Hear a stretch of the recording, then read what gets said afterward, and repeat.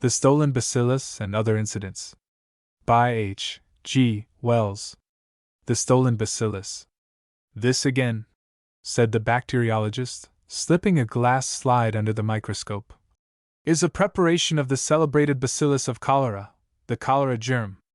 The pale-faced man peered down the microscope. He was evidently not accustomed to that kind of thing, and held a limp white hand over his disengaged eye.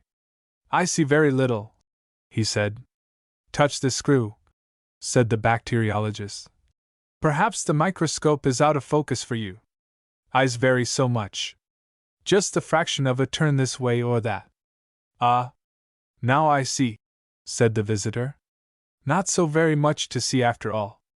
Little streaks and shreds of pink. And yet those little particles, those mere atomies, might multiply and devastate a city. Wonderful! He stood up, and releasing the glass slip from the microscope, held it in his hand towards the window. Scarcely visible, he said, scrutinizing the preparation. He hesitated. Are these alive? Are they dangerous now? Those have been stained and killed, said the bacteriologist. I wish, for my own part, we could kill and stain every one of them in the universe. I suppose, the pale man said with a slight smile, that you scarcely care to have such things about you in the living, in the active state? On the contrary, we are obliged to, said the bacteriologist. Here, for instance. He walked across the room and took up one of several sealed tubes. Here is the living thing. This is a cultivation of the actual living disease bacteria. He hesitated. Bottled cholera, so to speak. A slight gleam of satisfaction appeared momentarily in the face of the pale man. It's a deadly thing to have in your possession, he said, devouring the little tube with his eyes. The bacteriologist watched the morbid pleasure in his visitor's expression. This man, who had visited him that afternoon with a note of introduction from an old friend, interested him from the very contrast of their dispositions. The lank black hair and deep gray eyes, the haggard expression and nervous manner, the fitful yet keen interest of his visitor were a novel change from the phlegmatic deliberations of the ordinary scientific worker with whom the bacteriologist chiefly associated. It was perhaps natural, with a hearer evidently so impressionable to the lethal nature of his topic, to take the most effective aspect of the matter. He held the tube in his hand thoughtfully. Yes, here is the pestilence imprisoned. Only break such a little tube as this into a supply of drinking water, say to these minute particles of life that one must needs stain and examine with the highest powers of the microscope even to see, and that one can neither smell nor taste, say to them, go forth, increase and multiply, and replenish the cisterns, and death, mysterious, untraceable death, death swift and terrible, death full of pain and indignity, would be released upon this city, and go hither and thither seeking his victims. Here he would take the husband from the wife, here the child from its mother, here the statesman from his duty, and here the twaller from his trouble. He would follow the water mains, creeping along streets, picking out and punishing a house here and a house there where they did not boil their drinking water, creeping into the wells of the mineral water makers, getting washed into salad, and lying dormant in ices. He would wait ready to be drunk in the horse troughs, and by unwary children in the public fountains. He would soak into the soil, to reappear in springs and wells at 1,000 unexpected places.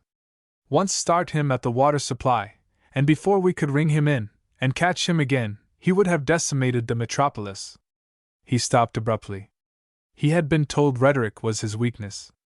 But he is quite safe here, you know, quite safe.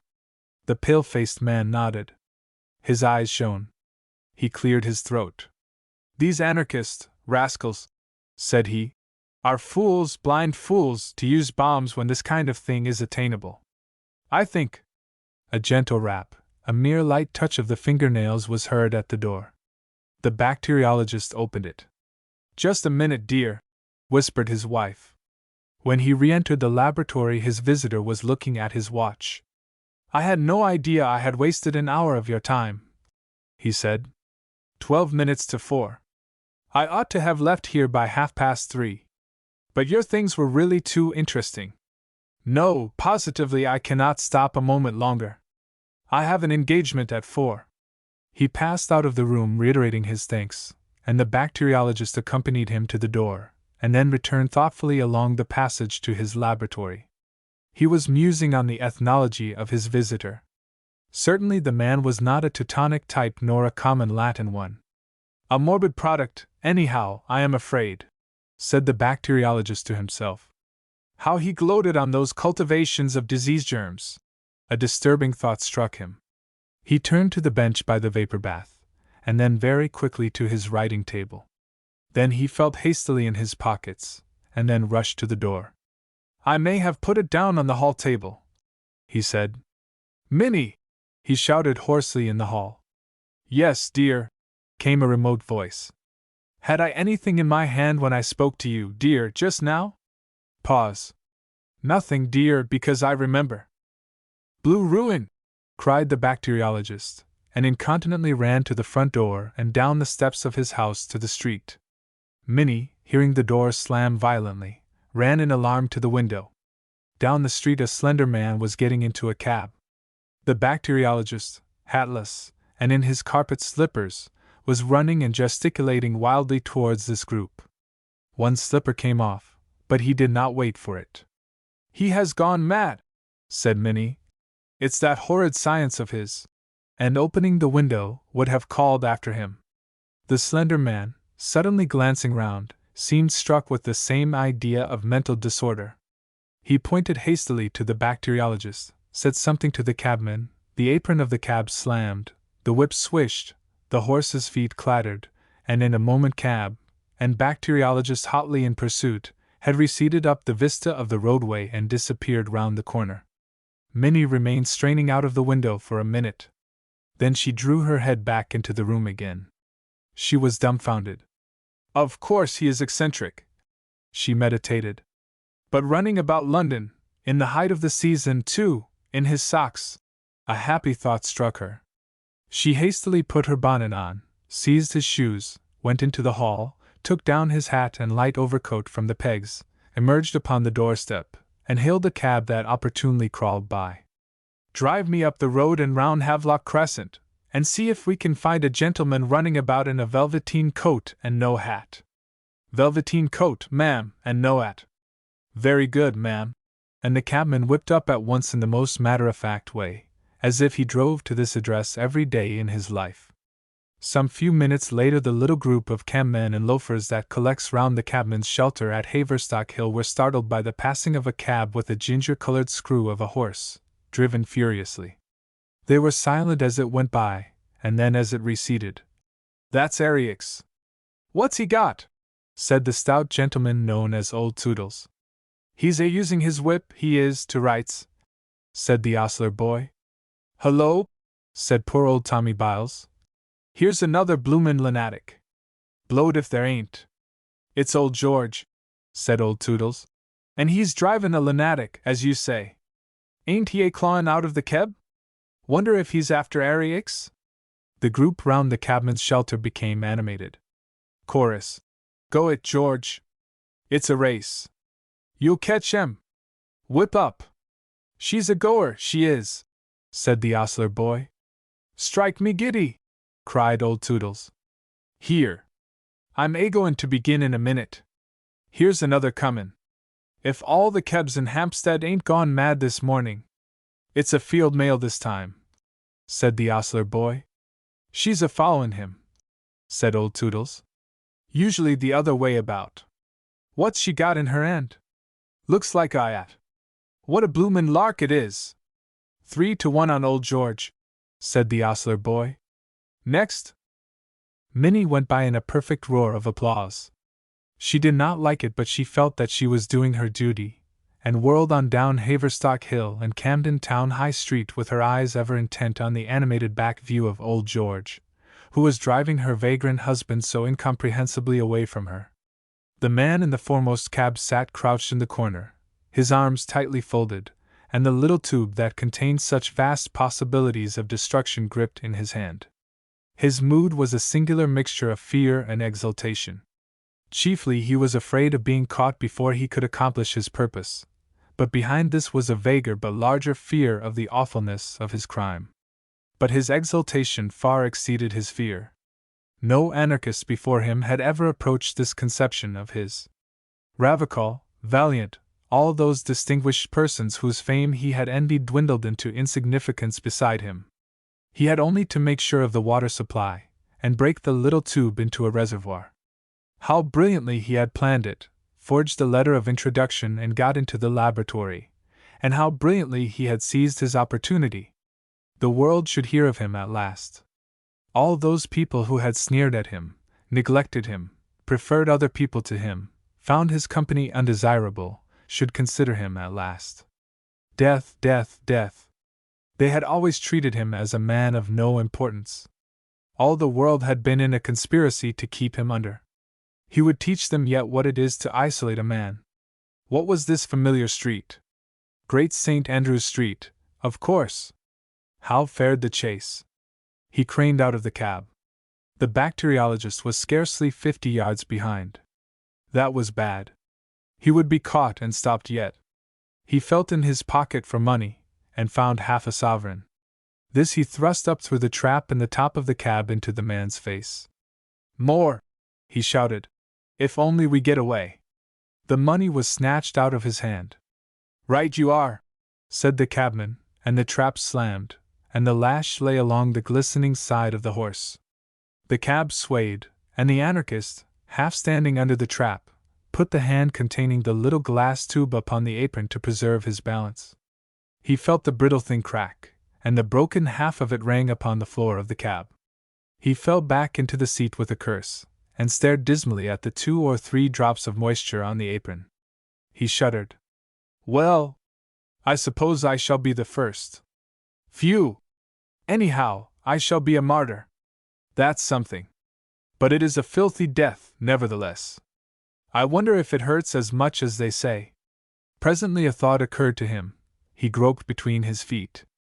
A little drop was still in the broken end of the tube, and he drank that to make sure. It was better to make sure. At any rate, he would not fail. Then it dawned upon him that there was no further need to escape the bacteriologist. In Wellington Street he told the cabman to stop, and got out. He slipped on the step, and his head felt queer. It was rapid stuff, this cholera poison. He waved his cabman out of existence, so to speak, and stood on the pavement with his arms folded upon his breast awaiting the arrival of the bacteriologist. There was something tragic in his pose. The sense of imminent death gave him a certain dignity. He greeted his pursuer with a defiant laugh. Vive l'anarchy! You are too late, my friend. I have drunk it. The cholera is abroad. The bacteriologist from his cab beamed curiously at him through his spectacles. You have drunk it! An anarchist! I see now. He was about to say something more, and then checked himself. A smile hung in the corner of his mouth. He opened the apron of his cab as if to descend, at which the anarchist waved him a dramatic farewell and strode off towards Waterloo Bridge, carefully jostling his infected body against as many people as possible. The bacteriologist was so preoccupied with the vision of him that he scarcely manifested the slightest surprise at the appearance of Minnie upon the pavement with his hat and shoes and overcoat. Very good of you to bring my things, he said, and remained lost in contemplation of the receding figure of the anarchist. You had better get in, he said, still staring. Minnie felt absolutely convinced now that he was mad, and directed the cabman home on her own responsibility. Put on my shoes? Certainly, dear, said he, as the cab began to turn, and hid the strutting black figure, now small in the distance, from his eyes. Then suddenly something grotesque struck him, and he laughed. Then he remarked, It is really very serious, though. You see, that man came to my house to see me, and he is an anarchist. No, don't faint, or I cannot possibly tell you the rest. And I wanted to astonish him, not knowing he was an anarchist, and took up a cultivation of that new species of bacterium I was telling you of, that infest, and I think cause, the blue patches upon various monkeys, and like a fool I said it was Asiatic cholera.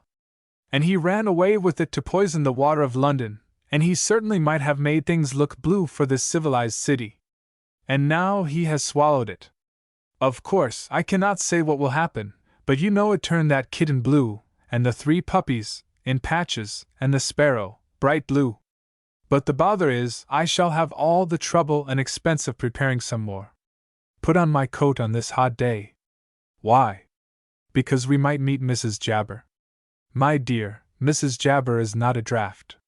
But why should I wear a coat on a hot day because of Mrs.? Oh. Very well. The flowering of the strange orchid. The buying of orchids always has in it a certain speculative flavor. You have before you the brown shriveled lump of tissue, and for the rest you must trust your judgment, or the auctioneer, or your good luck, as your taste may incline. The plant may be moribund or dead, or it may be just a respectable purchase, fair value for your money, or perhaps, for the thing has happened again and again, there slowly unfolds before the delighted eyes of the happy purchaser, day after day, some new variety, some novel richness, a strange twist of the label or some subtler coloration or unexpected mimicry. Pride, beauty, and profit blossom together on one delicate green spike, and, it may be, even immortality. For the new miracle of nature may stand in need of a new specific name, and what's so convenient as that of its discoverer? John Smithia. There have been worse names. It was perhaps the hope of some such happy discovery that made Winter Wedderburn such a frequent attendant at these sales. That hope, and also, maybe, the fact that he had nothing else of the slightest interest to do in the world. He was a shy, lonely, rather ineffectual man, provided with just enough income to keep off the spur of necessity, and not enough nervous energy to make him seek any exacting employments. He might have collected stamps or coins, or translated Horace, or bound books, or invented new species of diatoms. But, as it happened, he grew orchids, and had one ambitious little hothouse. I have a fancy, he said over his coffee, that something is going to happen to me today. He spoke, as he moved and thought, slowly. Oh, don't say that, said his housekeeper, who was also his remote cousin. For something happening was a euphemism that meant only one thing to her. You misunderstand me. I mean nothing unpleasant, though what I do mean I scarcely know. Today, he continued after a pause, Peters are going to sell a batch of plants from the Andamans and the Indies. I shall go up and see what they have. It may be I shall buy something good, unawares. That may be it. He passed his cup for his second cupful of coffee. Are these the things collected by that poor young fellow you told me of the other day? Asked his cousin as she filled his cup. Yes, he said, and became meditative over a piece of toast. Nothing ever does happen to me, he remarked presently, beginning to think aloud. I wonder why. Things enough happen to other people. There is Harvey. Only the other week. On Monday he picked up 6pence, on Wednesday his chicks all had the staggers, on Friday his cousin came home from Australia, and on Saturday he broke his ankle. What a whirl of excitement, compared to me. I think I would rather be without so much excitement, said his housekeeper. It can't be good for you. I suppose it's troublesome. Still, you see, nothing ever happens to me. When I was a little boy I never had accidents. I never fell in love as I grew up. Never married. I wonder how it feels to have something happen to you, something really remarkable.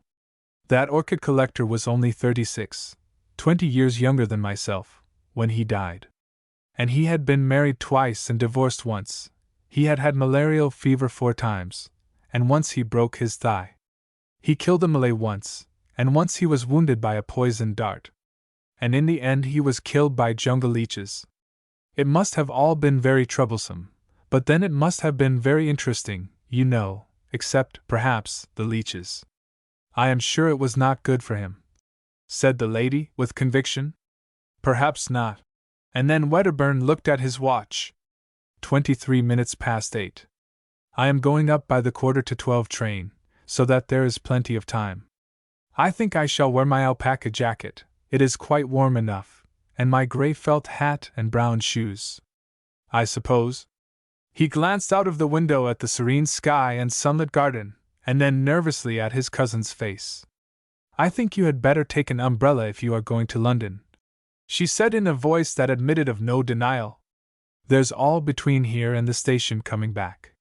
When he returned, he was in a state of mild excitement. He had made a purchase. It was rare that he could make up his mind quickly enough to buy, but this time he had done so. There are vandas, he said, and a dendrobe and some paleonophis. He surveyed his purchases lovingly as he consumed his soup.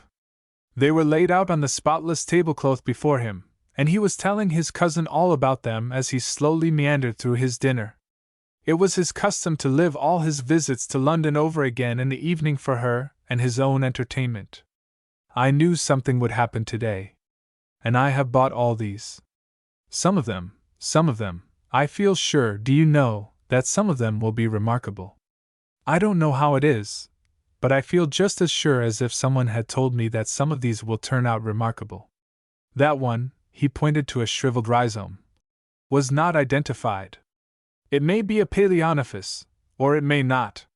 It may be a new species, or even a new genus. And it was the last that poor Batten ever collected. I don't like the look of it, said his housekeeper. It's such an ugly shape. To me it scarcely seems to have a shape. I don't like those things that stick out, said his housekeeper. It shall be put away in a pot tomorrow. It looks, said the housekeeper, like a spider shamming dead. Wedderburn smiled and surveyed the root with his head on one side. It is certainly not a pretty lump of stuff, but you can never judge of these things from their dry appearance. It may turn out to be a very beautiful orchid indeed. How busy I shall be tomorrow! I must see tonight just exactly what to do with these things, and tomorrow I shall set to work. They found poor Batten lying dead, or dying, in a mangrove swamp, I forget which. He began again presently, with one of these very orchids crushed up under his body. He had been unwell for some days with some kind of native fever, and I suppose he fainted. These mangrove swamps are very unwholesome. Every drop of blood, they say, was taken out of him by the jungle leeches. It may be that very plant that cost him his life to obtain. I think none the better of it for that. Men must work though women may weep, said Wedderburn with profound gravity. Fancy dying away from every comfort in a nasty swamp. Fancy being ill of fever with nothing to take but chlorodyne and quinine. If men were left to themselves they would live on chlorodyne and quinine, and no one round you but horrible natives. They say the Andaman Islanders are most disgusting wretches, and anyhow, they can scarcely make good nurses, not having the necessary training. And just for people in England to have orchids! I don't suppose it was comfortable, but some men seem to enjoy that kind of thing, said Wedderburn. Anyhow, the natives of his party were sufficiently civilized to take care of all his collection until his colleague, who was an ornithologist, came back again from the interior, though they could not tell the species of the orchid and had let it wither. And it makes these things more interesting. It makes them disgusting. I should be afraid of some of the malaria clinging to them. And just think, there has been a dead body lying across that ugly thing. I never thought of that before. There! I declare I cannot eat another mouthful of dinner. I will take them off the table if you like, and put them in the window seat. I can see them just as well there. The next few days he was indeed singularly busy in his steamy little hothouse, fussing about with charcoal, lumps of teak, moss, and all the other mysteries of the orchid cultivator. He considered he was having a wonderfully eventful time. In the evening he would talk about these new orchids to his friends, and over again he reverted to his expectation of something strange. Several of the vandas and the dendrobium died under his care, but presently the strange orchid began to show signs of life. He was delighted and took his housekeeper right away from jam making to see it at once, directly he made the discovery. That is a bud, he said, and presently there will be a lot of leaves there, and those little things coming out here are acreal rootlets. They look to me like little white fingers poking out of the brown, said his housekeeper. I don't like them. Why not? I don't know. They look like fingers trying to get at you.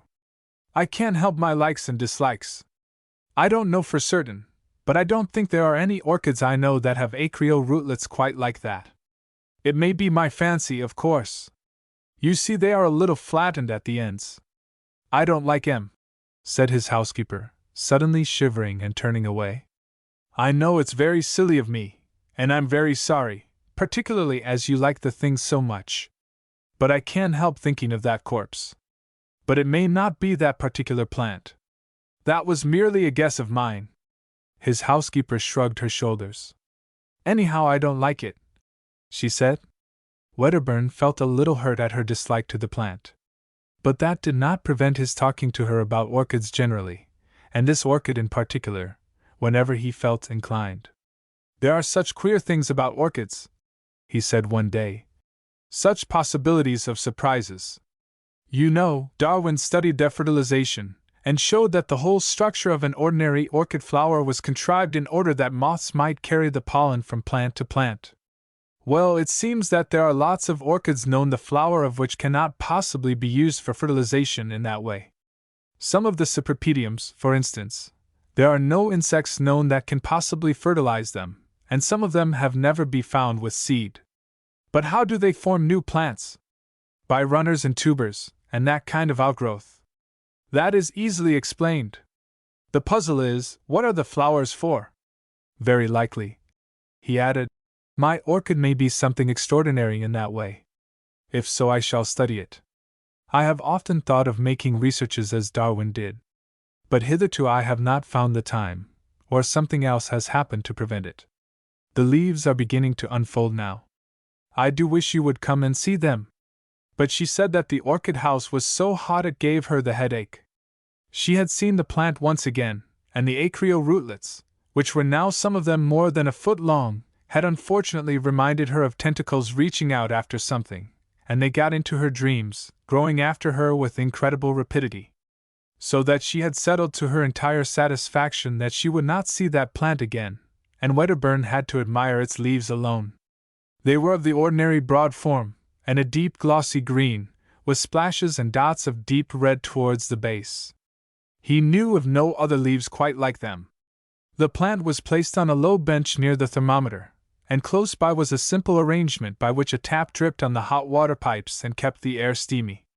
And he spent his afternoons now with some regularity meditating on the approaching flowering of this strange plant. And at last the great thing happened.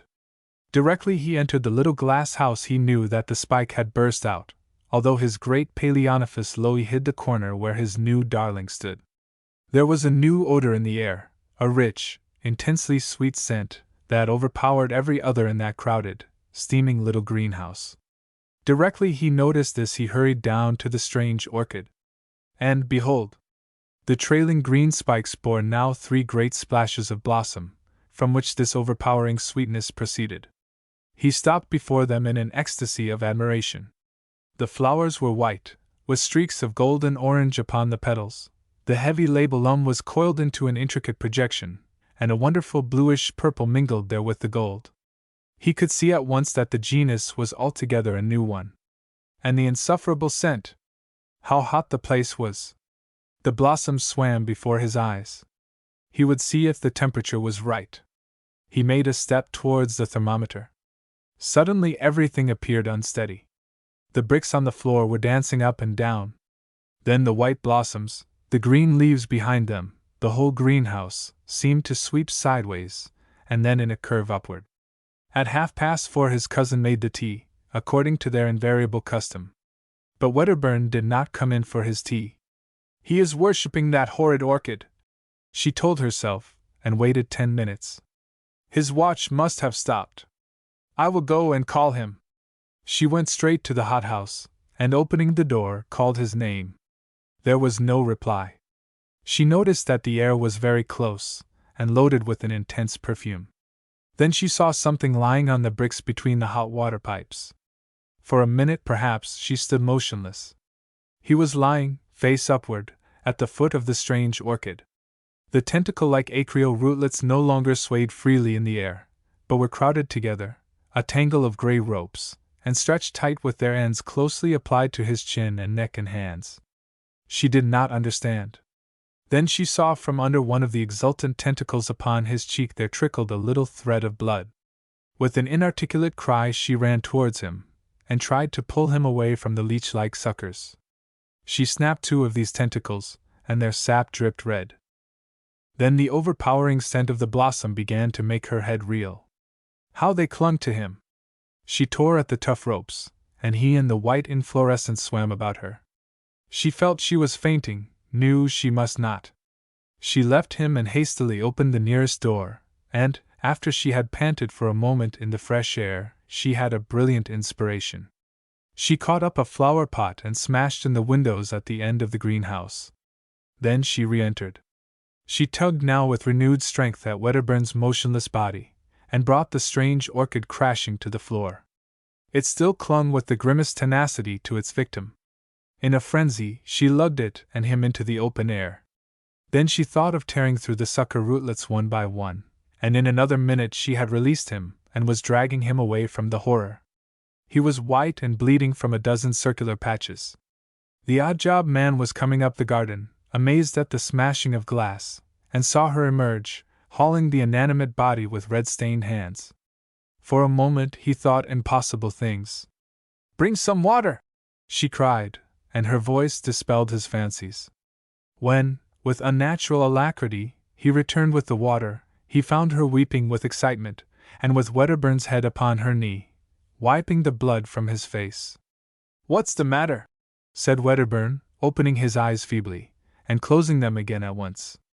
"Go and tell Annie to come out here to me, and then go for Dr. Haddon at once," she said to the odd-job man so soon as he brought the water, and added, seeing he hesitated, "I will tell you all about it when you come back." Presently Wedderburn opened his eyes again, and seeing that he was troubled by the puzzle of his position, she explained to him. "You fainted in the hothouse. And the orchid? I will see to that," she said. Wedderburn had lost a good deal of blood, but beyond that he had suffered no very great injury.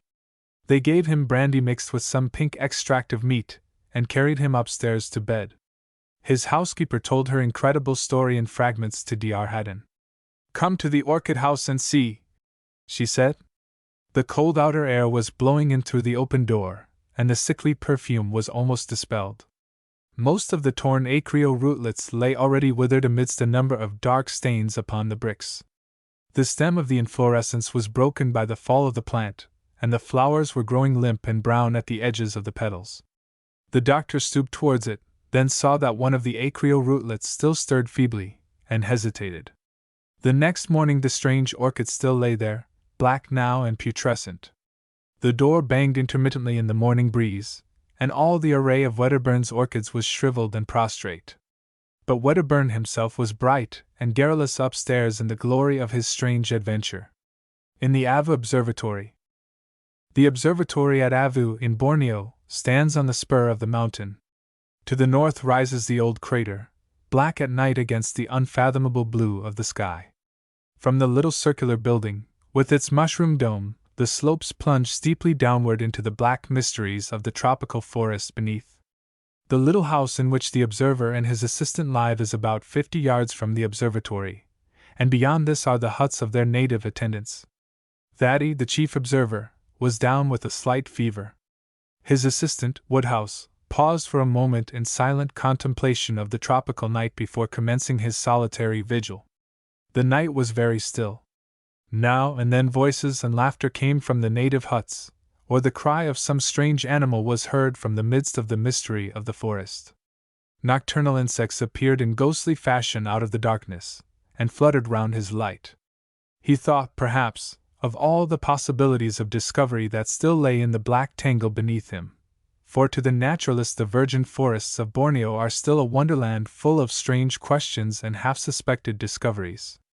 Woodhouse carried a small lantern in his hand, and its yellow glow contrasted vividly with the infinite series of tints between lavender blue and black in which the landscape was painted. His hands and face were smeared with ointment against the attacks of the mosquitoes. Even in these days of celestial photography, work done in a purely temporary erection, and with only the most primitive appliances in addition to the telescope, still involves a very large amount of cramped and motionless watching. He sighed as he thought of the physical fatigues before him, stretched himself, and entered the observatory. The reader is probably familiar with the structure of an ordinary astronomical observatory. The building is usually cylindrical in shape, with a very light hemispherical roof capable of being turned round from the interior. The telescope is supported upon a stone pillar in the center, and a clockwork arrangement compensates for the Earth's rotation, and allows a star once found to be continuously observed. Besides this, there is a compact tracery of wheels and screws about its point of support, by which the astronomer adjusts it. There is, of course, a slit in the movable roof which follows the eye of the telescope in its survey of the heavens. The observer sits or lies on a sloping wooden arrangement, which he can wield to any part of the observatory as the position of the telescope may require. Within it is advisable to have things as dark as possible, in order to enhance the brilliance of the stars observed. The lantern flared as Woodhouse entered his circular den, and the general darkness fled into black shadows behind the big machine, from which it presently seemed to creep back over the whole place again as the light waned. The slit was a profound transparent blue, in which 6 stars shone with tropical brilliance, and their light lay, a pallid gleam, along the black tube of the instrument. Woodhouse shifted the roof, and then proceeding to the telescope, turned first one wheel and then another, the great cylinder slowly swinging into a new position. Then he glanced through the finder, the little companion telescope, moved the roof a little more, made some further adjustments, and set the clockwork in motion.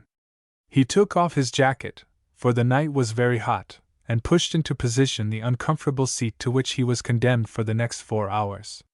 Then with a sigh he resigned himself to his watch upon the mysteries of space. There was no sound now in the observatory, and the lantern waned steadily. Outside there was the occasional cry of some animal in alarm or pain, or calling to its mate, and the intermittent sounds of the Malay and Dyak servants. Presently one of the men began a queer chanting song, in which the others joined at intervals. After this it would seem that they turned in for the night, for no further sound came from their direction, and the whispering stillness became more and more profound. The clockwork ticked steadily. The shrill hum of a mosquito explored the place and grew shriller in indignation at Woodhouse's ointment. Then the lantern went out and all the observatory was black. Woodhouse shifted his position presently, when the slow movement of the telescope had carried it beyond the limits of his comfort. He was watching a little group of stars in the Milky Way, in one of which his chief had seen or fancied a remarkable color variability. It was not a part of the regular work for which the establishment existed, and for that reason perhaps Woodhouse was deeply interested. He must have forgotten things terrestrial. All his attention was concentrated upon the great blue circle of the telescope field, a circle powdered, so it seemed, with an innumerable multitude of stars, and all luminous against the blackness of its setting. As he watched he seemed to himself to become incorporeal, as if he too were floating in the ether of space. Infinitely remote was the faint red spot he was observing. Suddenly the stars were blotted out. A flash of blackness passed, and they were visible again. "Queer," said Woodhouse. "Must have been a bird." The thing happened again, and immediately after the great tube shivered as though it had been struck. Then the dome of the observatory resounded with a series of thundering blows. The stars seemed to sweep aside as the telescope, which had been undamped, swung round and away from the slit in the roof. "Great Scott!" cried Woodhouse. "What's this?" Some huge vague black shape, with a flapping something like a wing, seemed to be struggling in the aperture of the roof. In another moment the slit was clear again, and the luminous haze of the Milky Way shone warm and bright. The interior of the roof was perfectly black, and only a scraping sound marked the whereabouts of the unknown creature. Woodhouse had scrambled from the seat to his feet. He was trembling violently, and in a perspiration with the suddenness of the occurrence. Was the thing, whatever it was, inside or out? It was big, whatever else it might be. Something shot across the skylight, and the telescope swayed. He started violently, and put his arm up. It was in the observatory, then, with him. It was clinging to the roof, apparently. What the devil was it? Could it see him? He stood for perhaps a minute in a state of stupefaction. The beast, whatever it was, clawed at the interior of the dome, and then something flapped almost into his face, and he saw the momentary gleam of starlight on a skin like oiled leather. His water bottle was knocked off his little table with a smash. The sense of some strange bird creature hovering a few yards from his face in the darkness was indescribably unpleasant to Woodhouse. As his thought returned, he concluded that it must be some night bird or a large bat.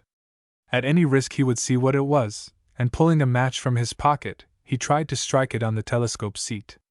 There was a smoking streak of phosphorescent light, the match flared for a moment, and he saw a vast wing sweeping towards him, a gleam of gray-brown fur, and then he was struck in the face and the match knocked out of his hand.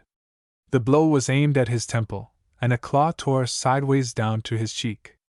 He reeled and fell, and he heard the extinguished lantern smash. Another blow followed as he fell. He was partly stunned. He felt his own warm blood stream out upon his face. Instinctively he felt his eyes had been struck at, and turning over on his face to protect them, tried to crawl under the protection of the telescope.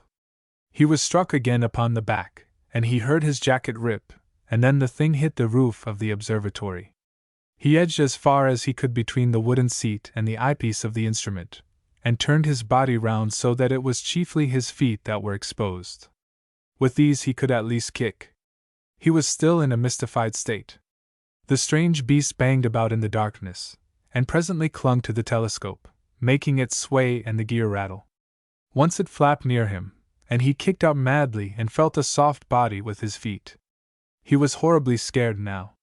It must be a big thing to swing the telescope like that.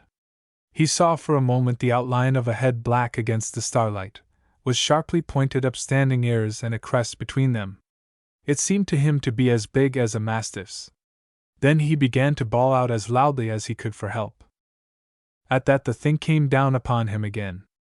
As it did so his hand touched something beside him on the floor. He kicked out, and the next moment his ankle was gripped and held by a row of keen teeth. He yelled again, and tried to free his leg by kicking with the other.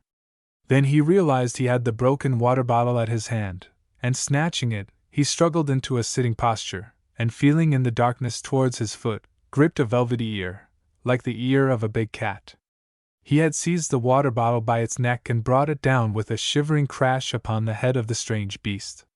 He repeated the blow, and then stabbed and jabbed with the jagged end of it, in the darkness, where he judged the face might be. The small teeth relaxed their hold, and at once Woodhouse pulled his leg free and kicked hard. He felt the sickening feel of fur and bone giving under his boot. There was a tearing bite at his arm, and he struck over it at the face, as he judged, and hit damp fur. There was a pause, then he heard the sound of claws and the dragging of a heavy body away from him over the observatory floor.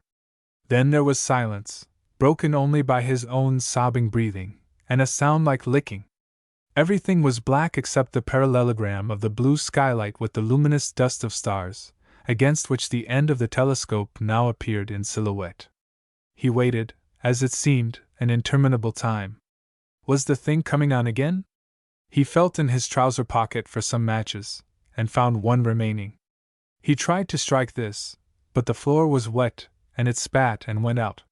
He cursed. He could not see where the door was situated. In his struggle he had quite lost his bearings. The strange beast, disturbed by the splutter of the match, began to move again. "Time!" called Woodhouse, with a sudden gleam of mirth, but the thing was not coming at him again. He must have heard it, he thought, with the broken bottle. He felt a dull pain in his ankle. Probably he was bleeding there. He wondered if it would support him if he tried to stand up. The night outside was very still. There was no sound of any one moving. The sleepy fools had not heard those wings battering upon the dome, nor his shouts. It was no good wasting strength in shouting. The monster flapped its wings and startled him into a defensive attitude. He hit his elbow against the seat, and it fell over with a crash. He cursed this, and then he cursed the darkness. Suddenly the oblong patch of starlight seemed to sway to and fro. Was he going to faint? It would never do to faint. He clenched his fists, and set his teeth to hold himself together. Where had the door got to? It occurred to him he could get his bearings by the stars visible through the skylight. The patch of stars he saw was in Sagittarius and southeastward, The door was north, or was it north by west? He tried to think. If he could get the door open, he might retreat. It might be the thing was wounded. The suspense was beastly. "Look here," he said. "If you don't come on, I shall come at you." Then the thing began clambering up the side of the observatory, and he saw its black outline gradually blot out the skylight. Was it in retreat? He forgot about the door, and watched as the dome shifted and creaked. Somehow he did not feel very frightened or excited now. He felt a curious sinking sensation inside him. The sharply defined patch of light, with the black form moving across it, seemed to be growing smaller and smaller. That was curious. He began to feel very thirsty, and yet he did not feel inclined to get anything to drink. He seemed to be sliding down a long funnel. He felt a burning sensation in his throat, and then he perceived it was broad daylight, and that one of the Dyak servants was looking at him with a curious expression. Then there was the top of Thaddeus' face upside down. Funny fellow, Thaddy, to go about like that. Then he grasped the situation better, and perceived that his head was on Thaddeus' knee, and Thaddy was giving him brandy. And then he saw the eyepiece of the telescope with a lot of red smears on it. He began to remember. "You've made this observatory in a pretty mess," said Thaddy. The Dyak boy was beating up an egg in brandy. Woodhouse took this and sat up. He felt a sharp twinge of pain. His ankle was tied up, so were his arm and the side of his face. The smashed glass, red-stained, lay about the floor, the telescope seat was overturned, and by the opposite wall was a dark pool. The door was open, and he saw the gray summit of the mountain against a brilliant background of blue sky. "Pa!" said Woodhouse. "Who's been killing calves here? Take me out of it." Then he remembered the thing, and the fight he had had with it. "What was it?" he said to Thaddy. "The thing I fought with?" "You know that best," said Thaddy. "But anyhow, don't worry yourself now about it. Have some more to drink." Thaddy, however, was curious enough, and it was a hard struggle between duty and inclination to keep Woodhouse quiet until he was decently put away in bed, and had slept upon the copious dose of meat extract Thaddy considered advisable. They then talked it over together. "It was," said Woodhouse, "more like a big bat than anything else in the world. It had sharp, short ears, and soft fur, and its wings were leathery. Its teeth were little, but devilish sharp, and its jaw could not have been very strong or else it would have bitten through my ankle. It has pretty nearly," said Thaddy. "It seemed to me to hit out with its claws pretty freely. That is about as much as I know about the beast." Our conversation was intimate, so to speak, and yet not confidential. The Dyak chaps talk about a big kalugo, a clang-utang, whatever that may be. It does not often attack man, but I suppose you made it nervous.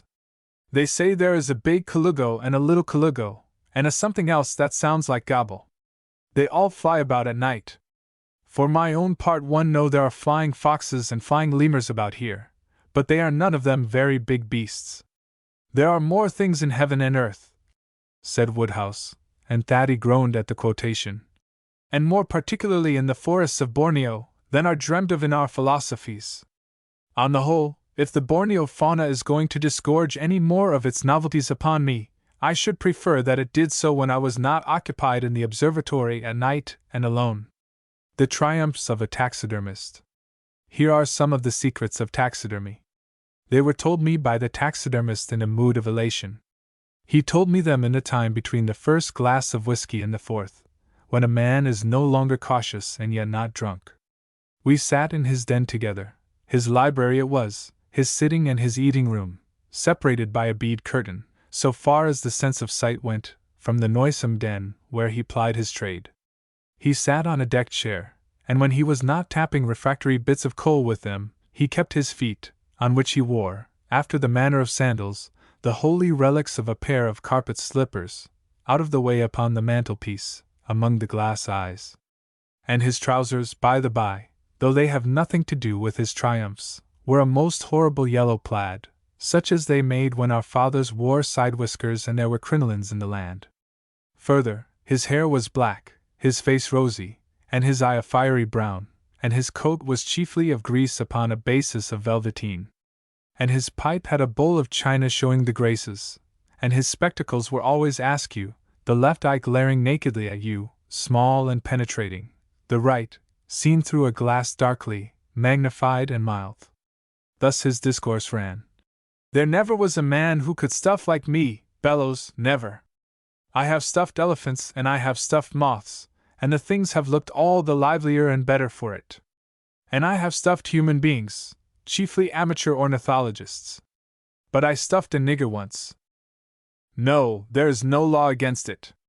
I made him with all his fingers out and used him as a hat rack, but that fool Homersby got up a quarrel with him late one night and spoilt him. That was before your time. It is hard to get skins, or I would have another. Unpleasant? I don't see it. Seems to me taxidermy is a promising third course to burial or cremation. You could keep all your dear ones by you. Brick-brack of that sort stuck about the house would be as good as most company, and much less expensive. You might have them fitted up with clockwork to do things. Of course they would have to be varnished, but they need not shine more than lots of people do naturally. Old Manningtree's bald head. Anyhow, you could talk to them without interruption. Even ants. There is a great future before taxidermy, depend upon it. There is fossils again. He suddenly became silent. No, I don't think I ought to tell you that. He sucked at his pipe thoughtfully. Thanks, yes. Not too much water. Of course, what I tell you now will go no further. You know I have made some dodos and a great auk? No. Evidently you are an amateur at taxidermy. My dear fellow, half the great auks in the world are about as genuine as the handkerchief of Saint Veronica, as the holy coat of Treves. We make 'em of grebe's feathers and the like. And the great auk's eggs too. Good heavens! Yes, we make them out of fine porcelain. I tell you it is worthwhile. They fetch, one fetched number 300 only the other day. That one was really genuine, I believe, but of course one is never certain. It is very fine work, and afterwards you have to get them dusty, for no one who owns one of these precious eggs has ever the temerity to clean the thing. That's the beauty of the business. Even if they suspect an egg, they do not like to examine it too closely. It's such bro capital at the best. You did not know that taxidermy rose to heights like that. My boy, it has risen higher. I have rivaled the hands of nature herself. One of the genuine great auks. His voice fell to a whisper. One of the genuine great auks was made by me. No, you must study ornithology, and find out which it is yourself. And what is more, I have been approached by a syndicate of dealers to stock one of the unexplored skerries to the north of Iceland with specimens. I may some day. But I have another little thing in hand just now. Ever heard of the dinornis? It is one of those big birds recently extinct in New Zealand. Moa is its common name, so called because extinct. There is no moa now. See?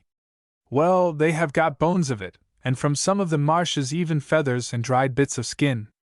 Now I am going to, well, there is no need to make any bones about it, going to forge a complete stuffed moa.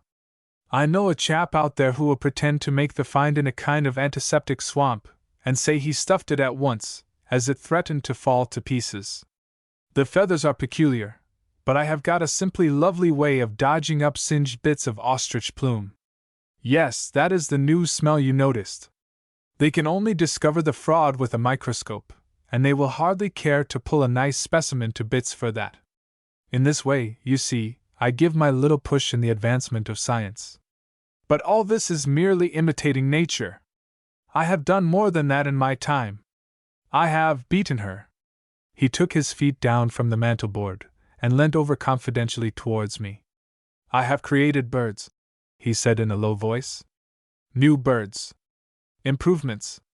Like no birds that was ever seen before. He resumed his attitude during an impressive silence. Enrich the universe, rather. Some of the birds I made were new kinds of hummingbirds, and very beautiful little things, but some of them were simply rum. The rummest, I think, was the Anomalopteryx jejuna. Jejunasum, empty, so called because there was really nothing in it, a thoroughly empty bird, except for stuffing. Old Javers has the thing now, and I suppose he is almost as proud of it as I am. It is a masterpiece, Bellows. It has all the silly clumsiness of your pelican, all the solemn want of dignity of your parrot, all the gaunt ungainliness of a flamingo, with all the extravagant chromatic conflict of a mandarin duck. Such a bird. I made it out of the skeletons of a stork and a toucan and a job lot of feathers. Taxidermy of that kind is just pure joy, Bellows, to a real artist in the art. How did I come to make it?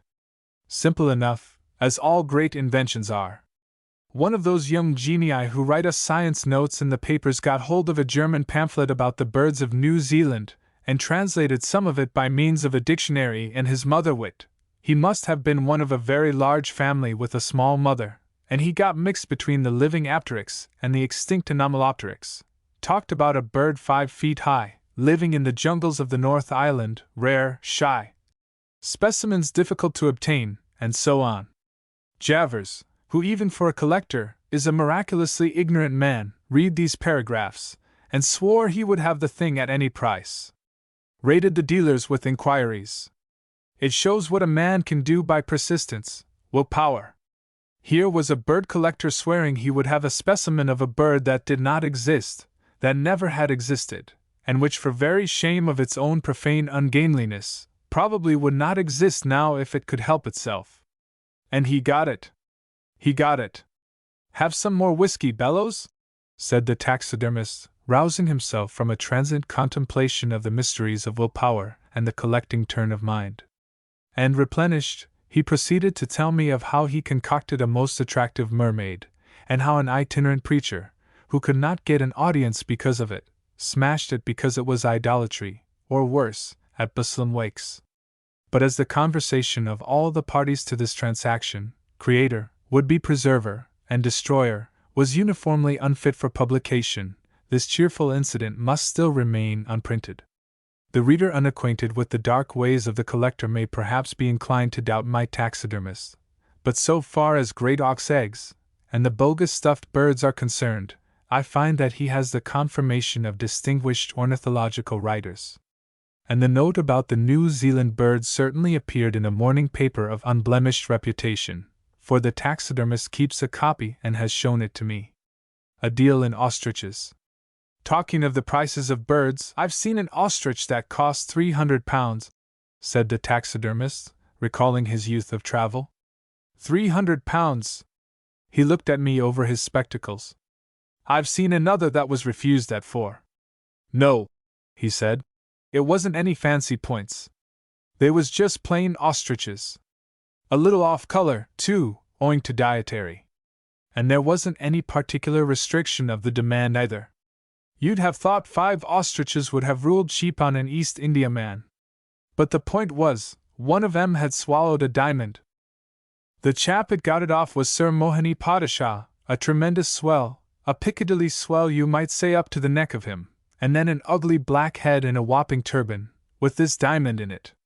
The blessed bird pecked suddenly and had it, and when the chap made a fuss it realized it had done wrong, I suppose, and went and mixed itself with the others to preserve its incognito. It all happened in a minute. I was among the first to arrive, and there was this heathen going over his gods, and 2 sailors and the man who had charge of the birds laughing fit to split.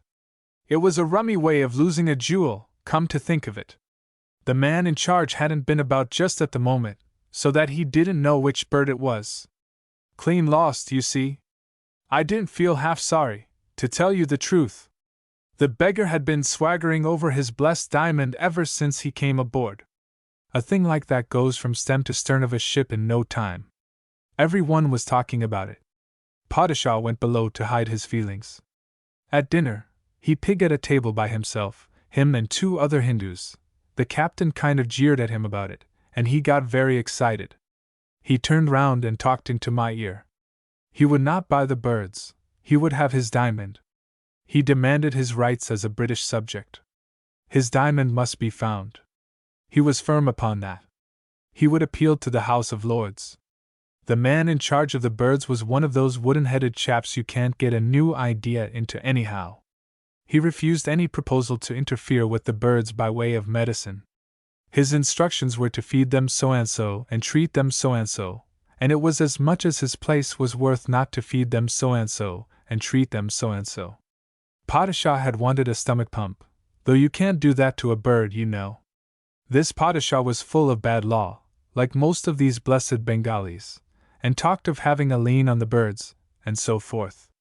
But an old boy, who said his son was a London barrister, argued that what a bird swallowed became ipso facto part of the bird, and that Padishah's only remedy lay in an action for damages, and even then it might be possible to show contributory negligence.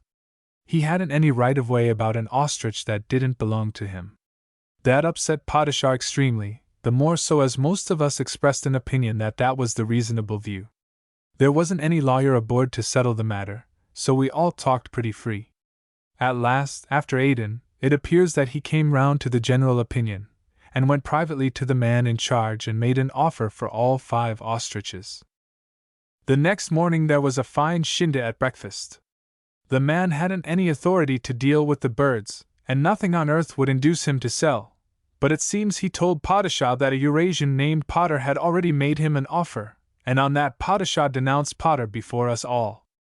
But I think the most of us thought it rather smart of Potter, and I know that when Potter said that he'd wired at Aden to London to buy the birds, and would have an answer at Suez, I cursed pretty richly at a lost opportunity. At Suez, Padishah gave way to tears, actual wet tears, when Potter became the owner of the birds, and offered him 250 right off for the 5, being more than 200% on what Potter had given. Potter said he'd be hanged if he parted with a feather of them, that he meant to kill them off one by one and find the diamond, but afterwards, thinking it over, he relented a little. He was a gambling hound, was this Potter, a little queer at cards, and this kind of prize packet business must have suited him down to the ground. Anyhow, he offered, for a lark, to sell the birds separately to separate people by auction at a starting price of number 80 for a bird. But one of them, he said, he meant to keep for luck. You must understand this diamond was a valuable one. A little Jew chap, a diamond merchant, who was with us, had put it at 3,000 or 4,000 when Padishah had shown it to him, and this idea of an ostrich gamble caught on. Now it happened that I'd been having a few talks on general subjects with the man who looked after these ostriches, and quite incidentally he'd said one of the birds was ailing, and he fancied it had indigestion. It had one feather in its tail almost all white, by which I knew it, and so when, next day, the auction started with it, I capped Padishah's 85 by 90. I fancy I was a bit too sure and eager with my bid, and some of the others spotted the fact that I was in the know. And Padishah went for that particular bird like an irresponsible lunatic. At last the Jew diamond merchant got it for number 175, and Padishah said number 180 just after the hammer came down, so Potter declared. At any rate the Jew merchant secured it, and there and then he got a gun and shot it. Potter made a Hades of a fuss because he said it would injure the sale of the other 3, and Padishah, of course, behaved like an idiot, but all of us were very much excited. I can tell you I was precious glad when that dissection was over, and no diamond had turned up, precious glad. I'd gone to 140 on that particular bird myself. The little Jew was like most Jews, he didn't make any great fuss over bad luck, but Potter declined to go on with the auction until it was understood that the goods could not be delivered until the sale was over. The little Jew wanted to argue that the case was exceptional, and as the discussion ran pretty even, the thing was postponed until the next morning. We had a lively dinner table that evening, I can tell you, but in the end Potter got his way, since it would stand to reason he would be safer if he stuck to all the birds, and that we owed him some consideration for his sportsmanlike behavior. And the old gentleman whose son was a lawyer said he'd been thinking the thing over and that it was very doubtful if, when a bird had been opened and the diamond recovered, it ought not to be handed back to the proper owner. I remember I suggested it came under the laws of treasure trove, which was really the truth of the matter. There was a hot argument, and we settled it was certainly foolish to kill the bird on board the ship. Then the old gentleman, going at large through his legal talk, tried to make out the sale was a lottery and illegal, and appealed to the captain, but Potter said he sold the birds as ostriches. He didn't want to sell any diamonds, he said, and didn't offer that as an inducement. The 3 birds he put up, to the best of his knowledge and belief, did not contain a diamond. It was in the one he kept, so he hoped. Prices ruled high next day all the same. The fact that now there were 4 chances instead of 5 of course caused a rise. The blessed birds averaged 227, and oddly enough, this Padishah didn't secure one of them, not one. He made too much shindig, and when he ought to have been bidding he was talking about liens, and besides, Potter was a bit down on him. One fell to a quiet little officer chap, another to the little Jew, and the third was syndicated by the engineers. And then Potter seemed suddenly sorry for having sold them, and said he'd flung away a clear £1,000, and that very likely he'd draw a blank and that he always had been a fool. But when I went and had a bit of a talk to him, with the idea of getting him to hedge on his last chance, I found he'd already sold the bird he'd reserved to a political chap that was on board. A chap who'd been studying Indian morals and social questions in his vacation. That last was the £300 bird. Well, they landed 3 of the blessed creatures at Brindisi, though the old gentleman said it was a breach of the customs regulations, and Potter and Padishah landed too. The Hindu seemed half mad as he saw his blessed diamond going this way and that, so to speak. He kept on saying he'd get an injunction, he had injunction on the brain, and giving his name and address to the chaps who'd bought the birds, so that they'd know where to send the diamond. None of them wanted his name and address, and none of them would give their own. It was a fine row, I can tell you, on the platform. They all went off by different trains. I came on to Southampton, and there I saw the last of the birds as I came ashore. It was the one the engineers bought, and it was standing up near the bridge, in a kind of crate, and looking as leggy and silly a setting for a valuable diamond as ever you saw, if it was a setting for a valuable diamond. How did it end? Oh, like that. Well, perhaps. Yes, there's one more thing that may throw light on it. A week or so after landing I was down Regent Street doing a bit of shopping, and who should I see arm in arm and having a purple time of it but Padishah and Potter? If you come to think of it. Yes. I've thought that. Only, you see, there's no doubt the diamond was real. And Padishah was an eminent Hindu. I've seen his name in the papers, often. But whether the bird swallowed the diamond certainly is another matter, as you say. Through a window. After his legs were set, they carried Bailey into the study and put him on a couch before the open window. There he lay, alive, even a feverish man down to the loins, and below that a double-barreled mummy swathed in white wrappings.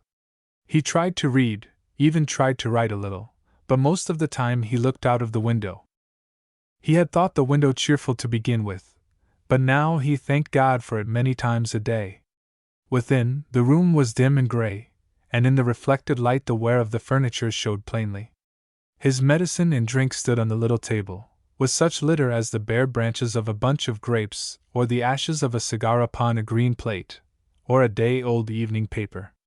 The view outside was flooded with light, and across the corner of it came the head of the acacia, and at the foot the top of the balcony railing of hammered iron. In the foreground was the weltering silver of the river, never quiet and yet never tiresome. Beyond was the reedy bank, a broad stretch of meadow land, and then a dark line of trees ending in a group of poplars at the distant bend of the river, and upstanding behind them, a square church tower. Up and down the river, all day long, things were passing. Now a string of barges drifting down to London, piled with lime or barrels of beer, then a steam launch, disengaging heavy masses of black smoke, and disturbing the whole width of the river with long rolling waves, then an impetuous electric launch, and then a boatload of pleasure-seekers, a solitary sculler, or a four from some rowing club. Perhaps the river was quietest of a morning or late at night. One moonlight night some people drifted down singing, and with a zither playing, it sounded very pleasantly across the water. In a few days Bailey began to recognize some of the craft. In a week he knew the intimate history of half a dozen. The launch Luzon, from Fitzgibbons 2 miles up, would go fretting by, sometimes 3 or 4 times a day, conspicuous with its coloring of Indian red and yellow, and its 2 Oriental attendants, and one day, to Bailey's vast amusement, the houseboat Purple Emperor came to a stop outside, and breakfasted in the most shameless domesticity. Then one afternoon, the captain of a slow-moving barge began a quarrel with his wife as they came into sight from the left, and had carried it to personal violence before he vanished behind the window frame to the right. Bailey regarded all this as an entertainment got up to while away his illness, and applauded all the more moving incidents. Mrs. Green, coming in at rare intervals with his meals, would catch him clapping his hands or softly crying, "Encore!" But the river players had other engagements, and his encore went unheeded.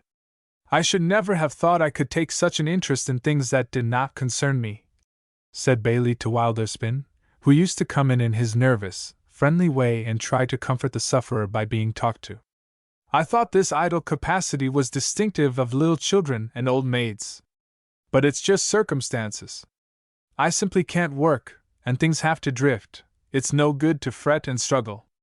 And so I lie here and am as amused as a baby with a rattle, at this river and its affairs. Sometimes, of course, it gets a bit dull, but not often. I would give anything, Wilderspin, for a swamp, just one swamp, once. Heads swimming in a steam launch to the rescue, and a chap or so hauled out with a boat hook. There goes Fitzgibbon's launch!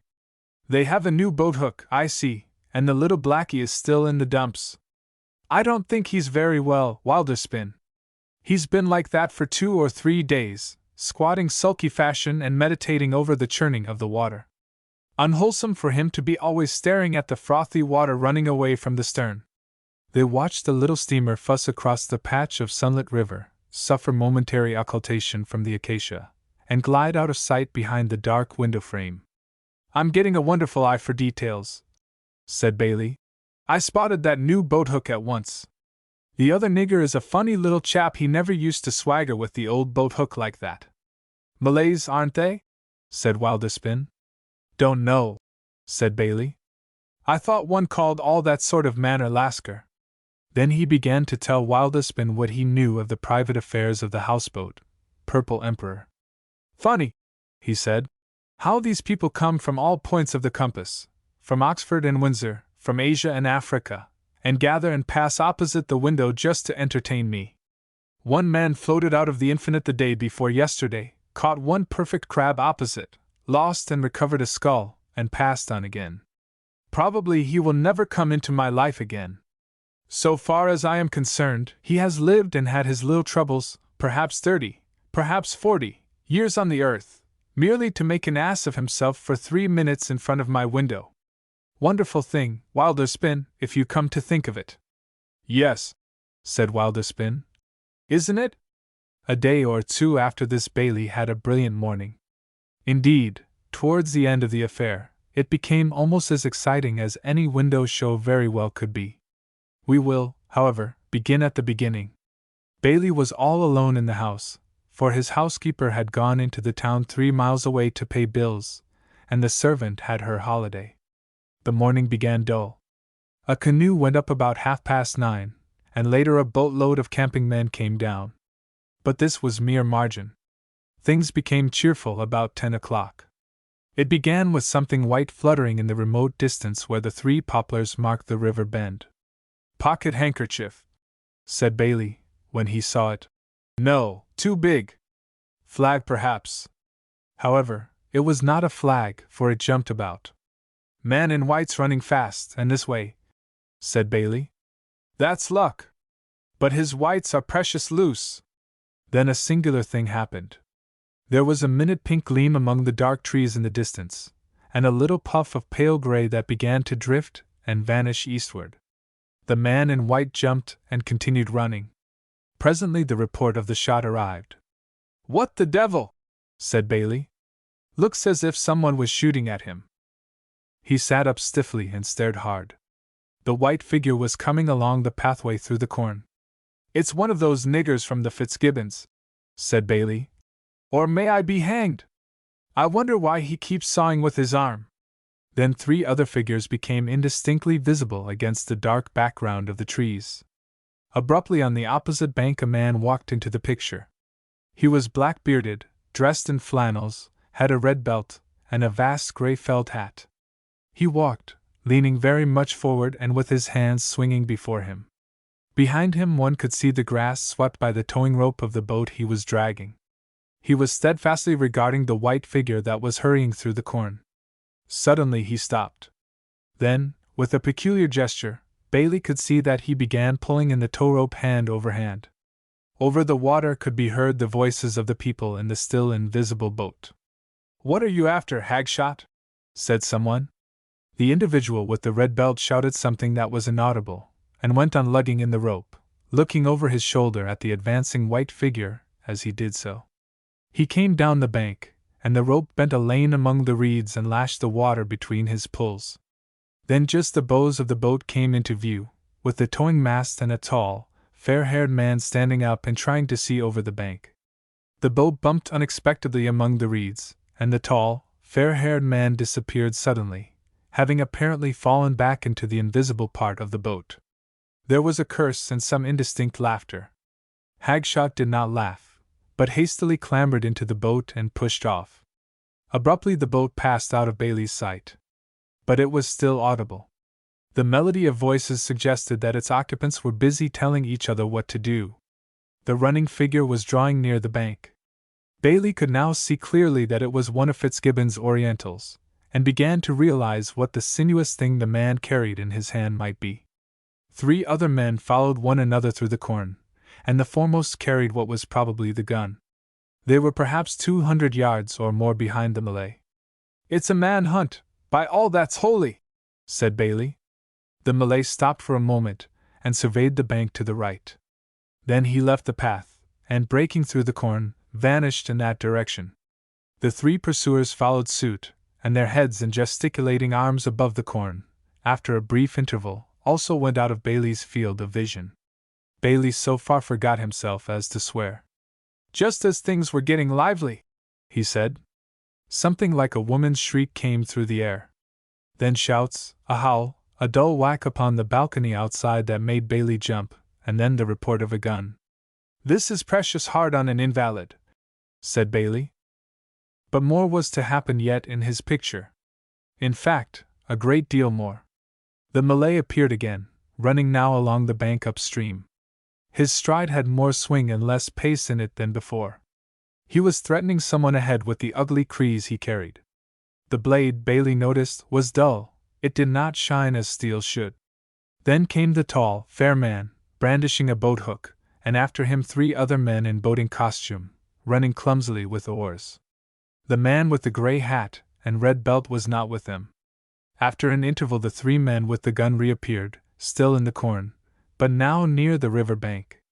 They emerged upon the towing path, and hurried after the others. The opposite bank was left blank and desolate again. The sick room was disgraced by more profanity.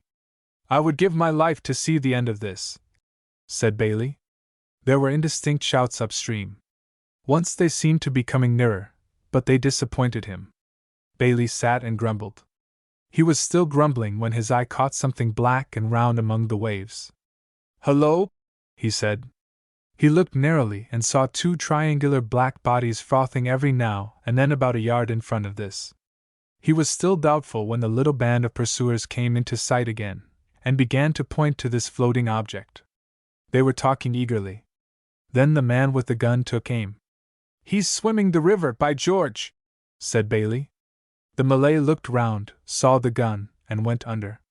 He came up so close to Bailey's bank of the river that one of the bars of the balcony hid him for a moment. As he emerged the man with the gun fired. The Malay kept steadily onward. Bailey could see the wet hair on his forehead now and the crease between his teeth, and was presently hidden by the balcony. This seemed to Bailey an unendurable wrong. The man was lost to him forever now, so he thought. Why couldn't the brute have got himself decently caught on the opposite bank, or shot in the water? "It's worse than Edwin Drood," said Bailey. Over the river, too, things had become an absolute blank. All 7 men had gone downstream again, probably to get the boat and follow across. Bailey listened and waited. There was silence. "Surely it's not over like this," said Bailey. 5 minutes passed, 10 minutes. Then a tug with 2 barges went upstream. The attitudes of the men upon these were the attitudes of those who see nothing remarkable in earth, water, or sky. Clearly, the whole affair had passed out of sight of the river. Probably the hunt had gone into the beech woods behind the house. "Confound it!" said Bailey. "To be continued again, and no chance this time of the sequel. But this is hard on a sick man." He heard a step on the staircase behind him, and looking round saw the door open. Mrs. Green came in and sat down, panting. She still had her bonnet on, her purse in her hand, and her little brown basket upon her arm. "Oh, there!" she said, and left Bailey to imagine the rest. "Have a little whiskey and water, Mrs. Green, and tell me about it," said Bailey. Sipping a little, the lady began to recover her powers of explanation. One of those black creatures at the Fitzgibbons had gone mad, and was running about with a big knife, stabbing people. He had killed a groom, and stabbed the underbutler, and almost cut the arm off a boating gentleman. "Running amuck with a Crees," said Bailey. "I thought that was it. And he was hiding in the wood when she came through it from the town." "What? Did he run after you?" asked Bailey, with a certain touch of glee in his voice. "No, that was the horrible part of it," Mrs. Green explained. She had been right through the woods and had never known he was there. It was only when she met young Mr. Fitzgibbon carrying his gun in the shrubbery that she heard anything about it. Apparently, what upset Mrs. Green was the lost opportunity for emotion. She was determined, however, to make the most of what was left her. "To think he was there all the time," she said over and over again. Bailey endured this patiently enough for perhaps 10 minutes. At last he thought it advisable to assert himself. "It's 1:20, Mrs. Green," he said. "Don't you think it time you got me something to eat?" This brought Mrs. Green suddenly to her knees. "Oh Lord, sir!" she said. "Oh! Don't go making me go out of this room, sir, till I know he's caught. He might have got into the house, sir. He might be creeping, with that knife of his, along the passage this very—" She broke off suddenly and glared over him at the window. Her lower jaw dropped. Bailey turned his head sharply. For the space of half a second things seemed just as they were. There was the tree, the balcony, the shining river, the distant church tower. Then he noticed that the acacia was displaced about a foot to the right, and that it was quivering, and the leaves were rustling. The tree was shaken violently, and a heavy panting was audible. In another moment a hairy brown hand had appeared and clutched the balcony railings, and in another the face of the Malay was peering through these at the man on the couch. His expression was an unpleasant grin, by reason of the crease he held between his teeth, and he was bleeding from an ugly wound in his cheek. His hair, wet to drying, stuck out like horns from his head. His body was bare save for the wet trousers that clung to him. Bailey's first impulse was to spring from the couch, but his legs reminded him that this was impossible. By means of the balcony and tree the man slowly raised himself until he was visible to Mrs. Green. With a choking cry she made for the door and fumbled with the handle. Bailey thought swiftly and clutched a medicine bottle in either hand. One he flung, and it smashed against the acacia. Silently and deliberately, and keeping his bright eyes fixed on Bailey, the Malay clambered into the balcony. Bailey, still clutching his second bottle, but with a sickening, sinking feeling about his heart, watched first one leg come over the railing and then the other. It was Bailey's impression that the Malay took about an hour to get his second leg over the rail. The period that elapsed before the sitting position was changed to a standing one seemed enormous. Days, weeks, possibly a year or so. Yet Bailey had no clear impression of anything going on in his mind during that vast period, except a vague wonder at his inability to throw the second medicine bottle. Suddenly the Malay glanced over his shoulder. There was the crack of a rifle. He flung up his arms and came down upon the couch. Mrs. Green began a dismal shriek that seemed likely to last until doomsday. Bailey stared at the brown body with its shoulder blade driven in, that writhed painfully across his legs and rapidly staining and soaking the spotless bandages. Then he looked at the long crease, with the reddish streaks upon its blade, that lay an inch beyond the trembling brown fingers upon the floor. Then at Mrs. Green, who had backed hard against the door and was staring at the body and shrieking in gusty outbursts as if she would wake the dead. And then the body was shaken by one last convulsive effort. The Malay gripped the crease, tried to raise himself with his left hand, and collapsed. Then he raised his head, stared for a moment at Mrs. Green, and twisting his face round looked at Bailey. With a gasping groan the dying man succeeded in clutching the bedclothes with his disabled hand, and by a violent effort, which hurt Bailey's legs exceedingly, writhed sideways towards what must be his last victim. Then something seemed released in Bailey's mind, and he brought down the second bottle with all his strength onto the Malay's face. The crease fell heavily upon the floor. "Easy with those legs," said Bailey, as young Fitzgibbon and one of the boating party lifted the body off him. Young Fitzgibbon was very white in the face. "I didn't mean to kill him," he said. "It's just as well," said Bailey. The temptation of Haringey. It is quite impossible to say whether this thing really happened. It depends entirely on the word of Haringey, who is an artist.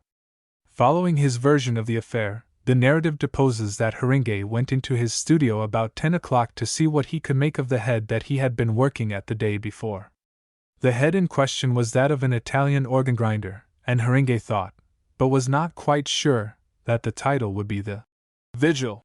So far he is frank, and his narrative bears the stamp of truth. He had seen the man expectant for pennies, and with a promptness that suggested genius, had him in at once. "Neil, look up at that bracket," said Haringey. "As if you expected pennies." "Don't grin," said Haringey. "I don't want to paint your gums. Look as though you were unhappy." Now, after a night's rest, the picture proved decidedly unsatisfactory. "It's good work," said Haringey. "That little bit in the neck, but—" He walked about the studio and looked at the thing from this point and from that. Then he said a wicked word. In the original the word is given. "Painting," he said. "Just a painting of an organ grinder, a mere portrait. If it was a live organ grinder I wouldn't mind. But somehow I never make things alive. I wonder if my imagination is wrong." This, too, has a truthful air. His imagination is wrong. That creative touch! To take canvas and pigment and make a man, as Adam was made of red ochre. But this thing! If you met it walking about the streets you would know it was only a studio production. The little boys would tell it to Garnome and get framed. Some little touch, well, it won't do as it is. He went to the blinds and began to pull them down. They were made of blue holland with the rollers at the bottom of the window, so that you pull them down to get more light. He gathered his palette, brushes, and mouse stick from his table. Then he turned to the picture and put a speck of brown in the corner of the mouth, and shifted his attention thence to the pupil of the eye. Then he decided that the chin was a trifle too impassive for a vigil. Presently he put down his impedimenta, and lighting a pipe surveyed the progress of his work. "I'm hanged if the thing isn't sneering at me," said Haringey, and he still believes it sneered. The animation of the figure had certainly increased, but scarcely in the direction he wished. There was no mistake about the sneer. "Vigil of the unbeliever," said Haringey. "Rather subtle and clever that. But the left eyebrow isn't cynical enough." He went and dabbed at the eyebrow, and added a little to the lobe of the ear to suggest materialism. Further consideration ensued. "Vigil's off, I'm afraid," said Haringey. "Why not Mephistopheles? But that's a bit too common. A friend of the Doge, not so seedy. The armor won't do, though. Too Camelot. How about a scarlet robe and call him one of the Sacred College? Humor in that, and an appreciation of Middle Italian history. There's always Benvenuto Cellini," said Haringey, with a clever suggestion of a gold cup in one corner. "But that would scarcely suit the complexion." He describes himself as babbling in this way in order to keep down an unaccountably unpleasant sensation of fear. The thing was certainly acquiring anything but a pleasing expression. Yet it was as certainly becoming far more of a living thing than it had been, if a sinister one, far more alive than anything he had ever painted before. "Call it Portrait of a Gentleman," said Haringey. "A certain gentleman." "Won't do," said Haringey, still keeping up his courage. "Kind of thing they call bad taste. That sneer will have to come out. That gone, and a little more fire in the eye, never noticed how warm his eye was before, and he might do for? What price passionate pilgrim? But that devilish face won't do, this side of the channel. Some little inaccuracy does it, he said. Eyebrows probably too oblique. Therewith pulling the blind lower to get a better light, and resuming palette and brushes. The face on the canvas seemed animated by a spirit of its own. Where the expression of diablerie came in he found impossible to discover. Experiment was necessary. The eyebrows, it could scarcely be the eyebrows. But he altered them. No, that was no better. In fact, if anything, a trifle more satanic. The corner of the mouth? Pah! More than ever a leer, and now, retouched, it was ominously grim. The eye then? Catastrophe! He had filled his brush with vermilion instead of brown, and yet he had felt sure it was brown. The eye seemed now to have rolled in its socket, and was glaring at him an eye of fire. In a flash of passion, possibly with something of the courage of panic, he struck the brush full of bright red athwart the picture, and then a very curious thing, a very strange thing indeed, occurred, if it did occur. The diabolified Italian before him shut both his eyes, pursed his mouth, and wiped the color off his face with his hand. Then the red eye opened again, with a sound like the opening of lips, and the face smiled. That was rather hasty of you, said the picture. Haringey states that, now that the worst had happened, his self-possession returned. He had a saving persuasion that devils were reasonable creatures. Why do you keep moving about then? He said, making faces and all that, sneering and squinting, while I am painting you? I don't, said the picture. You do, said Haringey. It's yourself, said the picture. It's not myself, said Haringey. It is yourself, said the picture. No! Don't go hitting me with paint again, because it's true. You have been trying to fluke an expression on my face all the morning. Really, you haven't an idea what your picture ought to look like. I have, said Haringey. You have not, said the picture. You never have with your pictures. You always start with the vaguest presentiment of what you are going to do. It is to be something beautiful, you are sure of that, and devout, perhaps, or tragic. But beyond that it is all experiment and chance. My dear fellow, you don't think you can paint a picture like that? Now it must be remembered that for what follows we have only Haringey's word. I shall paint a picture exactly as I like, said Haringey calmly. This seemed to disconcert the picture a little.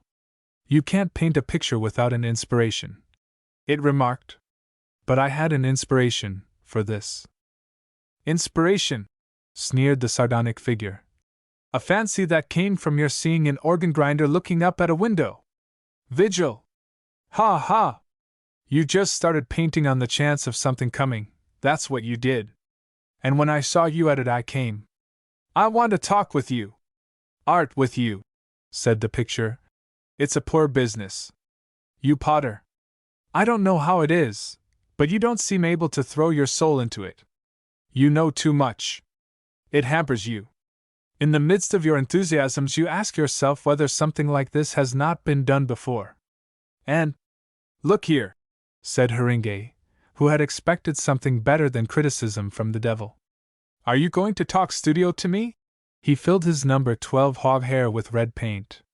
The true artist, said the picture, is always an ignorant man. An artist who theorizes about his work is no longer artist but critic. Wagner, I say, what's that red paint for? I'm going to paint you out, said Haringey. I don't want to hear all that tommy rot. If you think just because I'm an artist by trade I'm going to talk studio to you, you make a precious mistake. 1 minute, said the picture, evidently alarmed. I want to make you an offer, a genuine offer. It's right what I'm saying. You lack inspirations. Well, no doubt you've heard of the Cathedral of Cologne, and the Devil's Bridge, and… Rubbish, said Haringey. Do you think I want to go to perdition simply for the pleasure of painting a good picture, and getting it slated? Take that. His blood was up. His danger only nerved him to action, so he says. So he planted a dab of vermilion in his creature's mouth. The Italian spluttered and tried to wipe it off, evidently horribly surprised. And then, according to Haringey, there began a very remarkable struggle, Haringey splashing away with the red paint, and the picture wriggling about and wiping it off as fast as he put it on. 2 masterpieces, said the demon. 2 indubitable masterpieces for a Chelsea artist's soul. It's a bargain, Haringey replied with the paintbrush. For a few minutes nothing could be heard but the brush going and the spluttering and ejaculations of the Italian. A lot of the strokes he caught on his arm and hand, though Haringey got over his guard often enough. Presently the paint on the palette gave out, and the 2 antagonists stood breathless, regarding each other. The picture was so smeared with red that it looked as if it had been rolling about a slaughterhouse, and it was painfully out of breath and very uncomfortable with the wet paint trickling down its neck. Still, the first round was in its favor on the whole. Think, it said, sticking pluckily to its point. 2 supreme masterpieces, in different styles. Each equivalent to the cathedral. I know, said Haringey, and rushed out of the studio and along the passage towards his wife's boudoir. In another minute he was back with a large tin of enamel, hedge sparrow's egg tint, it was, and a brush. At the sight of that the artistic devil with the red eye began to scream. 3 masterpieces, culminating masterpieces. Haringey delivered cut 2 across the demon, and followed with a thrust in the eye. There was an indistinct rumbling. For masterpieces, and a spitting sound. But Haringey had the upper hand now and meant to keep it. With rapid, bold strokes he continued to paint over the writhing canvas, until at last it was a uniform field of shining hedge sparrow tint. Once the mouth reappeared and got as far as 5 master, before he filled it with enamel, and near the end the red eye opened and glared at him indignantly. But at last nothing remained save a gleaming panel of drying enamel. For a little while a faint stirring beneath the surface puckered it slightly here and there, but presently even that died away and the thing was perfectly still. Then Haringey, according to Haringey's account, lit his pipe and sat down and stared at the enameled canvas, and tried to make out clearly what had happened. Then he walked round behind it, to see if the back of it was at all remarkable. Then it was he began to regret he had not photographed the devil before he painted him out. This is Haringey's story, not mine. He supports it by a small canvas, 24 by 20, enameled a pale green, and by violent asseverations. It is also true that he never has produced a masterpiece, and in the opinion of his intimate friends probably never will. The Flying Man. The ethnologist looked at the Bimraj feather thoughtfully. They seemed loath to part with it, he said. It is sacred to the chiefs, said the lieutenant. Just as yellow silk, you know, is sacred to the Chinese emperor. The ethnologist did not answer. He hesitated. Then opening the topic abruptly. What on earth is this cock and bull story they have of a flying man? The lieutenant smiled faintly. What did they tell you? I see, said the ethnologist. That you know of your fame. The lieutenant rolled himself a cigarette. I don't mind hearing about it once more. How does it stand at present? It's so confoundedly childish, said the ethnologist, becoming irritated. How did you play it off upon them? The lieutenant made no answer, but lounged back in his folding chair, still smiling. Here am I, come 400 miles out of my way to get what is left of the folklore of these people, before they are utterly demoralized by missionaries and the military, and all I find are a lot of impossible legends about a sandy-haired scrub of an infantry lieutenant. How he is invulnerable, how he can jump over elephants, how he can fly. That's the toughest nut. One old gentleman described your wings, said they had black plumage and were not quite as long as a mule. Said he often saw you by moonlight hovering over the crests out towards the Shindu country. Confound it, man! The lieutenant laughed cheerfully. Go on, he said. Go on. The ethnologist did. At last he wearied. To trade so, he said, on these unsophisticated children of the mountains. How could you bring yourself to do it, man? I'm sorry, said the lieutenant, but truly the thing was forced upon me. I can assure you I was driven to it. And at the time I had not the faintest idea of how the Chin imagination would take it. Or curiosity. I can only plead it was an indiscretion and not malice that made me replace the folklore by a new legend. But as you seem aggrieved, I will try and explain the business to you. It was in the time of the last Lushai expedition but one, and Walters thought these people you have been visiting were friendly. So, with an airy confidence in my capacity for taking care of myself, he sent me up the gorge, 14 miles of it, with 3 of the Derbyshire men and half a dozen sepoys, 2 mules, and his blessing, to see what popular feeling was like at that village you visited. A force of 10, not counting the mules, 14 miles, and during a war. You saw the road? Road, said the ethnologist. It's better now than it was. When we went up we had to wade in the river for a mile where the valley narrows, with a smart stream frothing round our knees and the stones as slippery as ice. There it was I dropped my rifle. Afterwards the sappers blasted the cliff with dynamite and made the convenient way you came by. Then below, where those very high cliffs come, we had to keep on dodging across the river. I should say we crossed it a dozen times in a couple of miles. We got in sight of the place early the next morning. You know how it lies on a spur halfway between the big hills, and as we began to appreciate how wickedly quiet the village lay under the sunlight, we came to a stop to consider. At that they fired a lump of filed brass idol at us, just by way of a welcome. It came twanging down the slope to the right of us where the boulders are, missed my shoulder by an inch or so, and plugged the mule that carried all the provisions and utensils. I never heard such a death rattle before or since. And at that we became aware of a number of gentlemen carrying matchlocks, and dressed in things like plaid dusters, dodging about along the neck between the village and the crest to the east. Right about face, I said. Not too close together. And with that encouragement my expedition of 10 men came round and set off at a smart trot down the valley again hitherward. We did not wait to save anything our dead had carried, but we kept the second mule with us. He carried my tent and some other rubbish, out of a feeling of friendship. So ended the battle, ingloriously.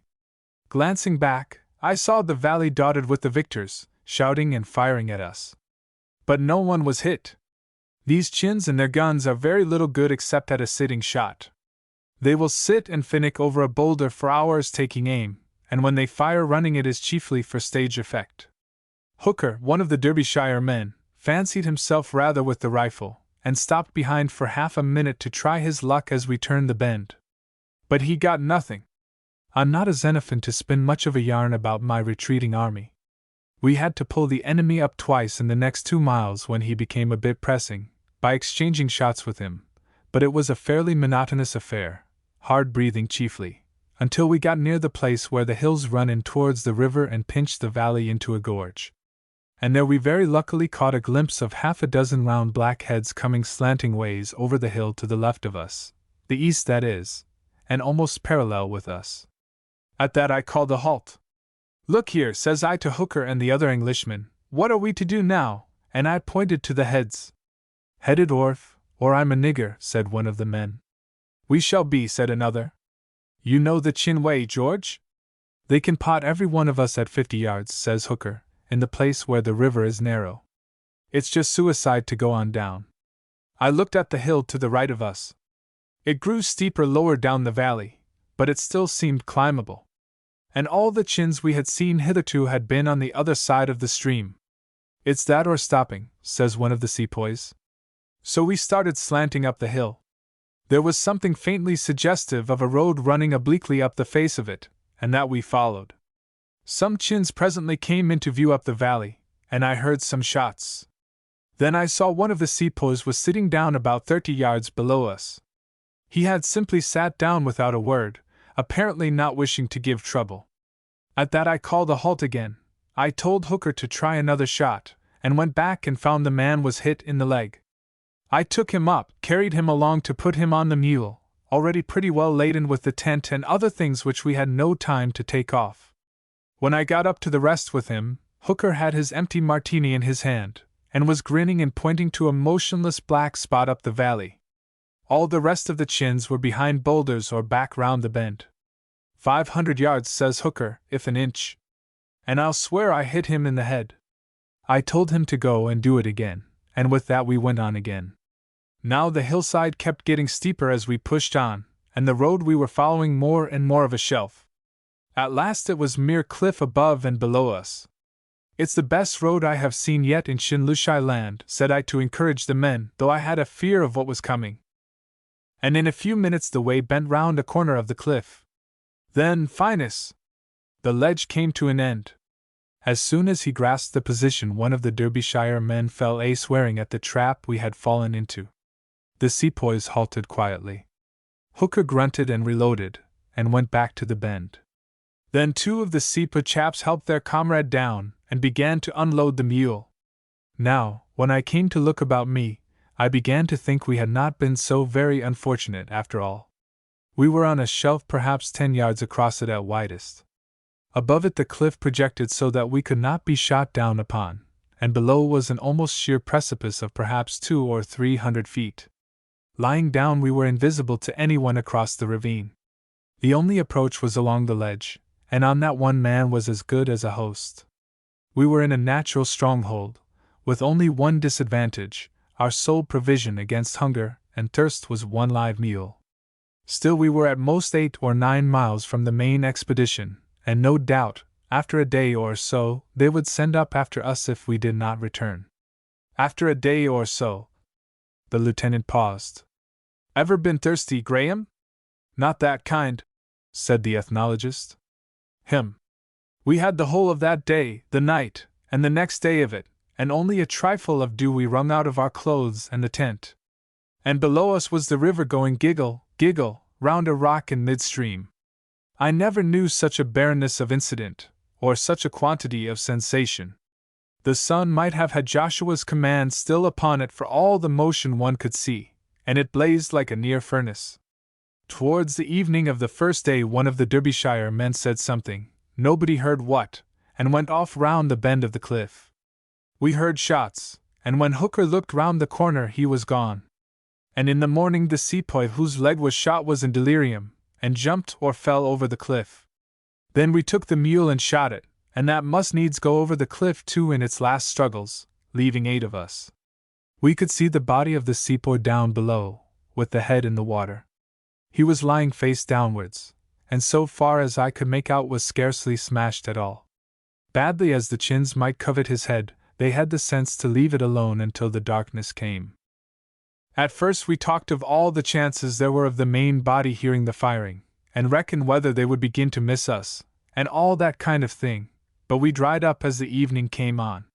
The sepoys played games with bits of stone among themselves, and afterwards told stories. The night was rather chilly. The second day nobody spoke. Our lips were black and our throats afire, and we lay about on the ledge and glared at one another. Perhaps it's as well we kept our thoughts to ourselves. One of the British soldiers began writing some blasphemous rot on the rock with a bit of pipe clay, about his last dying will, until I stopped it. As I looked over the edge down into the valley and saw the river rippling, I was nearly tempted to go after the sepoy. It seemed a pleasant and desirable thing to go rushing down through the air with something to drink, or no more thirst at any rate, at the bottom. I remembered in time, though, that I was the officer in command, and my duty to set a good example, and that kept me from any such foolishness. Yet, thinking of that, put an idea into my head. I got up and looked at the tent and 10 ropes, and wondered why I had not thought of it before. Then I came and peered over the cliff again. This time the height seemed greater, and the pose of the sepoy rather more painful. But it was that or nothing. And to cut it short, I parachuted. I got a big circle of canvas out of the tent, about 3 times the size of that table cover, and plugged the hole in the center, and I tied 8 ropes round it to meet in the middle and make a parachute. The other chaps lay about and watched me as though they thought it was a new kind of delirium. Then I explained my notion to the 2 British soldiers and how I meant to do it, and as soon as the short dusk had darkened into night, I risked it. They held the thing high up, and I took a run the whole length of the ledge. The thing filled with air like a sail, but at the edge I will confess I funked and pulled up. As soon as I stopped I was ashamed of myself, as well I might be in front of privates, and went back and started again. Off I jumped this time, with a kind of sob, I remember, clean into the air, with the big white sail bellying out above me. I must have thought at a frightful pace. It seemed a long time before I was sure that the thing meant to keep steady. At first it heeled sideways. Then I noticed the face of the rock which seemed to be streaming up past me, and me motionless. Then I looked down and saw in the darkness the river and the dead sepoy rushing up towards me. But in the indistinct light I also saw 3 chins, seemingly aghast at the sight of me, and that the sepoy was decapitated. At that I wanted to go back again. Then my boot was in the mouth of one, and in a moment he and I were in a heap with the canvas fluttering down on the top of us. I fancy I dashed out his brains with my foot. I expected nothing more than to be brained myself by the other 2, but the poor heathen had never heard of Baldwin, and incontinently bolted. I struggled out of the tangle of dead chin and canvas, and looked round. About 10 paces off lay the head of the sepoy staring in the moonlight. Then I saw the water and went and drank. There wasn't a sound in the world but the footsteps of the departing chins, a faint shout from above, and the gluck of the water. So soon as I had drunk my full I started off down the river. That about ends the explanation of the flying man story. I never met a soul the whole 8 miles of the way. I got to Walter's camp by 10 o'clock, and a born idiot of a sentinel had the cheek to fire at me as I came trotting out of the darkness. So soon as I had hammered my story into Winter's thick skull, about 50 men started up the valley to clear the chins out and get our men down. But for my own part one had too good a thirst to provoke it by going with them. You have heard what kind of a yarn the chins made of it. Wings as long as a mule, and black feathers. The gay lieutenant bird. Well, well. The lieutenant meditated cheerfully for a moment. Then he added, "You would scarcely credit it, but when they got to the ridge at last, they found 2 more of the sepoys had jumped over." "The rest were all right?" asked the ethnologist. "Yes," said the lieutenant. "The rest were all right, barring a certain thirst, you know." And at the memory he helped himself to soda and whiskey again. The diamond maker. Some business had detained me in Chancery Lane until 9 in the evening, and thereafter, having some inkling of a headache, I was disinclined either for entertainment or further work. So much of the sky as the high cliffs of that narrow cacan of traffic left visible spoke of a serene night, and I determined to make my way down to the embankment, and rest my eyes and cool my head by watching the variegated lights upon the river. Beyond comparison the night is the best time for this place. A merciful darkness hides the dirt of the waters, and the lights of this transition age, red, glaring orange, gas yellow, and electric white, are set in shadowy outlines of every possible shade between gray and deep purple. Through the arches of Waterloo Bridge 100 points of light mark the sweep of the embankment, and above its parapet rise the towers of Westminster, warm gray against the starlight. The black river goes by with only a rare ripple breaking its silence, and disturbing the reflections of the lights that swim upon its surface. "A warm night," said a voice at my side. I turned my head, and saw the profile of a man who was leaning over the parapet beside me. It was a refined face, not unhandsome, though pinched and pale enough, and the coat collar turned up and pinned round the throat marked his status in life as sharply as a uniform. I felt I was committed to the price of a bed and breakfast if I answered him. I looked at him curiously. Would he have anything to tell me worth the money, or was he the common incapable even of telling his own story? There was a quality of intelligence in his forehead and eyes, and a certain tremulousness in his nether lip that decided me. "Very warm," said I, "but not too warm for us here." "No," he said, still looking across the water. "It is pleasant enough here, just now. It is good," he continued after a pause, "to find anything so restful as this in London. After one has been fretting about business all day, about getting on, meeting obligations, and parrying dangers, I do not know what one would do if it were not for such pacific corners." He spoke with long pauses between the sentences. "You must know a little of the irksome labor of the world, or you would not be here. But I doubt if you can be so brain-weary and footsore as I am, bah! Sometimes I doubt if the game is worth the candle. I feel inclined to throw the whole thing over, name, wealth, and position, and take to some modest trade. But I know if I abandon my ambition, hardly as she uses me, I should have nothing but remorse left for the rest of my days. He became silent. I looked at him in astonishment. If ever I saw a man hopelessly hard up, it was the man in front of me. He was ragged and he was dirty, unshaven and unkempt. He looked as though he had been left in a dustbin for a week. And he was talking to me of the irksome worries of a large business. I almost laughed outright. Either he was mad or playing a sorry jest on his own poverty. If high aims and high positions, said I, have their drawbacks of hard work and anxiety, they have their compensations. Influence, the power of doing good, of assisting those weaker and poorer than ourselves, and there is even a certain gratification in display. My banter under the circumstances was in very vile taste. I spoke on the spur of the contrast of his appearance and speech. I was sorry even while I was speaking. He turned a haggard but very composed face upon me. Said he, I forget myself. Of course you would not understand. He measured me for a moment. No doubt it is very absurd.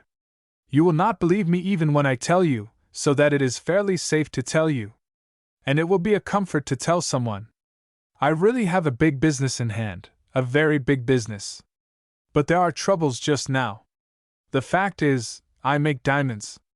I suppose, said I, you are out of work just at present? I am sick of being disbelieved, he said impatiently, and suddenly unbuttoning his wretched coat he pulled out a little canvas bag that was hanging by a cord round his neck. From this he produced a brown pebble. I wonder if you know enough to know what that is. He handed it to me. Now, a year or so ago, I had occupied my leisure in taking a London science degree, so that I have a smattering of physics and mineralogy.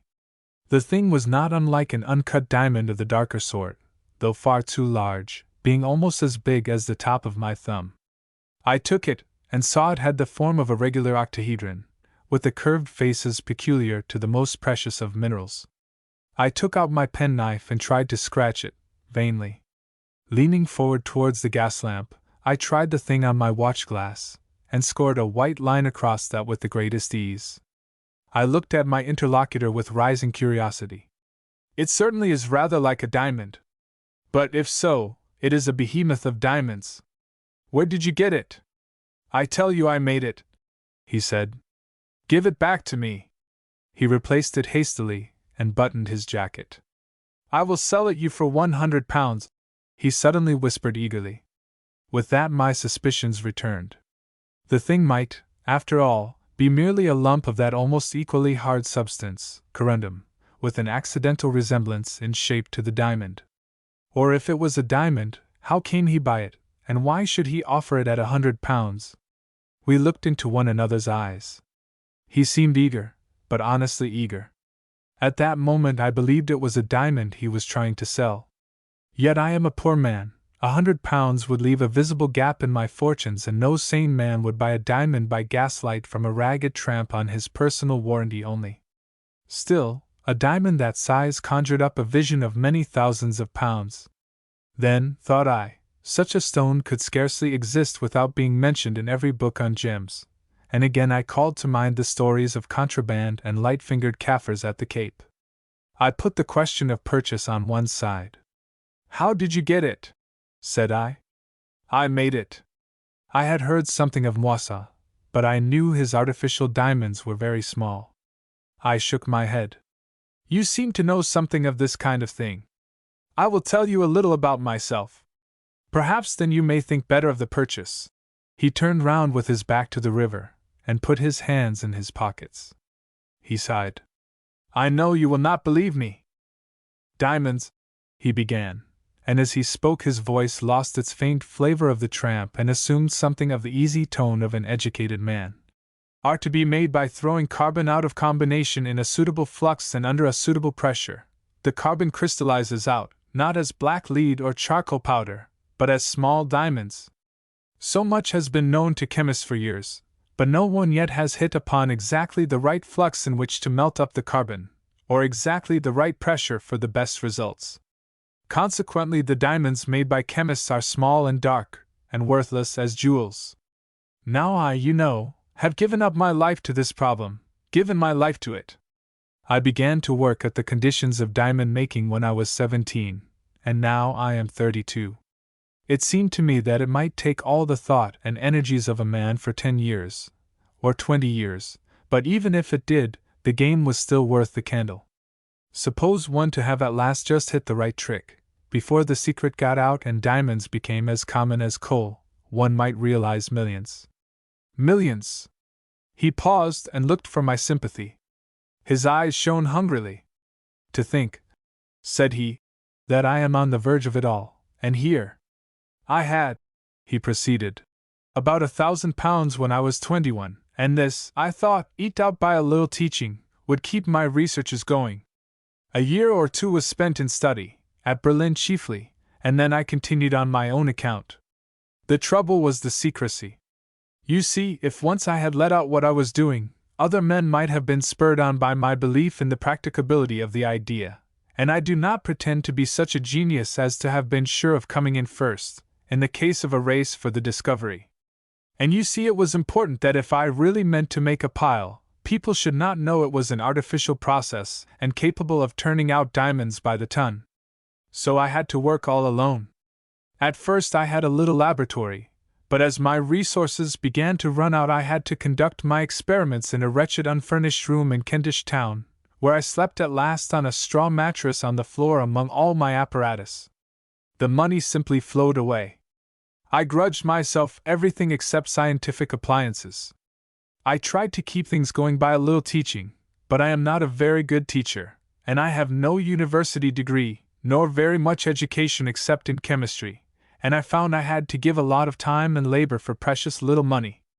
But I got nearer and nearer the thing. 3 years ago I settled the problem of the composition of the flux, and got near the pressure by putting this flux of mine and a certain carbon composition into a closed-up gun barrel, filling up with water, sealing tightly, and heating. He paused. Rather risky, said I. Yes. It burst, and smashed all my windows and a lot of my apparatus, but I got a kind of diamond powder nevertheless. Following out the problem of getting a big pressure upon the molten mixture from which the things were to crystallize, I hit upon some researches of Daubry's at the Paris Laboratoire de Poudres et Salpsters. He exploded dynamite in a tightly screwed steel cylinder, too strong to burst, and I found he could crush rocks into a muck not unlike the South African bed in which diamonds are found. It was a tremendous strain on my resources, but I got a steel cylinder made for my purpose after his pattern. I put in all my stuff and my explosives, built up a fire in my furnace, put the whole concern in, and went out for a walk. I could not help laughing at his matter-of-fact manner. Did you not think it would blow up the house? Were there other people in the place? It was in the interest of science, he said ultimately. There was a costermonger family on the floor below, a begging letter writer in the room behind mine, and 2 flower women were upstairs. Perhaps it was a bit thoughtless, but possibly some of them were out. When I came back the thing was just where I left it, among the white-hot coals. The explosive hadn't burst the case. And then I had a problem to face. You know, time is an important element in crystallization. If you hurry the process, the crystals are small. It is only by prolonged standing that they grow to any size. I resolved to let this apparatus cool for 2 years, letting the temperature go down slowly during that time. And I was now quite out of money, and with a big fire and the rent of my room, as well as my hunger to satisfy, I had scarcely a penny in the world.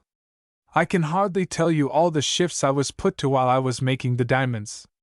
I have sold newspapers, held horses, opened cab doors. For many weeks I addressed envelopes.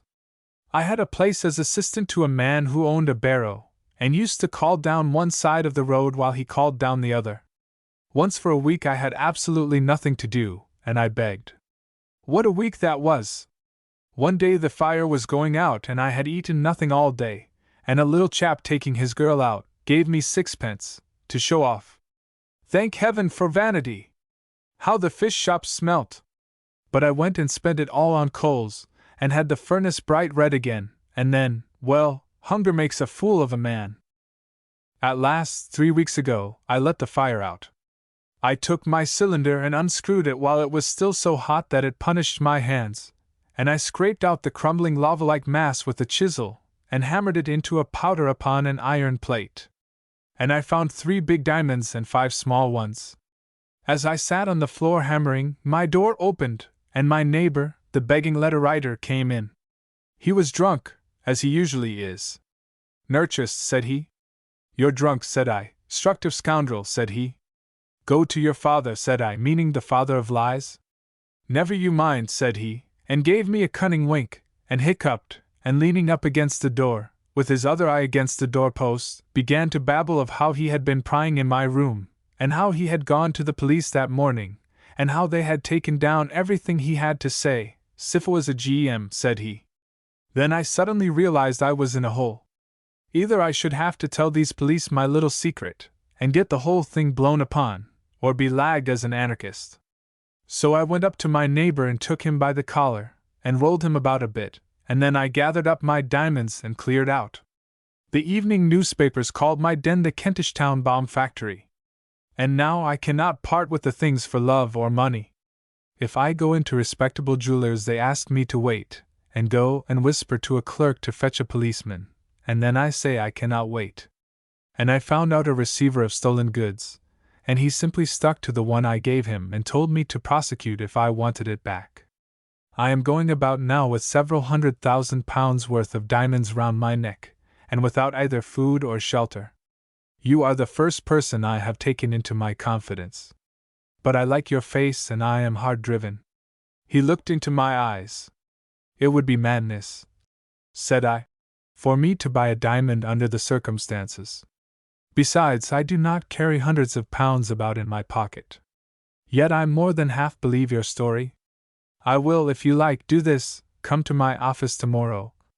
You think I am a thief, said he keenly. You will tell the police. I am not coming into a trap.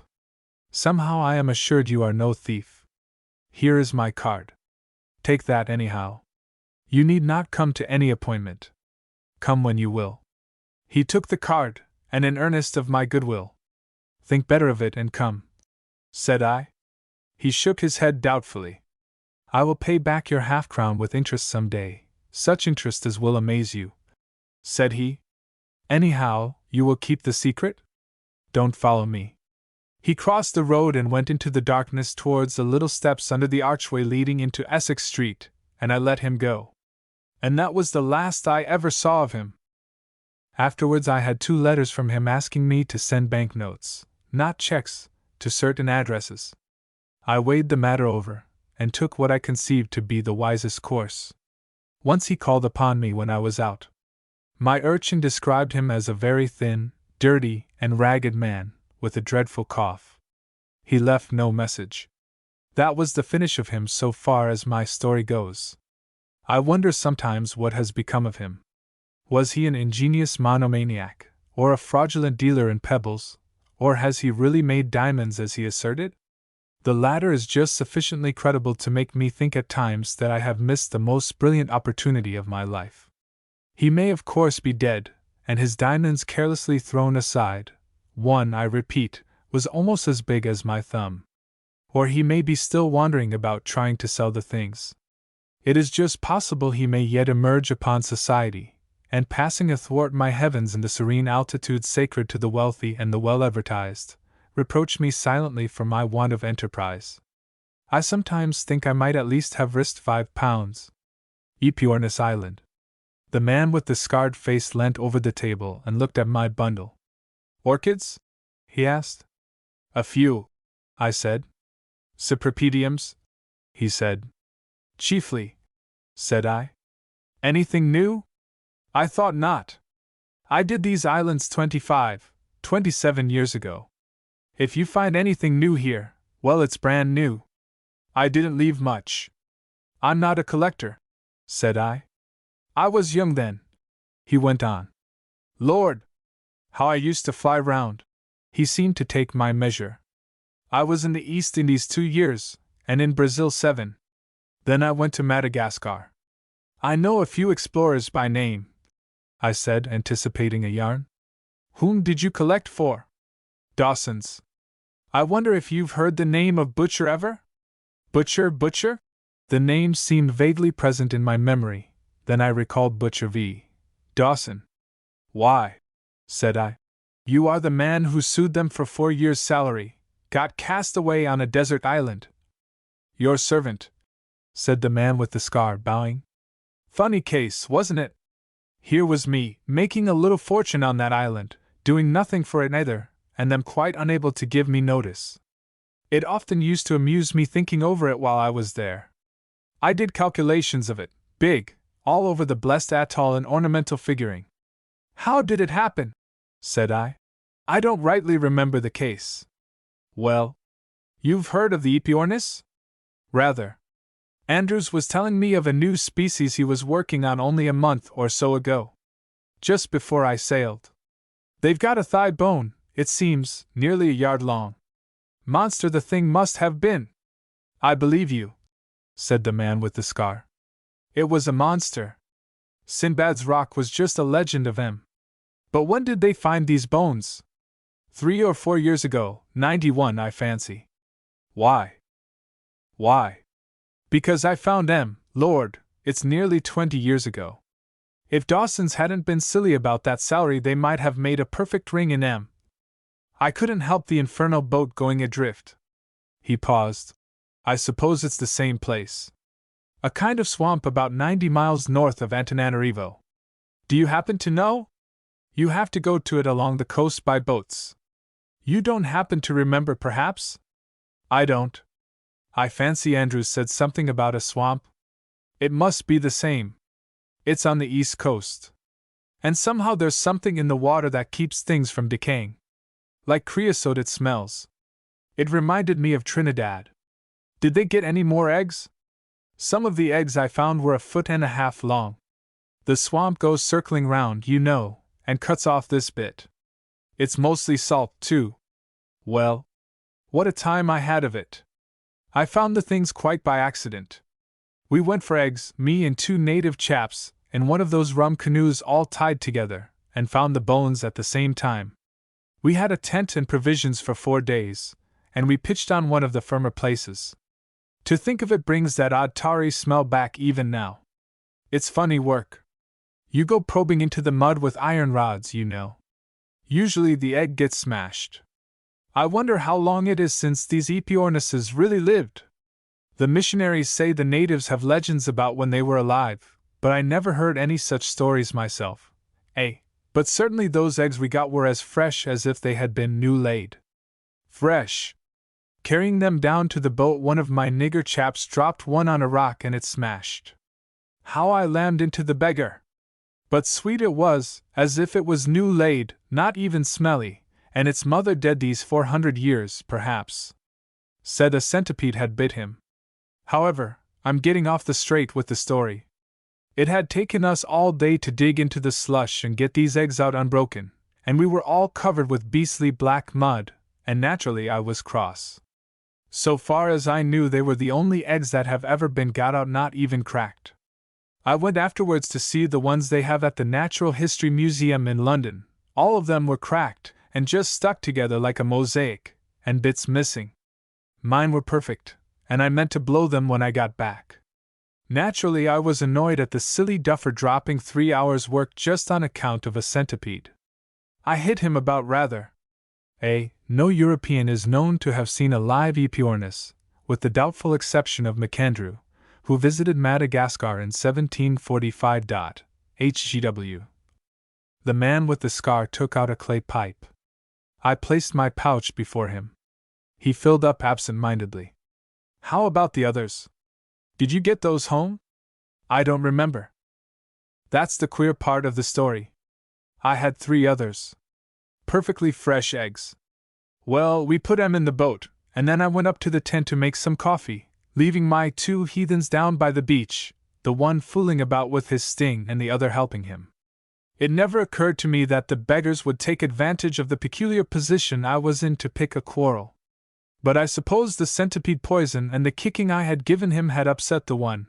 He was always a cantankerous sort, and he persuaded the other. I remember I was sitting and smoking and boiling up the water over a spirit lamp business I used to take on these expeditions. Incidentally, I was admiring the swamp under the sunset. All black and blood red it was, in streaks, a beautiful sight. And up beyond the land rose gray and hazy to the hills, and the sky behind them red, like a furnace mouth. And 50 yards behind the back of me was these blessed heathen, quite regardless of the tranquil air of things, plying to cut off with the boat and leave me all alone with 3 days' provisions and a canvas tent, and nothing to drink whatsoever, beyond a little keg of water. I heard a kind of yelp behind me, and there they were in this canoe affair. It wasn't properly a boat, and perhaps 20 yards from land. I realized what was up in a moment. My gun was in the tent, and besides I had no bullets, only duck shot. They knew that. But I had a little revolver in my pocket, and I pulled that out as I ran down to the beach. "Come back," says I, flourishing it. They jabbered something at me, and the man that broke the egg jeered. I aimed at the other, because he was unwounded and had the paddle, and I missed. They laughed. However, I wasn't beat. I knew I had to keep cool, and I tried him again and made him jump with the wang of it. He didn't laugh that time. The third time I got his head, and over he went, and the paddle with him. It was a precious lucky shot for a revolver. I reckon it was 50 yards. He went right under. I don't know if he was shot, or simply stunned and drowned. Then I began to shout to the other chap to come back, but he huddled up in the canoe and refused to answer. So I fired out my revolver at him and never got near him. I felt a precious fool, I can tell you. There I was on this rotten black beach, flat swamp all behind me, and the flat sea, cold after the sunset, and just this black canoe drifting steadily out to sea.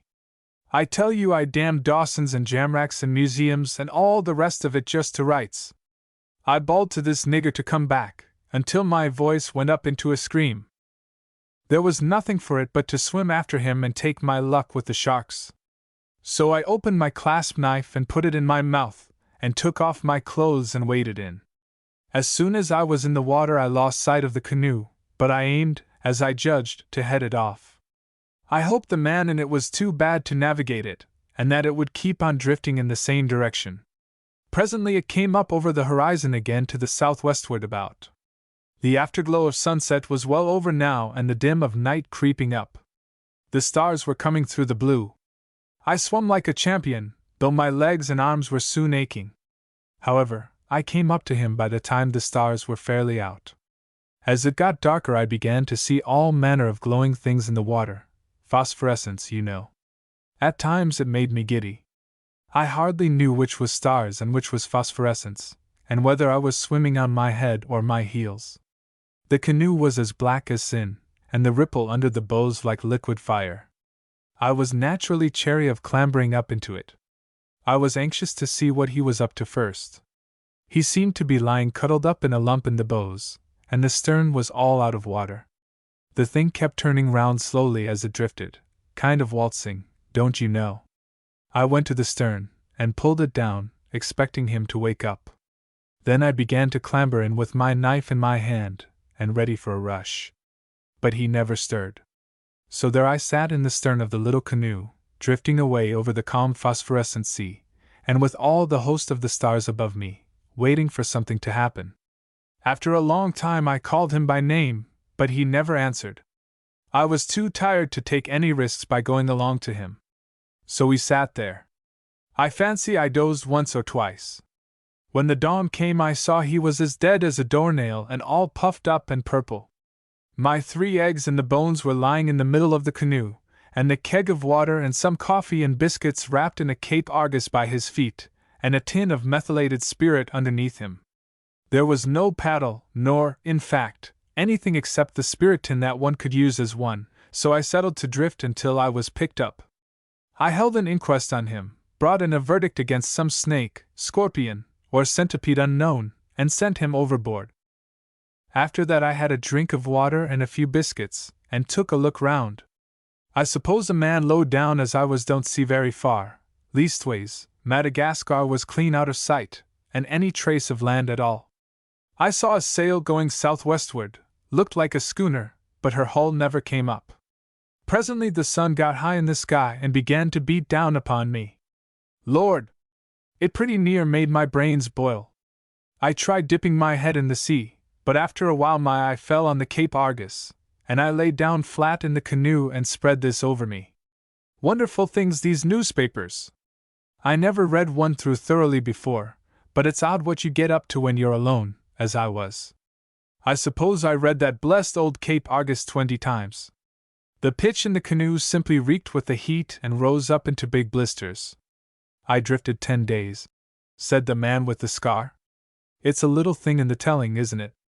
Every day was like the last. Except in the morning and the evening I never kept a lookout even, the blaze was so infernal.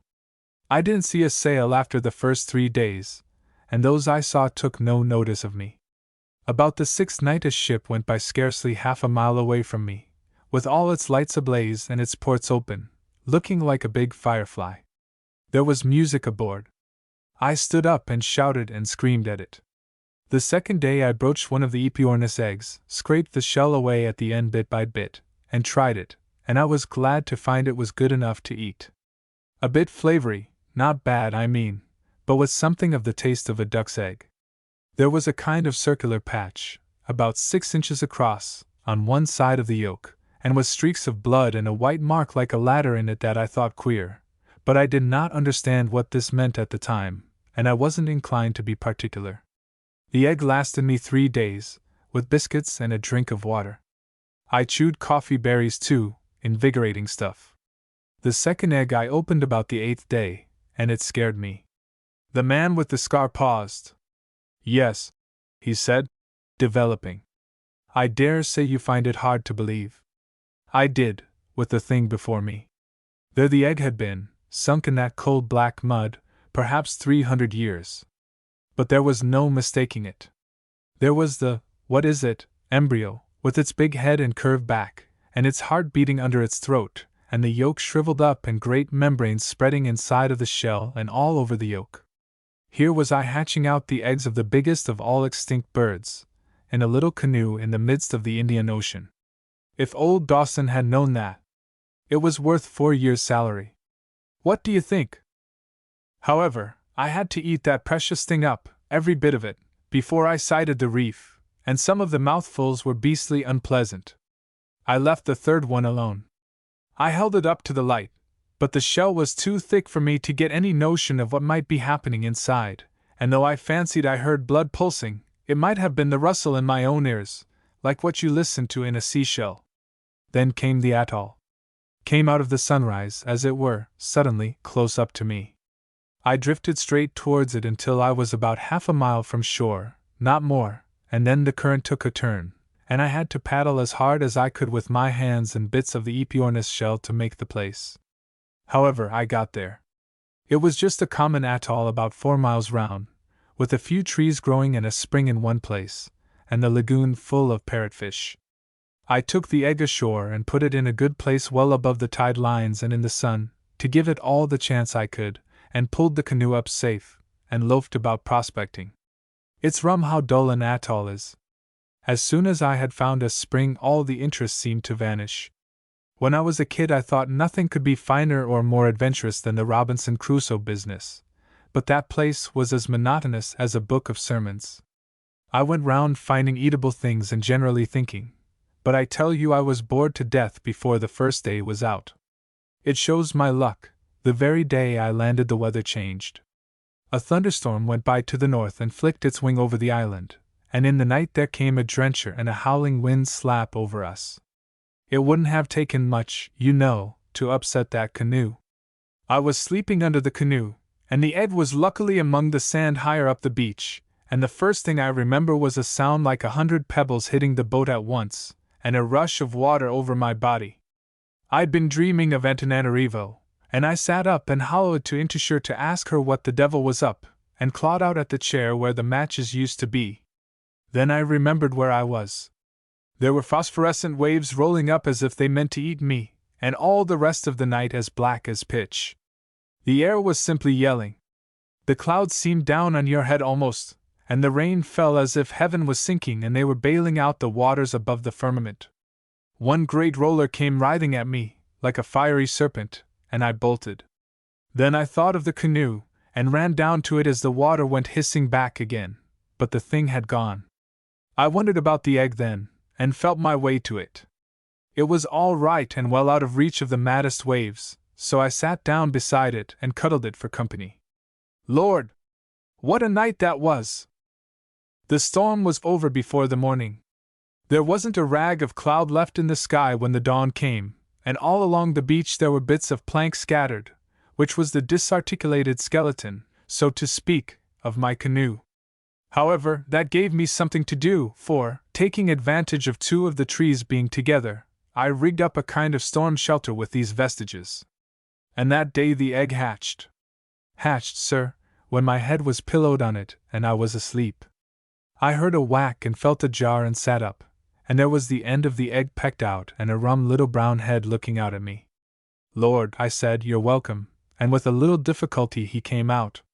He was a nice friendly little chap, at first, about the size of a small hen, very much like most other young birds, only bigger.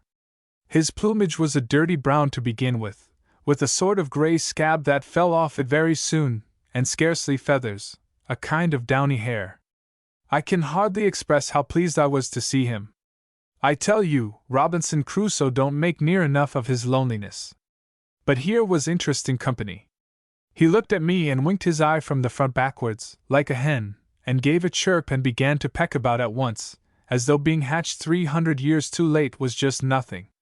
Glad to see you, Man Friday, says I, for I had naturally settled he was to be called Man Friday if ever he was hatched, as soon as ever I found the egg in the canoe had developed. I was a bit anxious about his feed, so I gave him a lump of raw parrotfish at once. He took it, and opened his beak for more. I was glad of that, for, under the circumstances, if he'd been at all fanciful, I should have had to eat him after all. You'd be surprised what an interesting bird that Aepyornis chick was. He followed me about from the very beginning. He used to stand by me and watch while I fished in the lagoon, and go shares in anything I caught. And he was sensible, too. There were nasty green warty things, like pickled gherkins, used to lie about on the beach, and he tried one of these and it upset him. He never even looked at any of them again. And he grew. You could almost see him grow. And as I was never much of a society man, his quiet, friendly ways suited me to a.t. For nearly 2 years we were as happy as we could be on that island. I had no business worries, for I knew my salary was mounting up at Dawson's. We would see a sail now and then, but nothing ever came near us. I amused myself, too, by decorating the island with designs worked in sea urchins and fancy shells of various kinds. I put Aepyornis Island all round the place very nearly, in big letters, like what you see done with colored stones at railway stations in the old country, and mathematical calculations and drawings of various sorts. And I used to lie watching the blessed bird stalking around and growing, and think how I could make a living out of him by showing him about if I ever got taken off. After his first molt he began to get handsome, with a crest and a blue wattle, and a lot of green feathers at the behind of him. And then I used to puzzle whether Dawson's had any right to claim him or not. Stormy weather and in the rainy season we lay snug under the shelter I had made out of the old canoe, and I used to tell him lies about my friends at home. And after a storm we would go round the island together to see if there was any drift. It was a kind of idyll, you might say. If only I had had some tobacco it would have been simply just like heaven. It was about the end of the second year our little paradise went wrong. Friday was then about 14 feet high to the bill of him, with a big, broad head like the end of a pickaxe, and 2 huge brown eyes with yellow rims, set together like a man's, not out of sight of each other like a hen's. His plumage was fine, none of the half-mourning style of your ostrich, more like a cassowary as far as color and texture go. And then it was he began to cock his comb at me and give himself airs, and show signs of a nasty temper. At last came a time when my fishing had been rather unlucky, and he began to hang about me in a queer, meditative way. I thought he might have been eating sea cucumbers or something, but it was really just discontent on his part. I was hungry too, and when at last I landed a fish I wanted it for myself. Tempers were short that morning on both sides. He pecked at it and grabbed it, and I gave him a whack on the head to make him leave go. And at that he went for me. Lord! He gave me this in the face. The man indicated his scar. Then he kicked me. It was like a cart horse. I got up, and seeing he hadn't finished, I started off full tilt with my arms doubled up over my face. But he ran on those gawky legs of his faster than a racehorse, and kept landing out at me with sledgehammer kicks, and bringing his pickaxe down on the back of my head. I made for the lagoon, and went in up to my neck. He stopped at the water, for he hated getting his feet wet, and began to make a shindy, something like a peacock's, only hoarser. He started strutting up and down the beach. I'll admit I felt small to see this blessed fossil lording it there. And my head and face were all bleeding, and well, my body just one jelly of bruises. I decided to swim across the lagoon, and leave him alone for a bit, until the affair blew over. I shinned up the tallest palm tree, and sat there thinking of it all. I don't suppose I ever felt so hurt by anything before or since. It was the brutal ingratitude of the creature. I'd been more than a brother to him. I'd hatched him, educated him. A great gawky, out-of-date bird. And me a human being, heir of the ages and all that. I thought after a time he'd begin to see things in that light himself, and feel a little sorry for his behavior. I thought if I was to catch some nice little bits of fish, perhaps, and go to him presently in a casual kind of way, and offer them to him, he might do the sensible thing. It took me some time to learn how unforgiving and cantankerous an extinct bird can be. Malice! I won't tell you all the little devices I tried to get that bird round again. I simply can't. It makes my cheek burn with shame even now to think of the snubs and buffets I had from this infernal curiosity. I tried violence. I chucked lumps of coral at him from a safe distance, but he only swallowed them. I shied my open knife at him and almost lost it, though it was too big for him to swallow. I tried starving him out and struck fishing, but he took to picking along the beach at low water after worms, and rubbed along on that. Half my time I spent up to my neck in the lagoon, and the rest up the palm trees. One of them was scarcely high enough, and when he caught me up it he had a regular bank holiday with the calves of my legs. It got unbearable. I don't know if you have ever tried sleeping up a palm tree. It gave me the most horrible nightmares. Think of the shame of it, too. Here was this extinct animal mooning about my island like a sulky duke, and me not allowed to rest the sole of my foot on the place. I used to cry with weariness and vexation. I told him straight that I didn't mean to be chased about a desert island by any damned anachronisms. I told him to go and peck a navigator of his own age. But he only snapped his beak at me. Great ugly bird, all legs and neck. I shouldn't like to say how long that went on altogether. I'd have killed him sooner if I'd known how. However, I hit on a way of settling him at last. It is a South American dodge. I joined all my fishing lines together with stems of seaweed and things and made a stoutish string, perhaps 12 yards in length or more, and I fastened 2 lumps of coral rock to the ends of this. It took me some time to do, because every now and then I had to go into the lagoon or up a tree as the fancy took me. This I whirled rapidly round my head, and then let it go at him. The first time I missed, but the next time the string caught his legs beautifully, and wrapped round them again and again.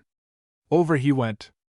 I threw it standing waist deep in the lagoon, and as soon as he went down I was out of the water and sawing at his neck with my knife. I don't like to think of that even now.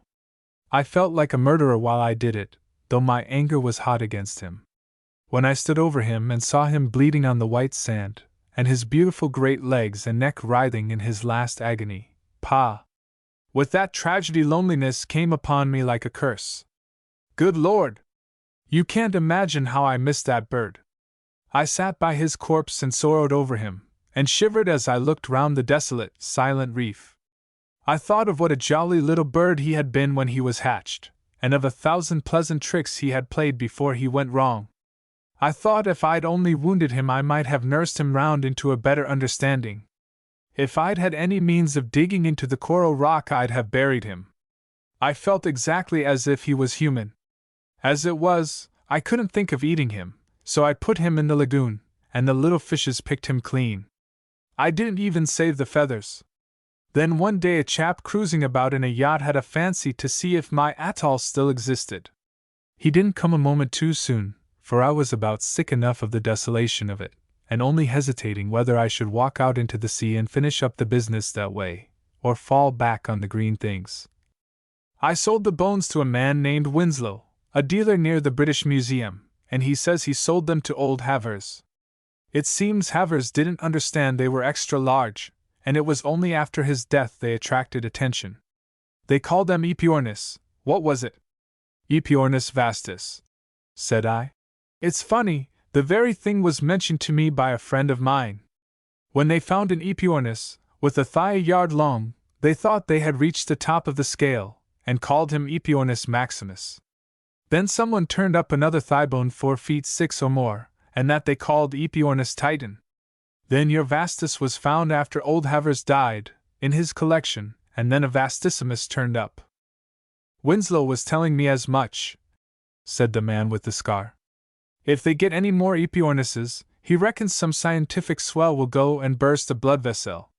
But it was a queer thing to happen to a man, wasn't it, altogether? The remarkable case of Davidson's eyes. The transitory mental aberration of Sidney Davidson, remarkable enough in itself, is still more remarkable if Wade's explanation is to be credited.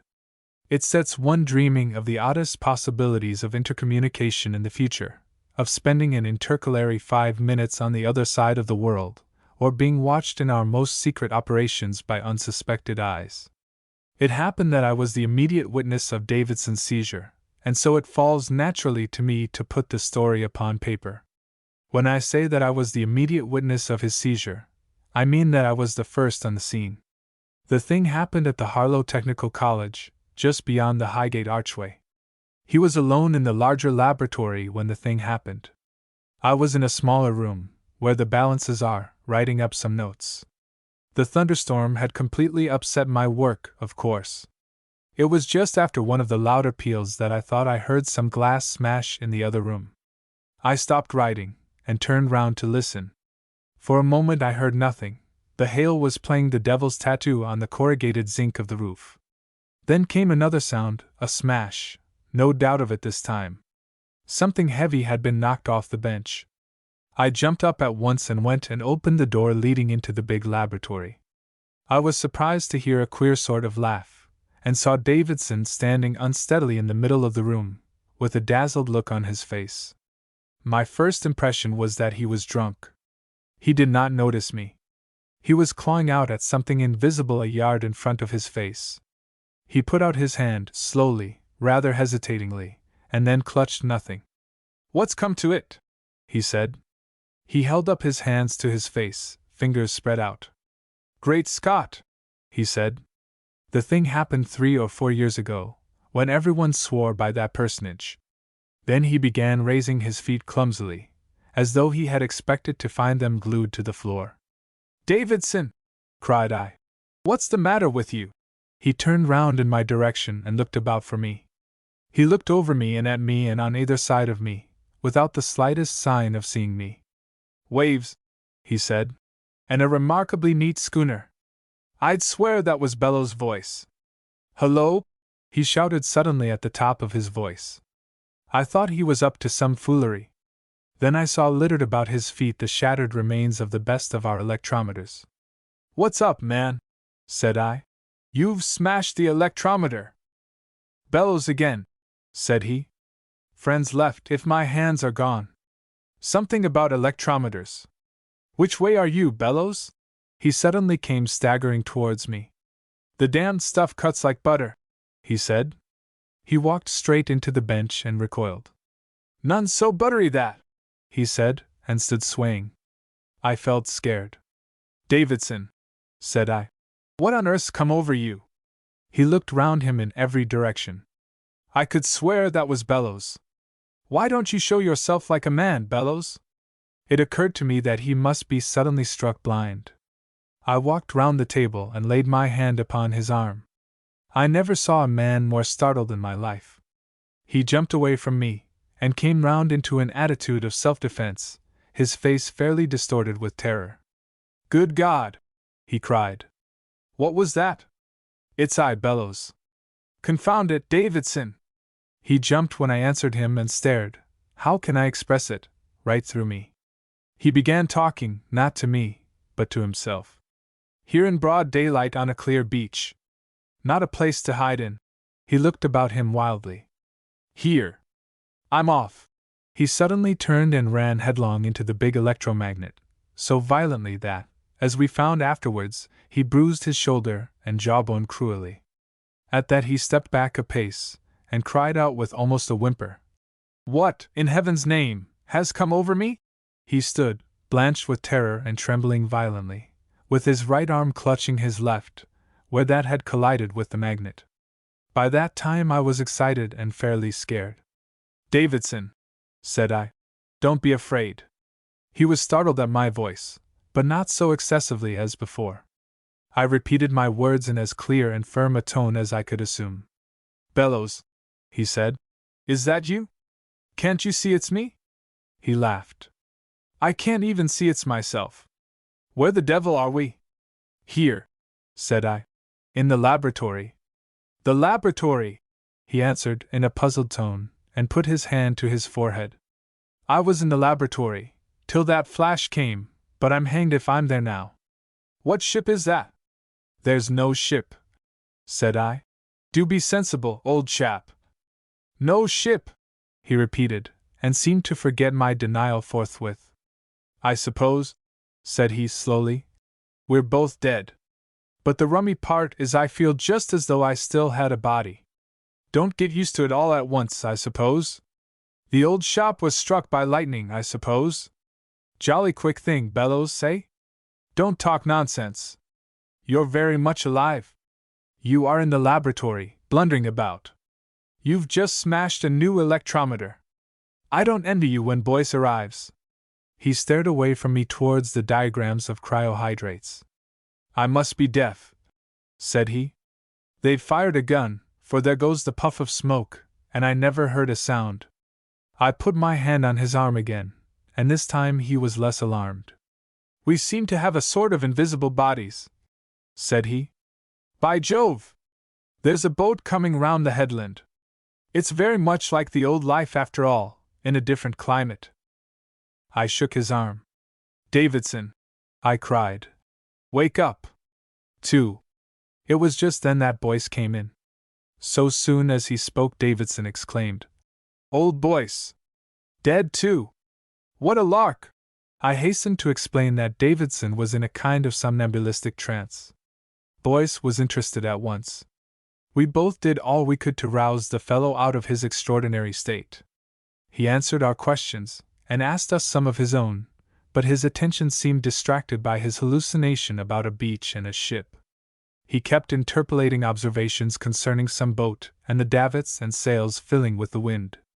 It made one feel queer, in the dusky laboratory, to hear him saying such things. He was blind and helpless. We had to walk him down the passage, one at each elbow, to Boyce's private room, and while Boyce talked to him there, and humored him about this ship idea, I went along the corridor and asked old Wade to come and look at him. The voice of our dean sobered him a little, but not very much. He asked where his hands were, and why he had to walk about up to his waist in the ground. Wade thought over him a long time, you know how he knits his brows, and then made him feel the couch, guiding his hands to it. That's a couch, said Wade. The couch in the private room of Professor Boyce. Horsehair stuffing. Davidson felt about, and puzzled over it, and answered presently that he could feel it all right, but he couldn't see it. What do you see? Asked Wade. Davidson said he could see nothing but a lot of sand and broken up shells. Wade gave him some other things to feel, telling him what they were, and watching him keenly. The ship is almost hull down, said Davidson, presently, apropos of nothing. Never mind the ship, said Wade. Listen to me, Davidson. Do you know what hallucination means? Rather, said Davidson. Well, everything you see is hallucinatory. Bishop Berkeley, said Davidson. Don't mistake me, said Wade. You are alive and in this room of Boyce's. But something has happened to your eyes. You cannot see, you can feel and hear, but not see. Do you follow me? It seems to me that I see too much. Davidson rubbed his knuckles into his eyes. Well, he said, that's all. Don't let it perplex you. Bellows here, and I will take you home in a cab. Wait a bit, Davidson thought. Help me to sit down, said he presently. And now, I'm sorry to trouble you, but will you tell me all that over again? Wade repeated it very patiently. Davidson shut his eyes and pressed his hands upon his forehead. Yes, said he. It's quite right. Now my eyes are shut, I know you're right. That's you, Bellows, sitting by me on the couch. I'm in England again. And we're in the dark. Then he opened his eyes. And there, said he, is the sun just rising, and the yards of the ship, and a tumbled sea, and a couple of birds flying. I never saw anything so real. And I'm sitting up to my neck in a bank of sand. He bent forward and covered his face with his hands. Then he opened his eyes again. Dark sea and sunrise. And yet I'm sitting on a sofa in old Boyce's room, God help me. 3. That was the beginning. For 3 weeks this strange affection of Davidson's eyes continued unabated. It was far worse than being blind. He was absolutely helpless, and had to be fed like a newly hatched bird, and led about and undressed. If he attempted to move, he fell over things or stuck himself against walls or doors. After a day or so he got used to hearing our voices without seeing us, and willingly admitted he was at home, and that Wade was right in what he told him. My sister, to whom he was engaged, insisted on coming to see him, and would sit for hours every day while he talked about this beach of his. Holding her hand seemed to comfort him immensely. He explained that when we left the college and drove home, he lived in Hampstead Village. It appeared to him as if we drove right through a sandhill. It was perfectly black until he emerged again, and through rocks and trees and solid obstacles, and when he was taken to his own room it made him giddy and almost frantic with the fear of falling. Because going upstairs seemed to lift him 30 or 40 feet above the rocks of his imaginary island. He kept saying he should smash all the eggs. The end was that he had to be taken down into his father's consulting room and laid upon a couch that stood there. He described the island as being a bleak kind of place on the whole, with very little vegetation, except some peaty stuff, and a lot of bare rock. There were multitudes of penguins, and they made the rocks white and disagreeable to see. The sea was often rough, and once there was a thunderstorm, and he lay and shouted at the silent flashes. Once or twice seals pulled up on the beach, but only on the first 2 or 3 days.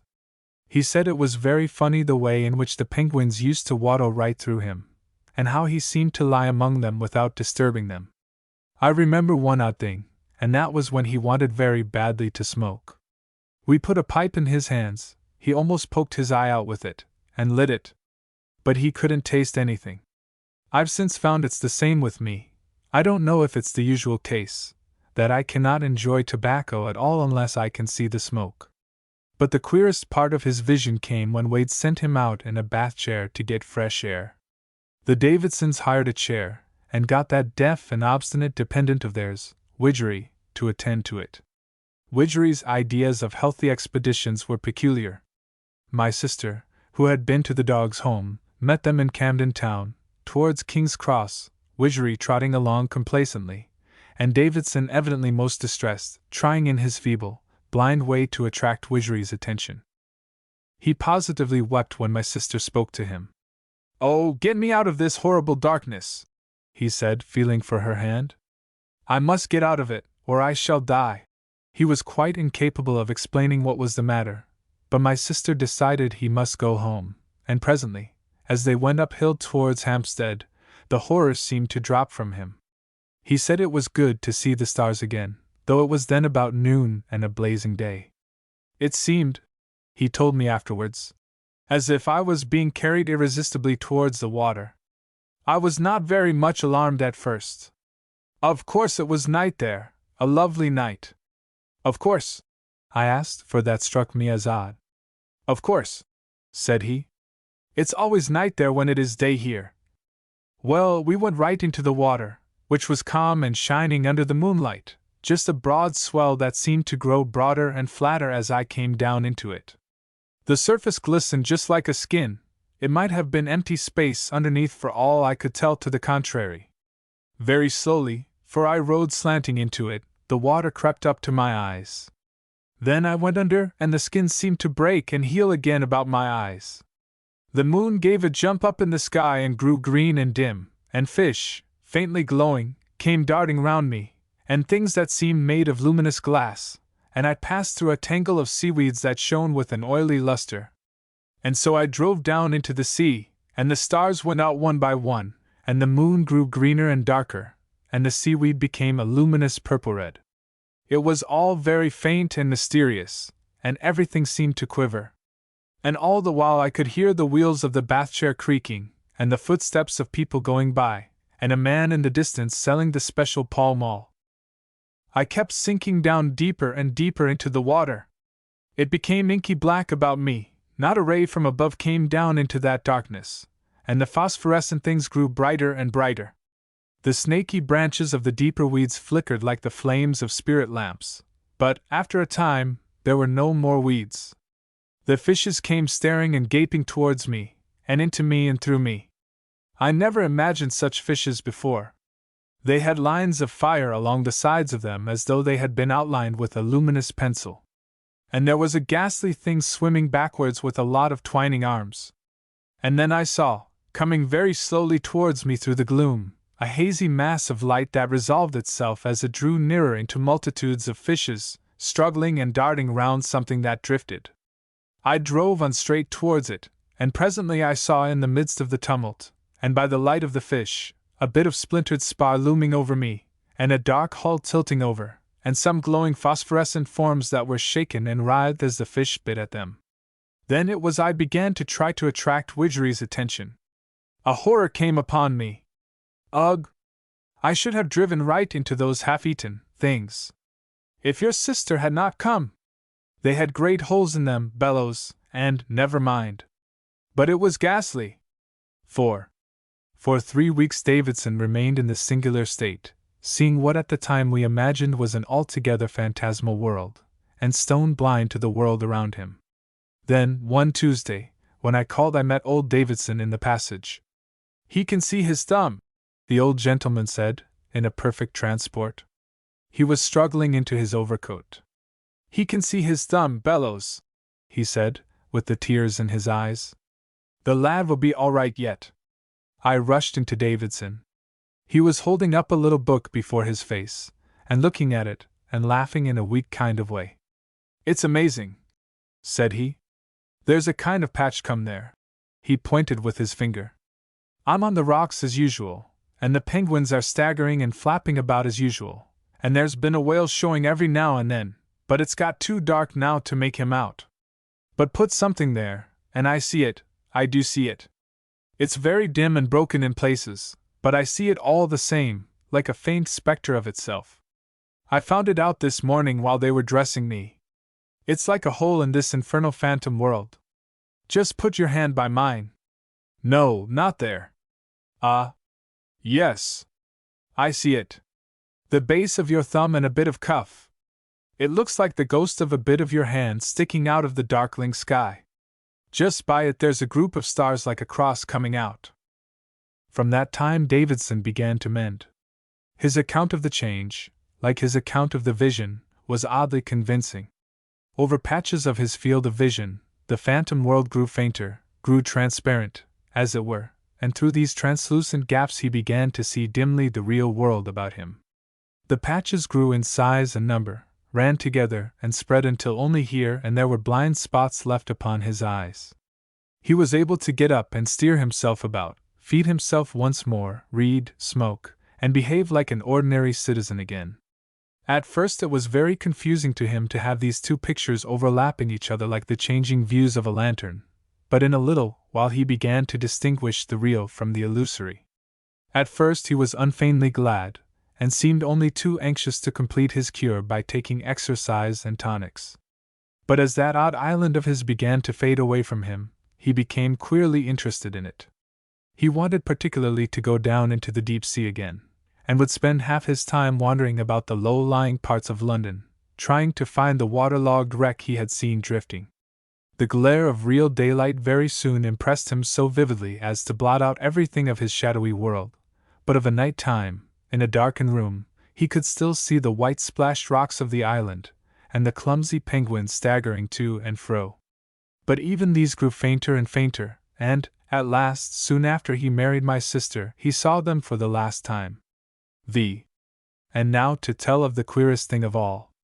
About 2 years after his cure I dined with the Davidsons, and after dinner a man named Atkins called in.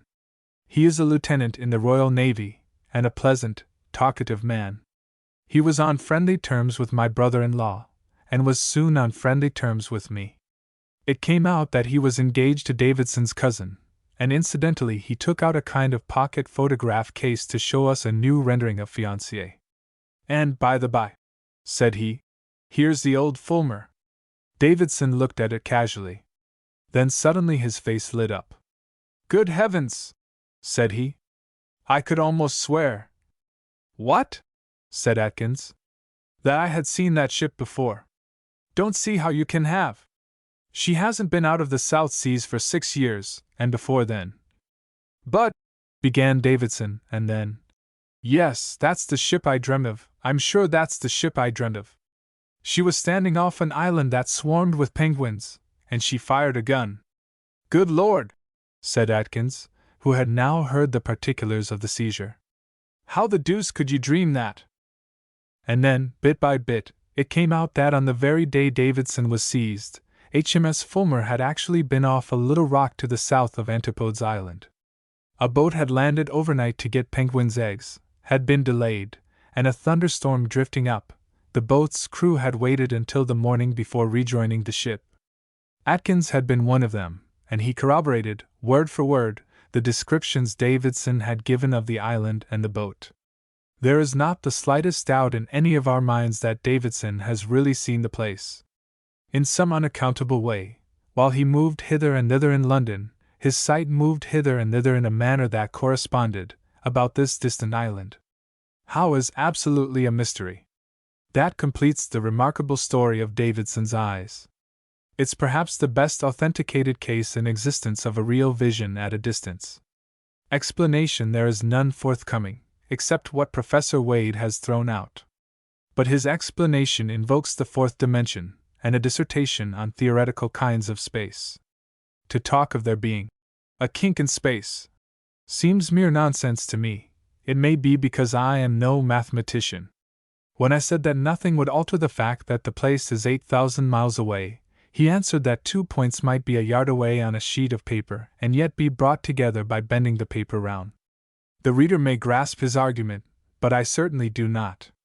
His idea seems to be that Davidson, stooping between the poles of the big electromagnet, had some extraordinary twist given to his retinal elements through the sudden change in the field of force due to the lightning. He thinks, as a consequence of this, that it may be possible to live visually in one part of the world, while one lives bodily in another. He has even made some experiments in support of his views, but so far, he has simply succeeded in blinding a few dogs. I believe that is the net result of his work, though I have not seen him for some weeks. Latterly I have been so busy with my work in connection with the St. Pancras installation that I have had little opportunity of calling to see him. But the whole of his theory seems fantastic to me. The facts concerning Davidson stand on an altogether different footing, and I can testify personally to the accuracy of every detail I have given. The Lord of the Dynamos. The chief attendant of the 3 dynamos that buzzed and rattled at Camberwell, and kept the electric railway going, came out of Yorkshire, and his name was James Holroyd. He was a practical electrician, but fond of whiskey, a heavy, red-haired brute with irregular teeth. He doubted the existence of the deity, but accepted Carnot's cycle, and he had read Shakespeare and found him weak in chemistry. His helper came out of the mysterious East, and his name was Azumazi. But Holroyd called him Pooh-Bah. Holroyd liked a nigger help because he would stand kicking, a habit with Holroyd, and did not pry into the machinery and try to learn the ways of it. Certain odd possibilities of the Negro mind brought into abrupt contact with the crown of our civilization Holroyd never fully realized, though just at the end he got some inkling of them. To define Azumazi was beyond ethnology. He was, perhaps, more negroid than anything else, though his hair was curly rather than frizzy, and his nose had a bridge. Moreover, his skin was brown rather than black, and the whites of his eyes were yellow. His broad cheekbones and narrow chin gave his face something of the viperine V. His head, too, was broad behind, and low and narrow at the forehead, as if his brain had been twisted round in the reverse way to a European's. He was short of stature, and still shorter of English. In conversation he made numerous odd noises of no known marketable value, and his infrequent words were carved and wrought into heraldic grotesqueness. Holroyd tried to elucidate his religious beliefs, and, especially after whiskey, lectured to him against superstition and missionaries. Azuma-zi, however, shirked the discussion of his gods, even though he was kicked for it. Azuma-zi had come, clad in white but insufficient raiment, out of the stokehole of the Lord Clive, from the Straits settlements, and beyond, into London. He had heard even in his youth of the greatness and riches of London, where all the women are white and fair, and even the beggars in the streets are white, and he had arrived, with newly earned gold coins in his pocket, to worship at the shrine of civilization. The day of his landing was a dismal one. The sky was dun, and a wind-worried drizzle filtered down to the greasy streets, but he plunged boldly into the delights of Shadwell, and was presently cast up, shattered in health, civilized in costume, penniless, and except in matters of the direst necessity, practically a dumb animal, to toil for James Holroyd and to be bullied by him in the dynamo shed at Camberwell. And to James Holroyd bullying was a labor of love. There were 3 dynamos with their engines at Camberwell. The 2 that have been there since the beginning are small machines, the larger one was new. The smaller machines made a reasonable noise. Their straps hummed over the drums, every now and then the brushes buzzed and fizzled, and the air churned steadily, hoo, between their poles. One was loose in its foundations and kept the shed vibrating. But the big dynamo drowned these little noises altogether with the sustained drone of its iron core, which somehow set part of the ironwork humming. The place made the visitor's head reel with the throb of the engines, the rotation of the big wheels, the spinning ball valves, the occasional spittings of the steam, and over all the deep, unceasing, surging note of the big dynamo. This last noise was from an engineering point of view a defect, but Azuma-zi accounted it unto the monster for mightiness and pride. If it were possible we would have the noises of that shed always about the reader as he reads, we would tell all our story to such an accompaniment. It was a steady stream of din, from which the ear picked out first one thread and then another. There was the intermittent snorting, panting, and seething of the steam engines, the suck and thud of their pistons, the dull beat on the air as the spokes of the great driving wheels came round, a note the leather straps made as they ran tighter and looser, and a fretful tumult from the dynamos, and over all, sometimes inaudible, as the ear tired of it, and then creeping back upon the senses again, was this trombone note of the big machine. The floor never felt steady and quiet beneath one's feet, but quivered and jarred. It was a confusing, unsteady place, and enough to send anyone's thoughts jerking into odd zigzags. And for 3 months, while the big strike of the engineers was in progress, Holroyd, who was a blackleg, and Azuma-zi, who was a mere black, were never out of the stir and eddy of it, but slept and fed in the little wooden shanty between the shed and the gates. Holroyd delivered a theological lecture on the text of his big machine soon after Azuma-zi came. He had to shout to be heard in the din. "Look at that," said Holroyd. "Where's your E10 idle to match I'm?" And Azuma-zi looked. For a moment Holroyd was inaudible, and then Azuma-zi heard. "Kill 100 men. 12% on the ordinary shares," said Holroyd. "And that's something like a gourd." Holroyd was proud of his big dynamo, and expatiated upon its size and power to Azuma-zi until heaven knows what odd currents of thought that, and the incessant whirling and shindy set up within the curly black cranium. He would explain in the most graphic manner the dozen or so ways in which a man might be killed by it, and once he gave Azuma-zi a shock as a sample of its quality. After that, in the breathing times of his labor, it was heavy labor, being not only his own, but most of Holroyd's, Azuma-zi would sit and watch the big machine. Now and then the brushes would sparkle and spit blue flashes, at which Holroyd would swear, but all the rest was as smooth and rhythmic as breathing. The band ran shouting over the shaft, and ever behind one as one watched was the complacent thud of the piston. So it lived all day in this big airy shed, with him and Holroyd to wait upon it, not prisoned up and slaving to drive a ship as the other engines he knew, mere captive devils of the British Solomon, had been, but a machine enthroned. Those two smaller dynamos, Azuma-zi by force of contrast despised, the large one he privately christened the Lord of the Dynamos. They were fretful and irregular, but the big dynamo was steady. How great it was! How serene and easy in its working!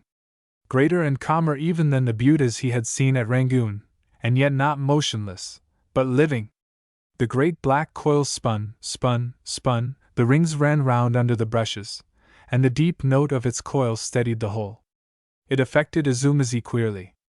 Azuma-zi was not fond of labor. He would sit about and watch the Lord of the Dynamos while Holroyd went away to persuade the yard porter to get whiskey, although his proper place was not in the dynamo's shed but behind the engines, and moreover, if Holroyd caught him skulking he got hit for it with a rod of stout copper wire. He would go and stand close to the Colossus, and look up at the great leather band running overhead. There was a black patch on the band that came round, and it pleased him somehow among all the clatter to watch this return again and again. Odd thoughts spun with the whirl of it. Scientific people tell us that savages give souls to rocks and trees, and a machine is 1,000 times more alive than a rock or a tree. And Azuma-zi was practically a savage still. The veneer of civilization lay no deeper than his slop suit, his bruises, and the coal grime on his face and hands. His father before him had worshipped a meteoric stone, kindred blood it may be had splashed the broad wheels of Juggernaut. He took every opportunity Holroyd gave him of touching and handling the great dynamo that was fascinating him. He polished and cleaned it until the metal parts were blinding in the sun. He felt a mysterious sense of service in doing this. He would go up to it and touch its spinning coils gently. The gods he had worshipped were all far away. The people in London hid their gods. At last his dim feelings grew more distinct, and took shape in thoughts and at last in acts.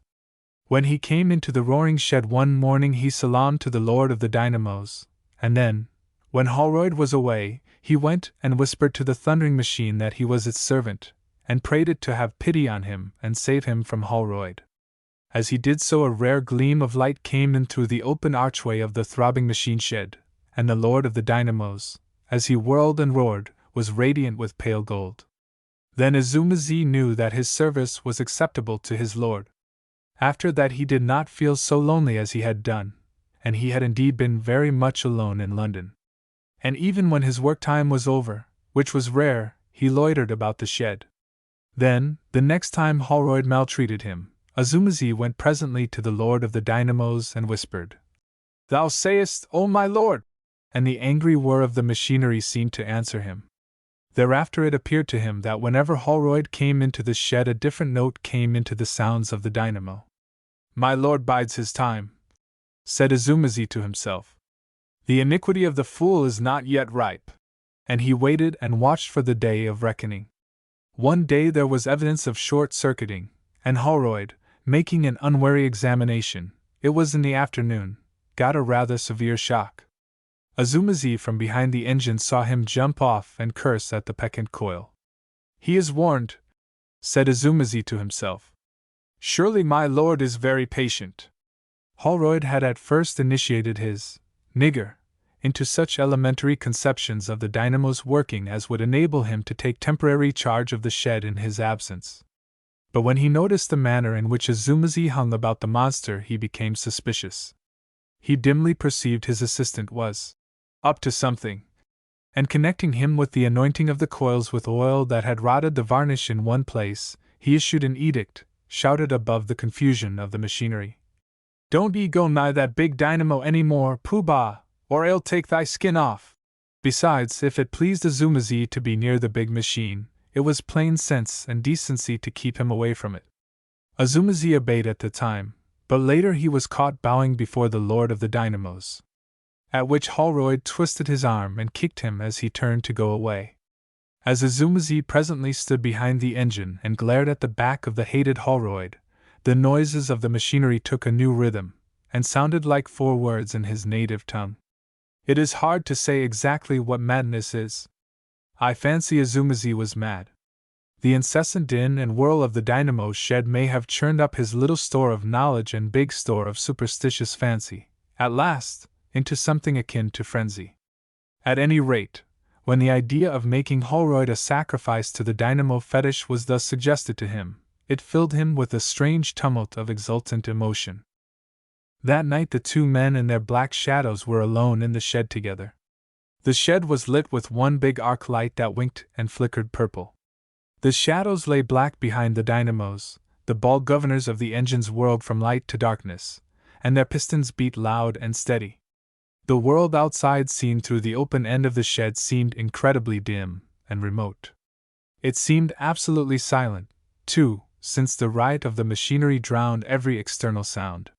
Far away was the black fence of the yard with gray shadowy houses behind, and above was the deep blue sky and the pale little stars.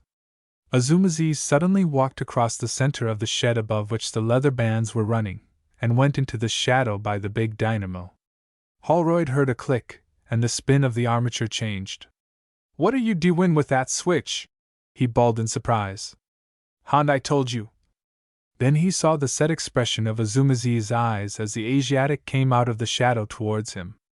In another moment the 2 men were grappling fiercely in front of the great dynamo. "You coffee-headed fool!" gasped Holroyd, with a brown hand at his throat. "Keep off those contact rings!" In another moment he was tripped and reeling back upon the lord of the dynamos. He instinctively loosened his grip upon his antagonist to save himself from the machine. The messenger, sent in furious haste from the station to find out what had happened in the dynamo's shed, met Azumazi at the porter's lodge by the gate. Azumazi tried to explain something, but the messenger could make nothing of the black's incoherent English, and hurried on to the shed. The machines were all noisily at work, and nothing seemed to be disarranged. There was, however, a queer smell of singed hair.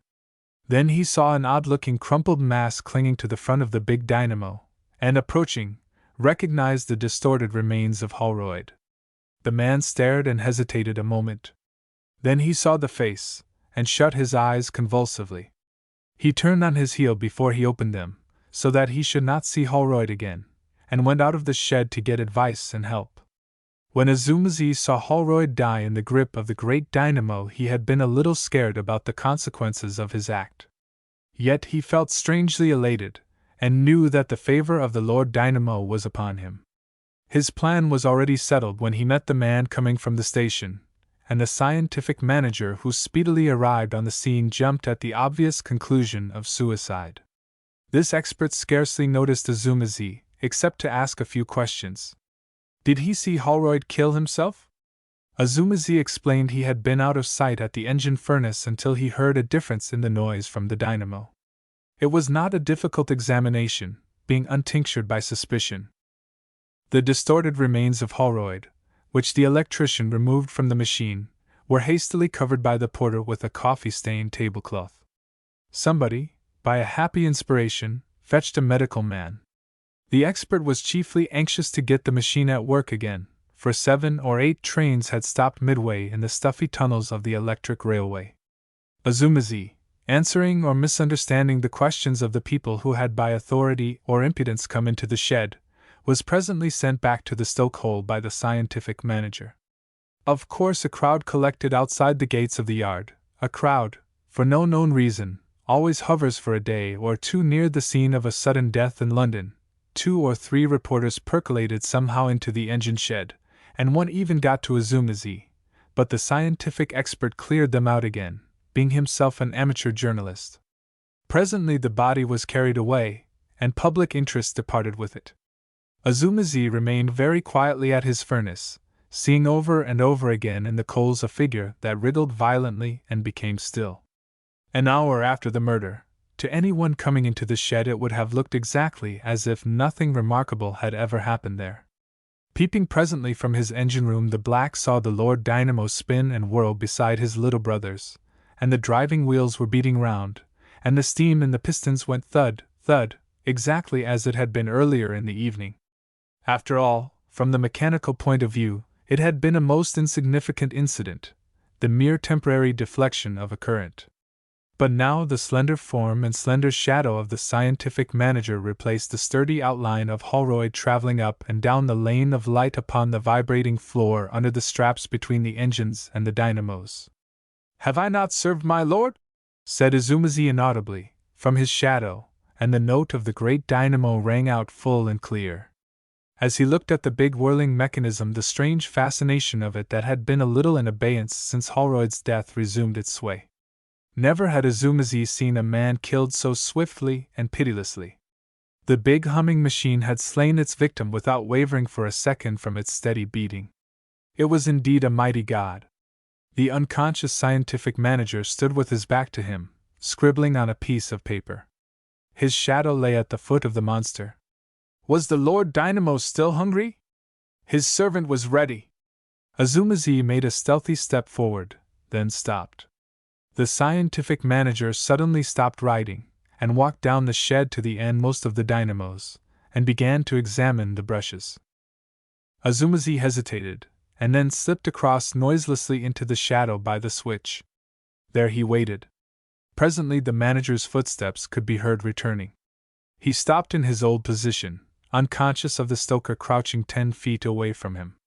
Then the big dynamo suddenly fizzled, and in another moment Azumazi had sprung out of the darkness upon him. First, the scientific manager was gripped round the body and swung towards the big dynamo, then, kicking with his knee and forcing his antagonist's head down with his hands, he loosened the grip on his waist and swung round away from the machine.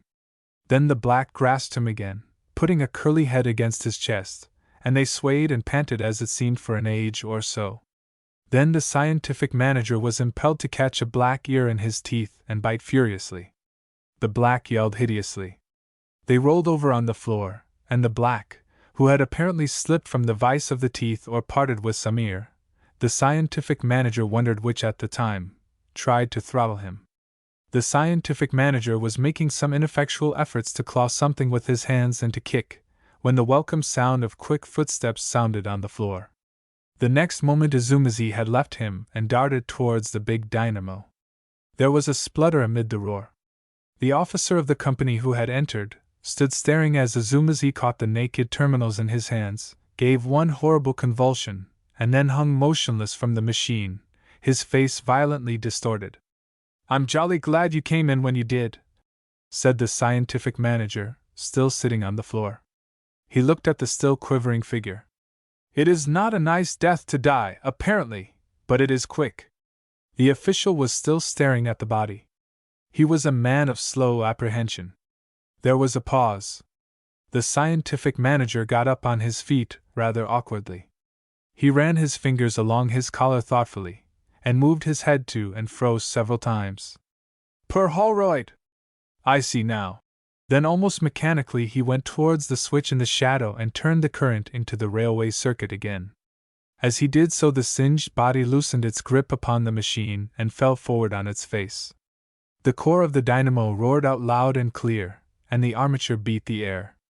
So ended prematurely the worship of the dynamo deity, perhaps the most short-lived of all religions. Yet withal it could at least boast a martyrdom and a human sacrifice. The Hammerpond Park burglary.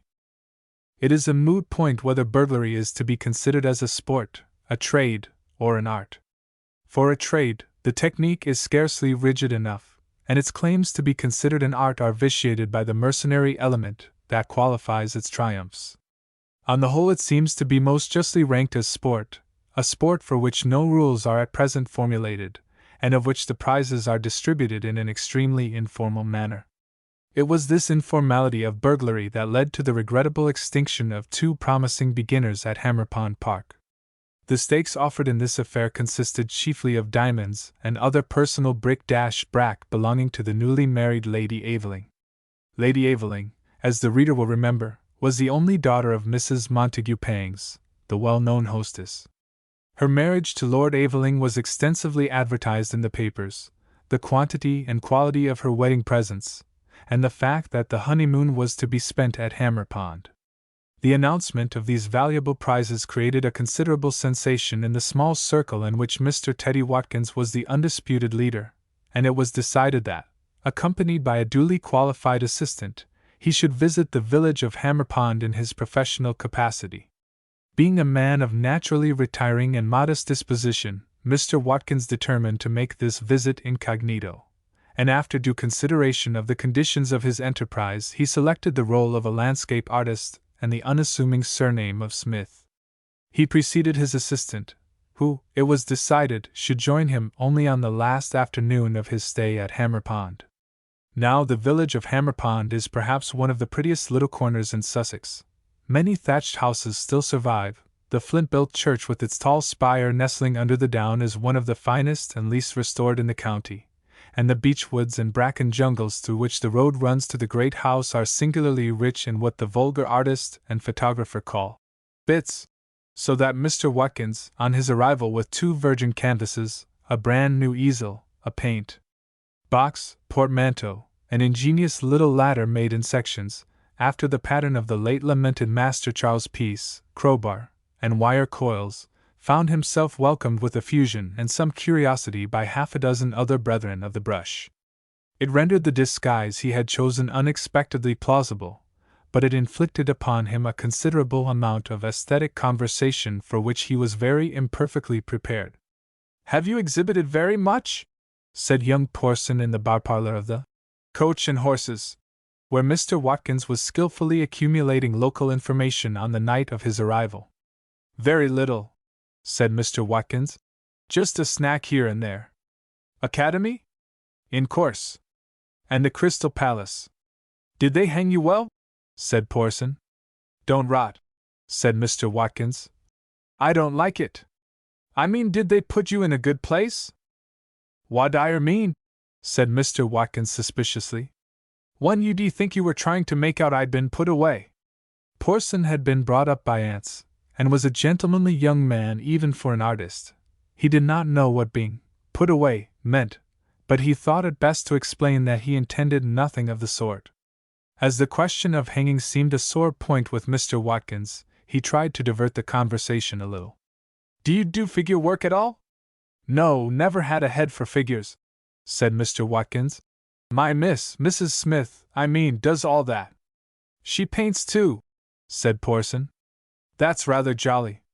"Very," said Mr. Watkins, though he really did not think so, and feeling the conversation was drifting a little beyond his grasp, added, "I came down here to paint Hammer Pond House by moonlight." "Really?" said Porson. "That's rather a novel idea." "Yes," said Mr. Watkins.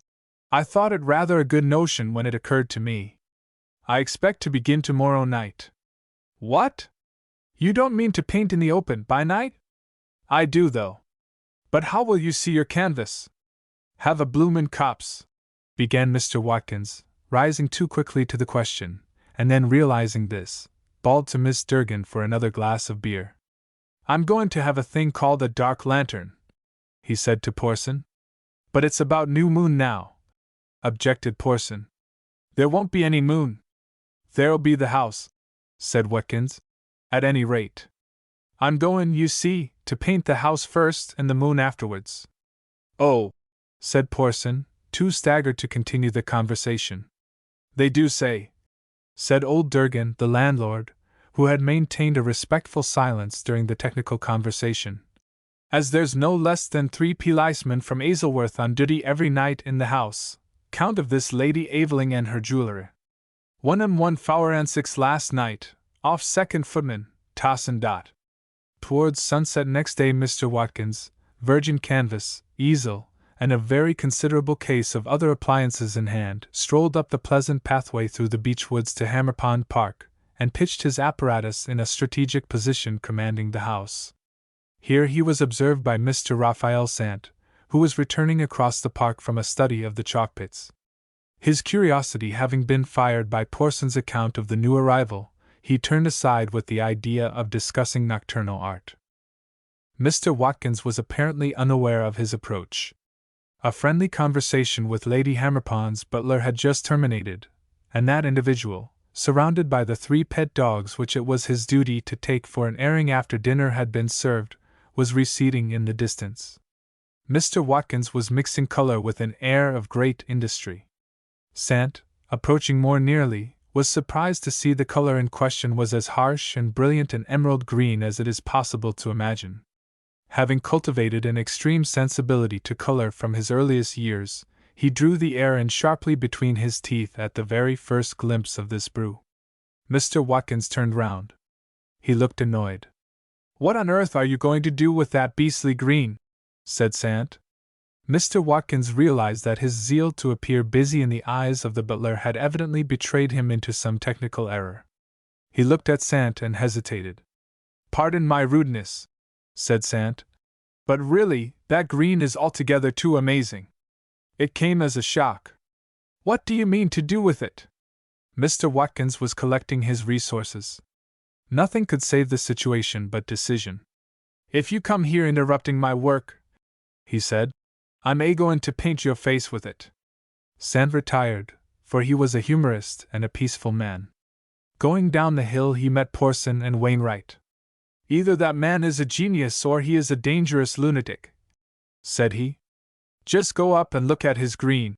And he continued his way, his countenance brightened by a pleasant anticipation of a cheerful affray round an easel in the gloaming, and the shedding of much green paint. But to Porson and Wainwright Mr. Watkins was less aggressive, and explained that the green was intended to be the first coating of his picture. It was, he admitted in response to a remark, an absolutely new method, invented by himself. But subsequently he became more reticent.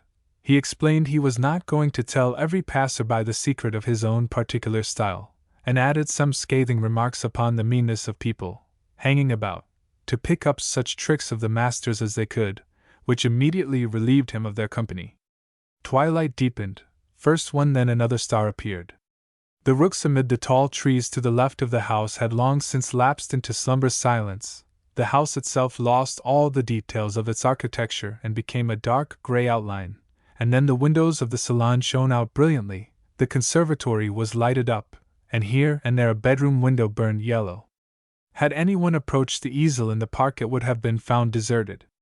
One brief uncivil word in brilliant green sullied the purity of its canvas. Mr. Watkins was busy in the shrubbery with his assistant, who had discreetly joined him from the carriage drive. Mr. Watkins was inclined to be self-congratulatory upon the ingenious device by which he had carried all his apparatus boldly, and in the sight of all men, right up to the scene of operations. "That's the dressing-room," he said to his assistant. "And, as soon as the maid takes the candle away and goes down to supper, we'll call in. My! How nice the house do look, to be sure, against the starlight, and with all its windows and lights. Swamp, Jim, I almost wish I was a painter chap. Have you fixed that there wire across the path from the laundry?" He cautiously approached the house until he stood below the dressing-room window, and began to put together his folding ladder. He was much too experienced a practitioner to feel any unusual excitement. Jim was reconnoitering the smoking room. Suddenly, close beside Mr. Watkins in the bushes, there was a violent crash and a stifled curse. Someone had tumbled over the wire which his assistant had just arranged. He heard feet running on the gravel pathway beyond. Mr. Watkins, like all true artists, was a singularly shy man, and he incontinently dropped his folding ladder and began running circumspectly through the shrubbery. He was indistinctly aware of 2 people hot upon his heels, and he fancied that he distinguished the outline of his assistant in front of him. In another moment he had vaulted the low stone wall bounding the shrubbery, and was in the open park. 2 thuds on the turf followed his own leap. It was a close chase in the darkness through the trees. Mr. Watkins was a loosely built man, and in good training, and he gained hand over hand upon the hoarsely panting figure in front. Neither spoke, but, as Mr. Watkins pulled up alongside, a qualm of awful doubt came over him. The other man turned his head at the same moment, and gave an exclamation of surprise. "It's not Jim," thought Mr. Watkins, and simultaneously the stranger flung himself, as it were, at Watkins' knees, and they were forthwith grappling on the ground together. "Lend a hand, Bill," cried the stranger as the third man came up. And Bill did, 2 hands in fact, and some accentuated feet. The fourth man, presumably Jim, had apparently turned aside and made off in a different direction. At any rate, he did not join the trio. Mr. Watkins' memory of the incidents of the next 2 minutes is extremely vague. He has a dim recollection of having his thumb in the corner of the mouth of the first man, and feeling anxious about its safety, and for some seconds at least he held the head of the gentleman answering to the name of Bill to the ground by the hair. He was also kicked in a great number of different places, apparently by a vast multitude of people. Then the gentleman who was not Bill got his knee below Mr. Watkins' diaphragm, and tried to curl him up upon it. When his sensations became less entangled, he was sitting upon the turf, and 8 or 10 men, the night was dark, and he was rather too confused to count, standing round him, apparently waiting for him to recover.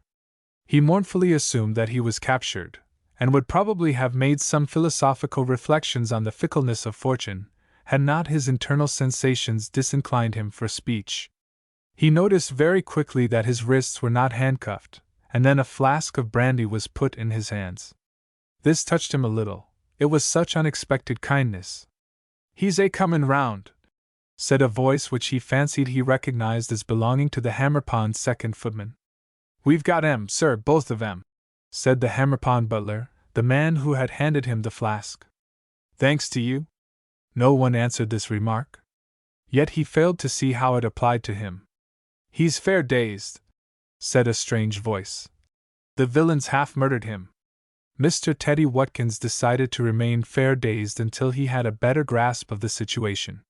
He perceived that 2 of the black figures round him stood side by side with a dejected air, and there was something in the carriage of their shoulders that suggested to his experienced eye hands that were bound together. 2. In a flash he rose to his position. He emptied the little flask and staggered, obsequious hands assisting him, to his feet. There was a sympathetic murmur. "Shake hands, sir, shake hands," said one of the figures near him. "Permit me to introduce myself. I am very greatly indebted to you. It was the jewels of my wife, Lady Aveling, which attracted these scoundrels to the house." "Very glad to make your lordship's acquaintance," said Teddy Watkins. "I presume you saw the rascals making for the shrubbery, and dropped down on them?" "That's exactly how it happened," said Mr. Watkins. "You should have waited till they got in at the window," said Lord Aveling. "They would get it hotter if they had actually committed the burglary. And it was lucky for you 2 of the policemen were out by the gates, and followed up the 3 of you.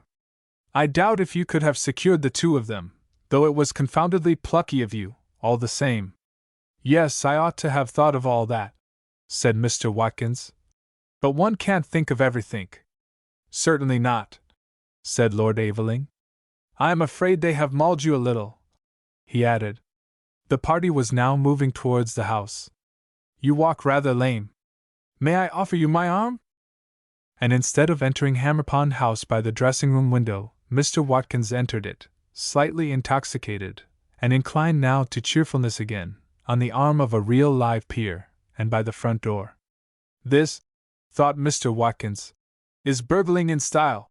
The scoundrels, seen by the gaslight, proved to be mere local amateurs unknown to Mr. Watkins, and they were taken down into the pantry, and there watched over by the 3 policemen, 2 gamekeepers with loaded guns, the butler, an ostler, and a carman, until the dawn allowed of their removal to Hazelhurst Police Station. Mr. Watkins was made much of in the saloon. They devoted a sofa to him, and would not hear of a return to the village that night. Lady Aveling was sure he was brilliantly original, and said her idea of Turner was just such another rough, half-inebriated, deep-eyed, brave, and clever man. Someone brought up a remarkable little folding ladder that had been picked up in the shrubbery, and showed him how it was put together. They also described how wires had been found in the shrubbery, evidently placed there to trip up unwary pursuers. It was lucky he had escaped these snares. And they showed him the jewels. Mr. Watkins had the sense not to talk too much, and in any conversational difficulty fell back on his internal pains. At last he was seized with stiffness in the back, and yawning. Everyone suddenly awoke to the fact that it was a shame to keep him talking after his affray, so he retired early to his room, the little red room next to Lord Aveling's suite. The dawn found a deserted easel bearing a canvas with a green inscription, in the Hammerpond Park, and it found Hammerpond House in commotion. But if the dawn found Mr. Teddy Watkins and the Aveling diamonds, it did not communicate the information to the police. A moth, genus Novo. Probably you have heard of Hapley, not W.T. Hapley, the son, but the celebrated Hapley, the Hapley of Periplaneta Hapleya, Hapley the entomologist. If so, you know at least of the great feud between Hapley and Professor Pawkins, though certain of its consequences may be new to you. For those who have not, a word or two of explanation is necessary, which the idle reader may go over with a glancing eye, if his indolence so incline him. It is amazing how very widely diffused is the ignorance of such really important matters as this Hapley-Pawkins feud. Those epoch-making controversies, again, that have convulsed the Geological Society, are, I verily believe, almost entirely unknown outside the fellowship of that body. I have heard men of fair general education even refer to the great scenes at these meetings as vestry meeting squabbles. Yet the great hate of the English and Scotch geologists has lasted now half a century, and has left deep and abundant marks upon the body of the science. And this Hapley-Pawkins business, though perhaps a more personal affair, stirred passions as profound, if not profounder. Your common man has no conception of the zeal that animates a scientific investigator, the fury of contradiction you can arouse in him. It is the odium theologicum in a new form. There are men, for instance, who would gladly burn Professor Ray Lankester at Smithfield for his treatment of the mollusca in the Encyclopedia. That fantastic extension of the cephalopods to cover the pteropods. But I wander from Hapley and Pawkins. It began years and years ago, with a revision of the Microlepidoptera, whatever these may be, by Pawkins, in which he extinguished a new species created by Hapley. Hapley, who was always quarrelsome, replied by a stinging impeachment of the entire classification of Pawkins. Pawkins, in his rejoinder B, suggested that Hapley's microscope was as defective as his powers of observation, and called him an irresponsible meddler. Hapley was not a professor at that time. Hapley, in his retort C, spoke of blundering collectors, and described, as if inadvertently, Pawkins' revision as a miracle of ineptitude. It was war to the knife. However, it would scarcely interest the reader to detail how these two great men quarreled, and how the split between them widened until from the Microlepidoptera they were at war upon every open question in entomology. There were memorable occasions.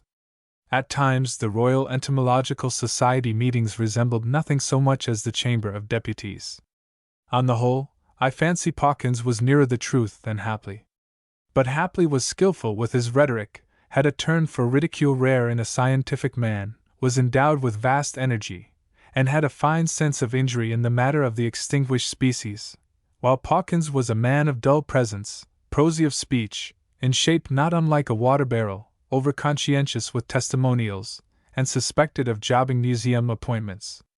So the young men gathered round Hapley and applauded him. It was a long struggle, vicious from the beginning, and growing at last to pitiless antagonism. The successive turns of fortune, now an advantage to one side and now to another, now Hapley tormented by some success of Pawkins, and now Pawkins outshone by Hapley, belong rather to the history of entomology than to this story. A. Remarks on a recent revision of Microlepidoptera. Court. Journ. Entomological SOC. 1863. B. Rejoinder to certain remarks. And C. Ibid. 1864. C. Further remarks. And C. Ibid. But in 1891 Pawkins, whose health had been bad for some time, published some work upon the mesoblast of the death's head moth. What the mesoblast of the death's head moth may be, does not matter a rap in this story. But the work was far below his usual standard, and gave Hapley an opening he had coveted for years. He must have worked night and day to make the most of his advantage. In an elaborate critique he rent Pawkins to tatters. One can fancy the man's disordered black hair, and his queer dark eyes flashing as he went for his antagonist, and Pawkins made a reply, halting, ineffectual, with painful gaps of silence, and yet malignant. There was no mistaking his will to wound Hapley, nor his incapacity to do it. But few of those who heard him, I was absent from that meeting, realized how ill the man was. Hapley had got his opponent down, and meant to finish him. He followed with a simply brutal attack upon Pawkins, in the form of a paper upon the development of moths in general, a paper showing evidence of a most extraordinary amount of mental labor, and yet couched in a violently controversial tone. Violent as it was, an editorial note witnesses that it was modified. It must have covered Pawkins with shame and confusion of face. It left no loophole. It was murderous in argument, and utterly contemptuous in tone, an awful thing for the declining years of a man's career. The world of entomologists waited breathlessly for the rejoinder from Pawkins. He would try one, for Pawkins had always been game. But when it came, it surprised them. For the rejoinder of Pawkins was to catch the influenza, to proceed to pneumonia, and to die. It was perhaps as effectual a reply as he could make under the circumstances, and largely turned the current of feeling against Hapley. The very people who had most gleefully cheered on those gladiators became serious at the consequence. There could be no reasonable doubt the fret of the defeat had contributed to the death of Pawkins. There was a limit even to scientific controversy, said serious people. Another crushing attack was already in the press and appeared on the day before the funeral. I don't think Hapley exerted himself to stop it. People remembered how Hapley had hounded down his rival, and forgot that rival's defects. Scathing satire reads ill over fresh mold. The thing provoked comment in the daily papers. This it was that made me think that you had probably heard of Hapley and this controversy. But as I have already remarked, scientific workers live very much in a world of their own. Half the people, I dare say, who go along Piccadilly to the Academy every year, could not tell you where the learned societies abide. Many even think that research is a kind of happy family cage in which all kinds of men lie down together in peace. In his private thoughts, Hapley could not forgive Pawkins for dying. In the first place, it was a mean dodge to escape the absolute pulverization Hapley had in hand for him, and in the second, it left Hapley's mind with a queer gap in it. For 20 years he had worked hard, sometimes far into the night, and 7 days a week, with microscope, scalpel, collecting net, and pen, and almost entirely with reference to Pawkins. The European reputation he had won had come as an incident in that great antipathy. He had gradually worked up to a climax in this last controversy. It had killed Pawkins, but it had also thrown Hapley out of gear, so to speak, and his doctor advised him to give up work for a time, and rest. So Hapley went down into a quiet village in Kent, and thought day and night of Pawkins, and good things it was now impossible to say about him. At last Hapley began to realize in what direction the preoccupation tended. He determined to make a fight for it, and started by trying to read novels. But he could not get his mind off Pawkins, white in the face, and making his last speech, every sentence a beautiful opening for Hapley. He turned to fiction, and found it had no grip on him. He read the Island Nights Entertainments, until his sense of causation was shocked beyond endurance by the bottle imp. Then he went to Kipling, and found he proved nothing, besides being irreverent and vulgar. These scientific people have their limitations.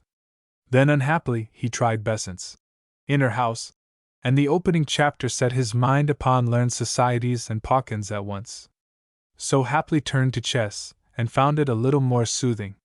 He soon mastered the moves and the chief gambits and commoner closing positions, and began to beat the vicar. But then the cylindrical contours of the opposite king began to resemble Pawkins standing up and gasping ineffectually against checkmate, and Hapley decided to give up chess. Perhaps the study of some new branch of science would after all be better diversion. The best rest is change of occupation. Hapley determined to plunge at diatoms, and had one of his smaller microscopes and Halibut's monographs sent down from London. He thought that perhaps if he could get up a vigorous quarrel with Halibut, he might be able to begin life afresh and forget Pawkins. And very soon he was hard at work, in his habitual strenuous fashion, at these microscopic denizens of the wayside pool. It was on the third day of the diatoms that Hapley became aware of a novel addition to the local fauna. He was working late at the microscope, and the only light in the room was the brilliant little lamp with the special form of green shade. Like all experienced microscopists, he kept both eyes open. It is the only way to avoid excessive fatigue. One eye was over the instrument, and bright and distinct before that was the circular field of the microscope, across which a brown diatom was slowly moving. With the other eye Hapley saw, as it were, without seeing. He was only dimly conscious of the brass side of the instrument, the illuminated part of the tablecloth, a sheet of note paper, the foot of the lamp, and the darkened room beyond. The reader unaccustomed to microscopes may easily understand this by rolling a newspaper in the form of a tube and looking through it at a book, keeping the other eye open. Suddenly his attention drifted from one eye to the other. The tablecloth was of the material called tapestry by shopmen, and rather brightly colored. The pattern was in gold, with a small amount of crimson and pale blue upon a grayish ground. At one point the pattern seemed displaced, and there was a vibrating movement of the colors at this point. Hapley suddenly moved his head back and looked with both eyes. His mouth fell open with astonishment. It was a large moth or butterfly, its wings spread in butterfly fashion. It was strange it should be in the room at all, for the windows were closed. Strange that it should not have attracted his attention when fluttering to its present position. Strange that it should match the tablecloth. Stranger far that to him, Hapley, the great entomologist, it was altogether unknown. There was no delusion. It was crawling slowly towards the foot of the lamp. Genus novo, by heavens! And in England? Said Hapley, staring. Then he suddenly thought of Pawkins.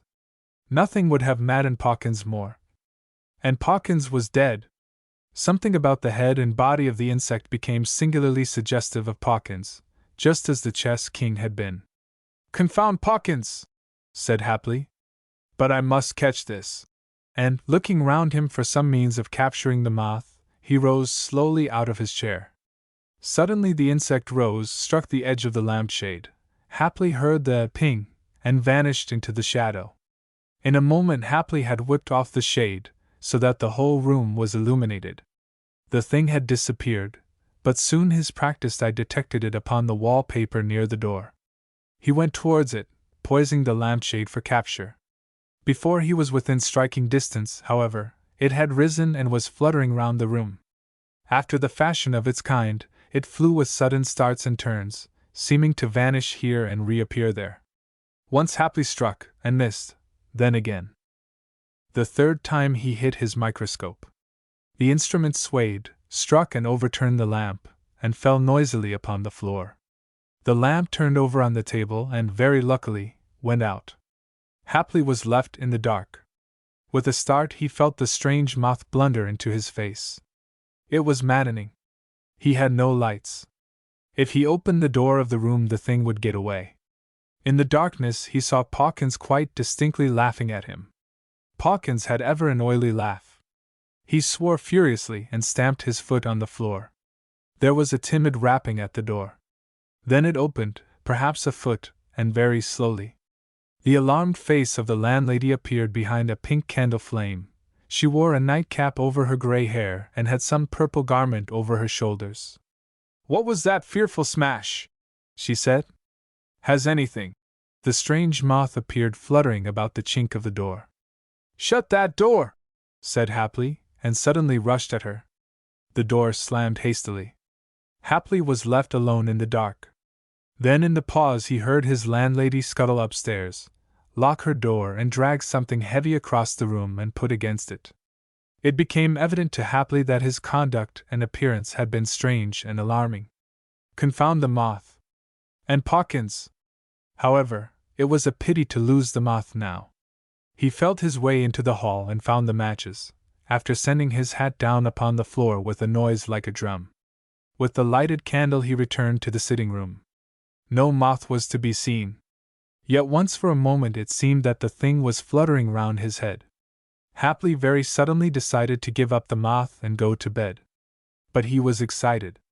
All night long his sleep was broken by dreams of the moth, Pawkins, and his landlady.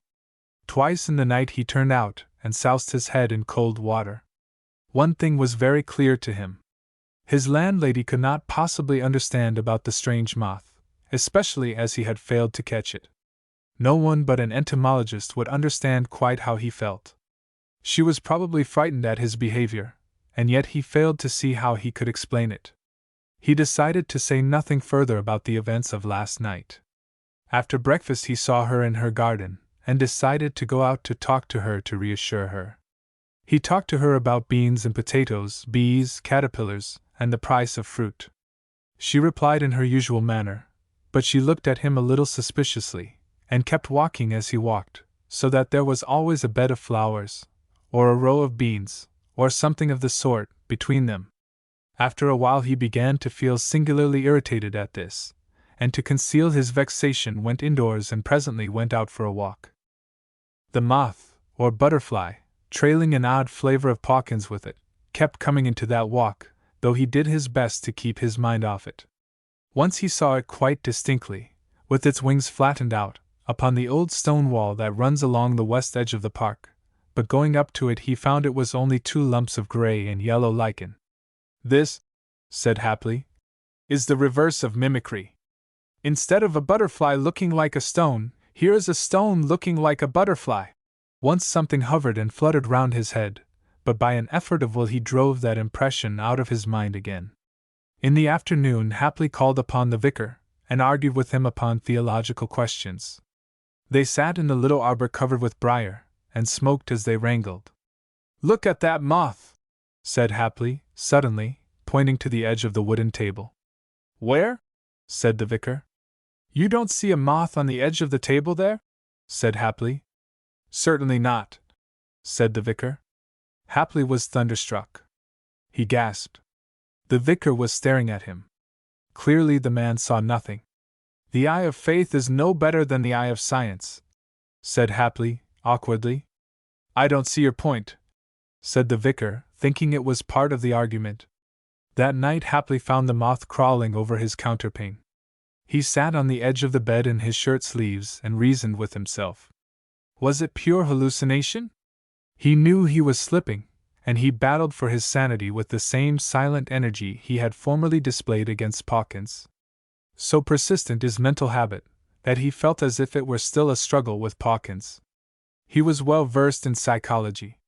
He knew that such visual illusions do come as a result of mental strain. But the point was, he did not only see the moth, he had heard it when it touched the edge of the lampshade, and afterwards when it hit against the wall, and he had felt it strike his face in the dark. He looked at it. It was not at all dreamlike, but perfectly clear and solid-looking in the candlelight. He saw the hairy body, and the short feathery antennae, the jointed legs, even a place where the down was rubbed from the wing. He suddenly felt angry with himself for being afraid of a little insect. His landlady had got the servant to sleep with her that night, because she was afraid to be alone. In addition, she had locked the door, and put the chest of drawers against it. They listened and talked in whispers after they had gone to bed, but nothing occurred to alarm them.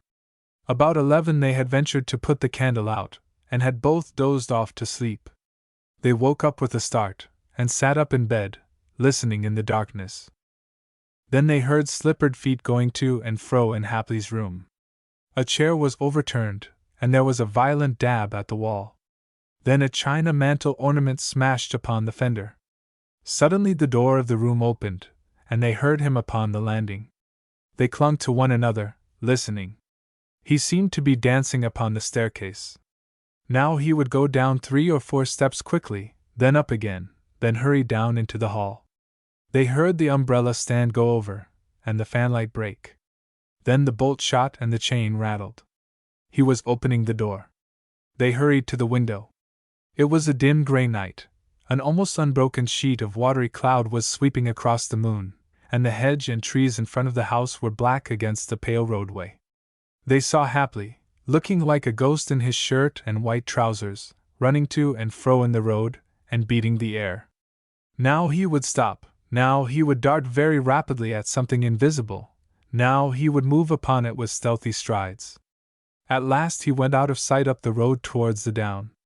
Then, while they argued who should go down and lock the door, he returned.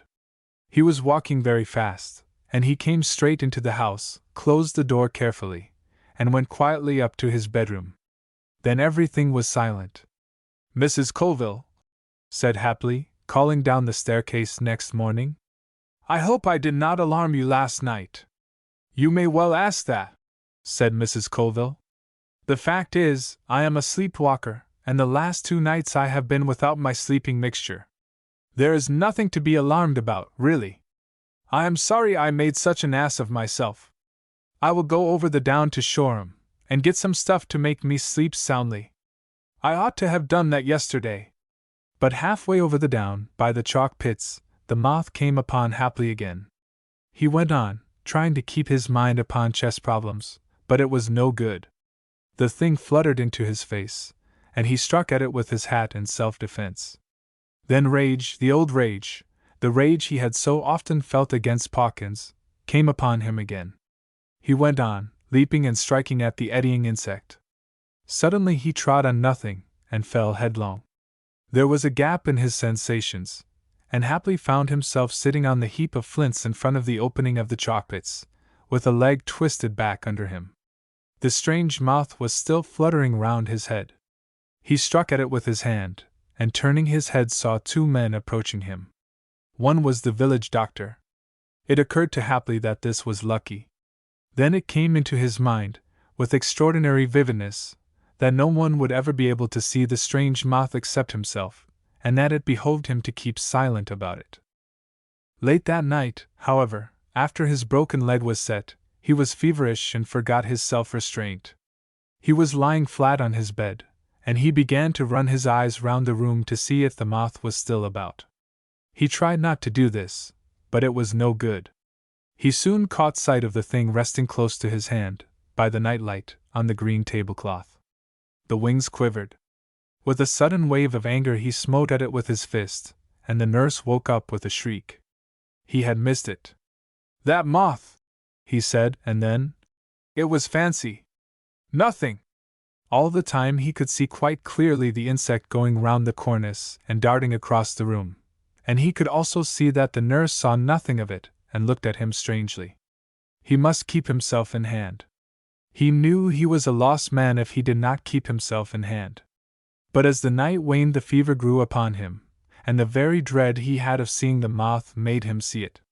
About 5, just as the dawn was gray, he tried to get out of bed and catch it, though his leg was afire with pain. The nurse had to struggle with him. On account of this, they tied him down to the bed. At this the moth grew bolder, and once he felt it settle in his hair. Then, because he struck out violently with his arms, they tied these also. At this the moth came and crawled over his face, and Happily wept, swore, screamed, prayed for them to take it off him, unavailingly. The doctor was a blockhead, a half-qualified general practitioner, and quite ignorant of mental science. He simply said there was no moth.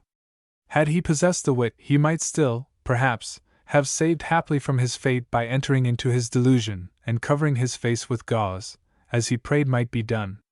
But, as I say, the doctor was a blockhead, and until the leg was healed Happily was kept tied to his bed, and with the imaginary moth crawling over him. It never left him while he was awake, and it grew to a monster in his dreams. While he was awake he longed for sleep, and from sleep he awoke screaming. So now Happily is spending the remainder of his days in a padded room, worried by a moth that no one else can see. The asylum doctor calls it hallucination, but Happily, when he is in his easier mood, and can talk, says it is the ghost of Pawkins, and consequently a unique specimen and well worth the trouble of catching. The treasure in the forest. The canoe was now approaching the land. The bay opened out, and a gap in the white surf of the reef marked where the little river ran out to the sea. The thicker and deeper green of the virgin forest showed its course down the distant hill slope. The forest here came close to the beach. Far beyond, dim and almost cloud-like in texture, rose the mountains, like suddenly frozen waves. The sea was still save for an almost imperceptible swell. The sky blazed. The man with the carved paddle stopped. "It should be somewhere here," he said. He shipped the paddle and held his arms out straight before him. The other man had been in the fore part of the canoe, closely scrutinizing the land. He had a sheet of yellow paper on his knee. Come and look at this, Evans, he said. Both men spoke in low tones, and their lips were hard and dry. The man called Evans came swaying along the canoe until he could look over his companion's shoulder. The paper had the appearance of a rough map. By much folding it was creased and worn to the pitch of separation, and the second man held the discolored fragments together where they had parted. On it one could dimly make out, in almost obliterated pencil, the outline of the bay. Here, said Evans, is the reef and here is the gap. He ran his thumbnail over the chart. This curved and twisting line is the river. I could do with a drink now, and this star is the place. You see this dotted line, said the man with the map. It is a straight line, and runs from the opening of the reef to a clump of palm trees. The star comes just where it cuts the river. We must mark the place as we go into the lagoon. It's queer, said Evans after a pause, what these little marks down here are for. It looks like the plan of a house or something, but what all these little dashes, pointing this way and that, may mean I can't get a notion. And what's the writing? Chinese, said the man with the map. Of course.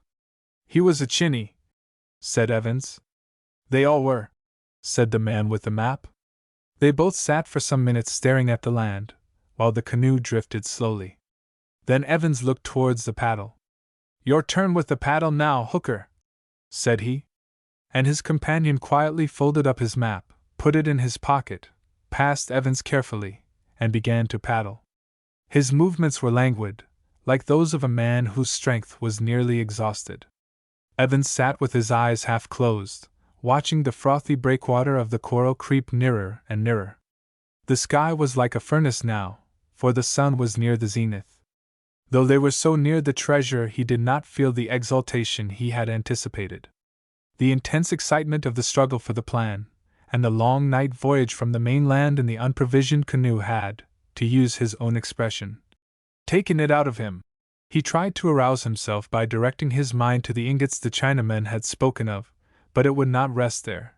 It came back headlong to the thought of sweet water rippling in the river, and to the almost unendurable dryness of his lips and throat. The rhythmic wash of the sea upon the reef was becoming audible now, and it had a pleasant sound in his ears. The water washed along the side of the canoe, and the paddle dripped between each stroke. Presently he began to doze. He was still dimly conscious of the island, but a queer dream texture interwove with his sensations. Once again it was the night when he and Hooker had hit upon the Chinaman's secret. He saw the moonlit trees, the little fire burning, and the black figures of the three Chinamen, silvered on one side by moonlight, and on the other glowing from the firelight, and heard them talking together in pidgin English, for they came from different provinces. Hooker had caught the drift of their talk first, and had motioned to him to listen. Fragments of the conversation were inaudible and fragments incomprehensible. A Spanish galleon from the Philippines hopelessly aground, and its treasure buried against the day of return, lay in the background of the story. A shipwrecked crew thinned by disease, a quarrel or so, and the needs of discipline, and at last taking to their boats never to be heard of again. Then Shanghai, only a year since, wandering ashore, had happened upon the ingots hidden for 200 years, had deserted his junk, and reburied them with infinite toil, single-handed but very safe. He laid great stress on the safety, it was a secret of his. Now he wanted help to return and exhume them. Presently the little map fluttered and the voices sank. A fine story for two stranded British wastrels to hear. Evan's dream shifted to the moment when he had Shanghai's pigtail in his hand. The life of a Chinaman is scarcely sacred like a European's. The cunning little face of Shanghai, first keen and furious like a startled snake, and then fearful, treacherous and pitiful, became overwhelmingly prominent in the dream. At the end Shanghai had grinned, a most incomprehensible and startling grin. Abruptly things became very unpleasant, as they will do at times in dreams. Shanghai gibbered and threatened him. He saw in his dream heaps and heaps of gold, and Shanghai intervening and struggling to hold him back from it. He took Shanghai by the pigtail. How big the yellow brute was, and how he struggled and grinned. He kept growing bigger, too. Then the bright heaps of gold turned to a roaring furnace, and a vast devil, surprisingly like Shanghai, but with a huge black tail, began to feed him with coals. They burned his mouth horribly. Another devil was shouting his name. "Evans, Evans, you sleepy fool!" Or was it Hooker? He woke up. They were in the mouth of the lagoon. "There are the 3 palm trees. It must be in a line with that clump of bushes," said his companion. "Mark that. If we go to those bushes and then strike into the bush in a straight line from here, we shall come to it when we come to the stream." They could see now where the mouth of the stream opened out. At the sight of it, Evans revived. "Hurry up, man," he said, "or by heaven I shall have to drink sea water." He gnawed his hand and stared at the gleam of silver among the rocks and green tangle. Presently he turned almost fiercely upon Hooker. "Give me the paddle," he said. So they reached the river mouth. A little way up, Hooker took some water in the hollow of his hand, tasted it, and spat it out. A little further he tried again. "This will do," he said, and they began drinking eagerly. "Curse this," said Evans suddenly. "It's too slow." And, leaning dangerously over the forepart of the canoe, he began to suck up the water with his lips. Presently they made an end of drinking, and running the canoe into a little creek, were about to land among the thick growth that overhung the water. "We shall have to scramble through this to the beach to find our bushes and get the line to the place," said Evans. "We had better paddle round," said Hooker. So they pushed out again into the river and paddled back down it to the sea, and along the shore to the place where the clump of bushes grew. Here they landed, pulled the light canoe far up the beach, and then went up towards the edge of the jungle until they could see the opening of the reef and the bushes in a straight line. Evans had taken a native implement out of the canoe. It was L-shaped, and the transverse piece was armed with polished stone. Hooker carried the paddle. "It is straight now in this direction," said he. "We must push through this till we strike the stream. Then we must prospect." They pushed through a close tangle of reeds, broad fronds, and young trees, and at first it was toilsome going, but very speedily the trees became larger and the ground beneath them opened out. The blaze of the sunlight was replaced by insensible degrees by cool shadow. The trees became at last vast pillars that rose up to a canopy of greenery far overhead. Dim white flowers hung from their stems, and ropey creepers swung from tree to tree. The shadow deepened. On the ground, blotched fungi and a red-brown incrustation became frequent. Evans shivered. "It seems almost cold here after the blaze outside. I hope we are keeping to the straight," said Hooker. Presently they saw, far ahead, a gap in the somber darkness where white shafts of hot sunlight smote into the forest. There also was brilliant green undergrowth, and colored flowers. Then they heard the rush of water. "Here is the river. We should be close to it now," said Hooker. The vegetation was thick by the river bank. Great plants, as yet unnamed, grew among the roots of the big trees, and spread rosettes of huge green fans towards the strip of sky. Many flowers and a creeper with shiny foliage clung to the exposed stems. On the water of the broad, quiet pool which the treasure-seekers now overlooked there floated big oval leaves and a waxen, pinkish-white flower not unlike a water lily. Further, as the river bent away from them, the water suddenly frothed and became noisy in a rapid. "Well," said Evans, "we have swerved a little from the straight," said Hooker.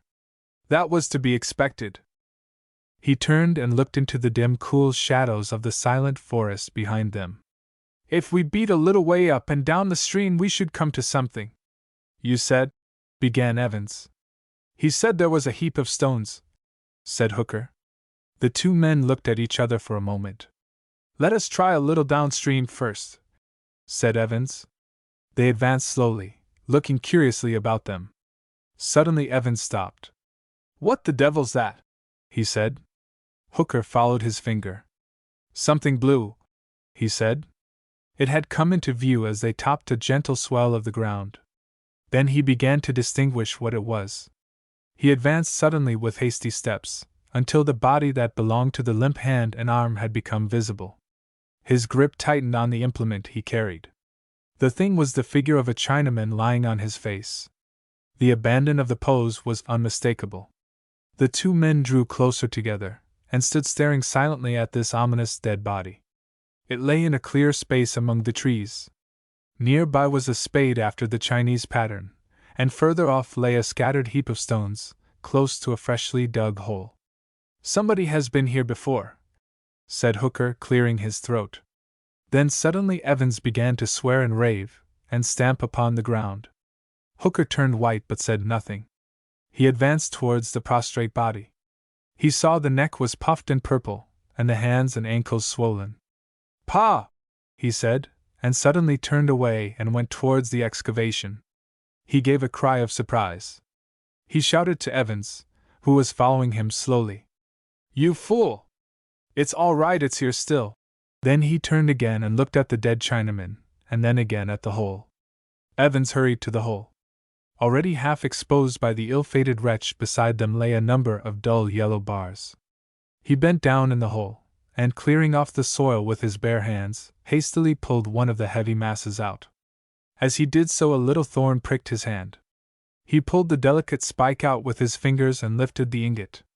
"Only gold or lead could weigh like this," he said exultantly. Hooker was still looking at the dead Chinaman. He was puzzled. "He stole a march on his friends," he said at last. "He came here alone, and some poisonous snake has killed him. I wonder how he found the place." Evans stood with the ingot in his hands. What did a dead Chinaman signify? "We shall have to take this stuff to the mainland piecemeal, and bury it there for a while. How shall we get it to the canoe?" He took his jacket off and spread it on the ground, and flung 2 or 3 ingots into it. Presently he found that another little thorn had punctured his skin. "This is as much as we can carry," said he. Then suddenly, with a queer rush of irritation, "What are you staring at?" Hooker turned to him. "I can't stand him." He nodded towards the corpse. "It's so like." "Rubbish," said Evans. "All Chinamen are alike." Hooker looked into his face. "I'm going to bury that, anyhow, before I lend a hand with this stuff." "Don't be a fool, Hooker," said Evans. "Let that mass of corruption bide." Hooker hesitated, and then his eye went carefully over the brown soil about them. "It scares me somehow," he said. "The thing is," said Evans, "what to do with these ingots? Shall we rebury them over here, or take them across the strait in the canoe?" Hooker thought. His puzzled gaze wandered among the tall tree trunks, and up into the remote sunlit greenery overhead. He shivered again as his eye rested upon the blue figure of the Chinaman. He stared searchingly among the gray depths between the trees. "What's come to you, Hooker?" said Evans. "Have you lost your wits?" "Let's get the gold out of this place, anyhow," said Hooker. He took the ends of the collar of the coat in his hands, and Evans took the opposite corners, and they lifted the mass. "Which way?" said Evans. "To the canoe?" "It's queer," said Evans, when they had advanced only a few steps. "But my arms ache still with that paddling." "Curse it," he said. "But they ache." "I must rest." They let the coat down. Evan's face was white, and little drops of sweat stood out upon his forehead. "It's stuffy, somehow, in this forest." Then, with an abrupt transition to unreasonable anger, "What is the good of waiting here all the day? Lend a hand, I say! You have done nothing but moon since we saw the dead Chinaman." Hooker was looking steadfastly at his companion's face. He helped raise the coat bearing the ingots, and they went forward perhaps 100 yards in silence. Evans began to breathe heavily. "Can't you speak?" he said. "What's the matter with you?" said Hooker. Evans stumbled, and then with a sudden curse flung the coat from him. He stood for a moment staring at Hooker, and then with a groan clutched at his own throat. "Don't come near me," he said, and went and leaned against a tree. Then in a steadier voice, "I'll be better in a minute." Presently his grip upon the trunk loosened, and he slipped slowly down the stem of the tree until he was a crumpled heap at its foot. His hands were clenched convulsively. His face became distorted with pain. Hooker approached him. "Don't touch me! Don't touch me!" said Evans in a stifled voice. "Put the gold back on the coat." "Can I do anything for you?" said Hooker. "Put the gold back on the coat." As Hooker handled the ingots, he felt a little prick on the ball of his thumb. He looked at his hand and saw a slender thorn, perhaps 2 inches in length. Evans gave an inarticulate cry and rolled over. Hooker's jaw dropped. He stared at the thorn for a moment with dilated eyes. Then he looked at Evans, who was now crumpled together on the ground, his back bending and straightening spasmodically. Then he looked through the pillars of the trees and network of creeper stems, to where in the dim gray shadow the blue-clad body of the Chinaman was still indistinctly visible. He thought of the little dashes in the corner of the plan, and in a moment he understood. "God help me," he said. For the thorns were similar to those the Dyaks poison and use in their blowing tubes. He understood now what Changhai's assurance of the safety of his treasure meant. He understood that grin now. "Evans!" he cried. But Evans was silent and motionless now, save for a horrible spasmodic twitching of his limbs. A profound silence brooded over the forest. Then Hooker began to suck furiously at the little pink spot on the ball of his thumb, sucking for dear life. Presently he felt a strange aching pain in his arms and shoulders, and his fingers seemed difficult to bend. Then he knew that sucking was no good. Abruptly he stopped, and sitting down by the pile of ingots, and resting his chin upon his hands and his elbows upon his knees, stared at the distorted but still stirring body of his companion. Changhai's grin came in his mind again. The dull pain spread towards his throat and grew slowly in intensity. Far above him a faint breeze stirred the greenery, and the white petals of some unknown flower came floating down through the gloom.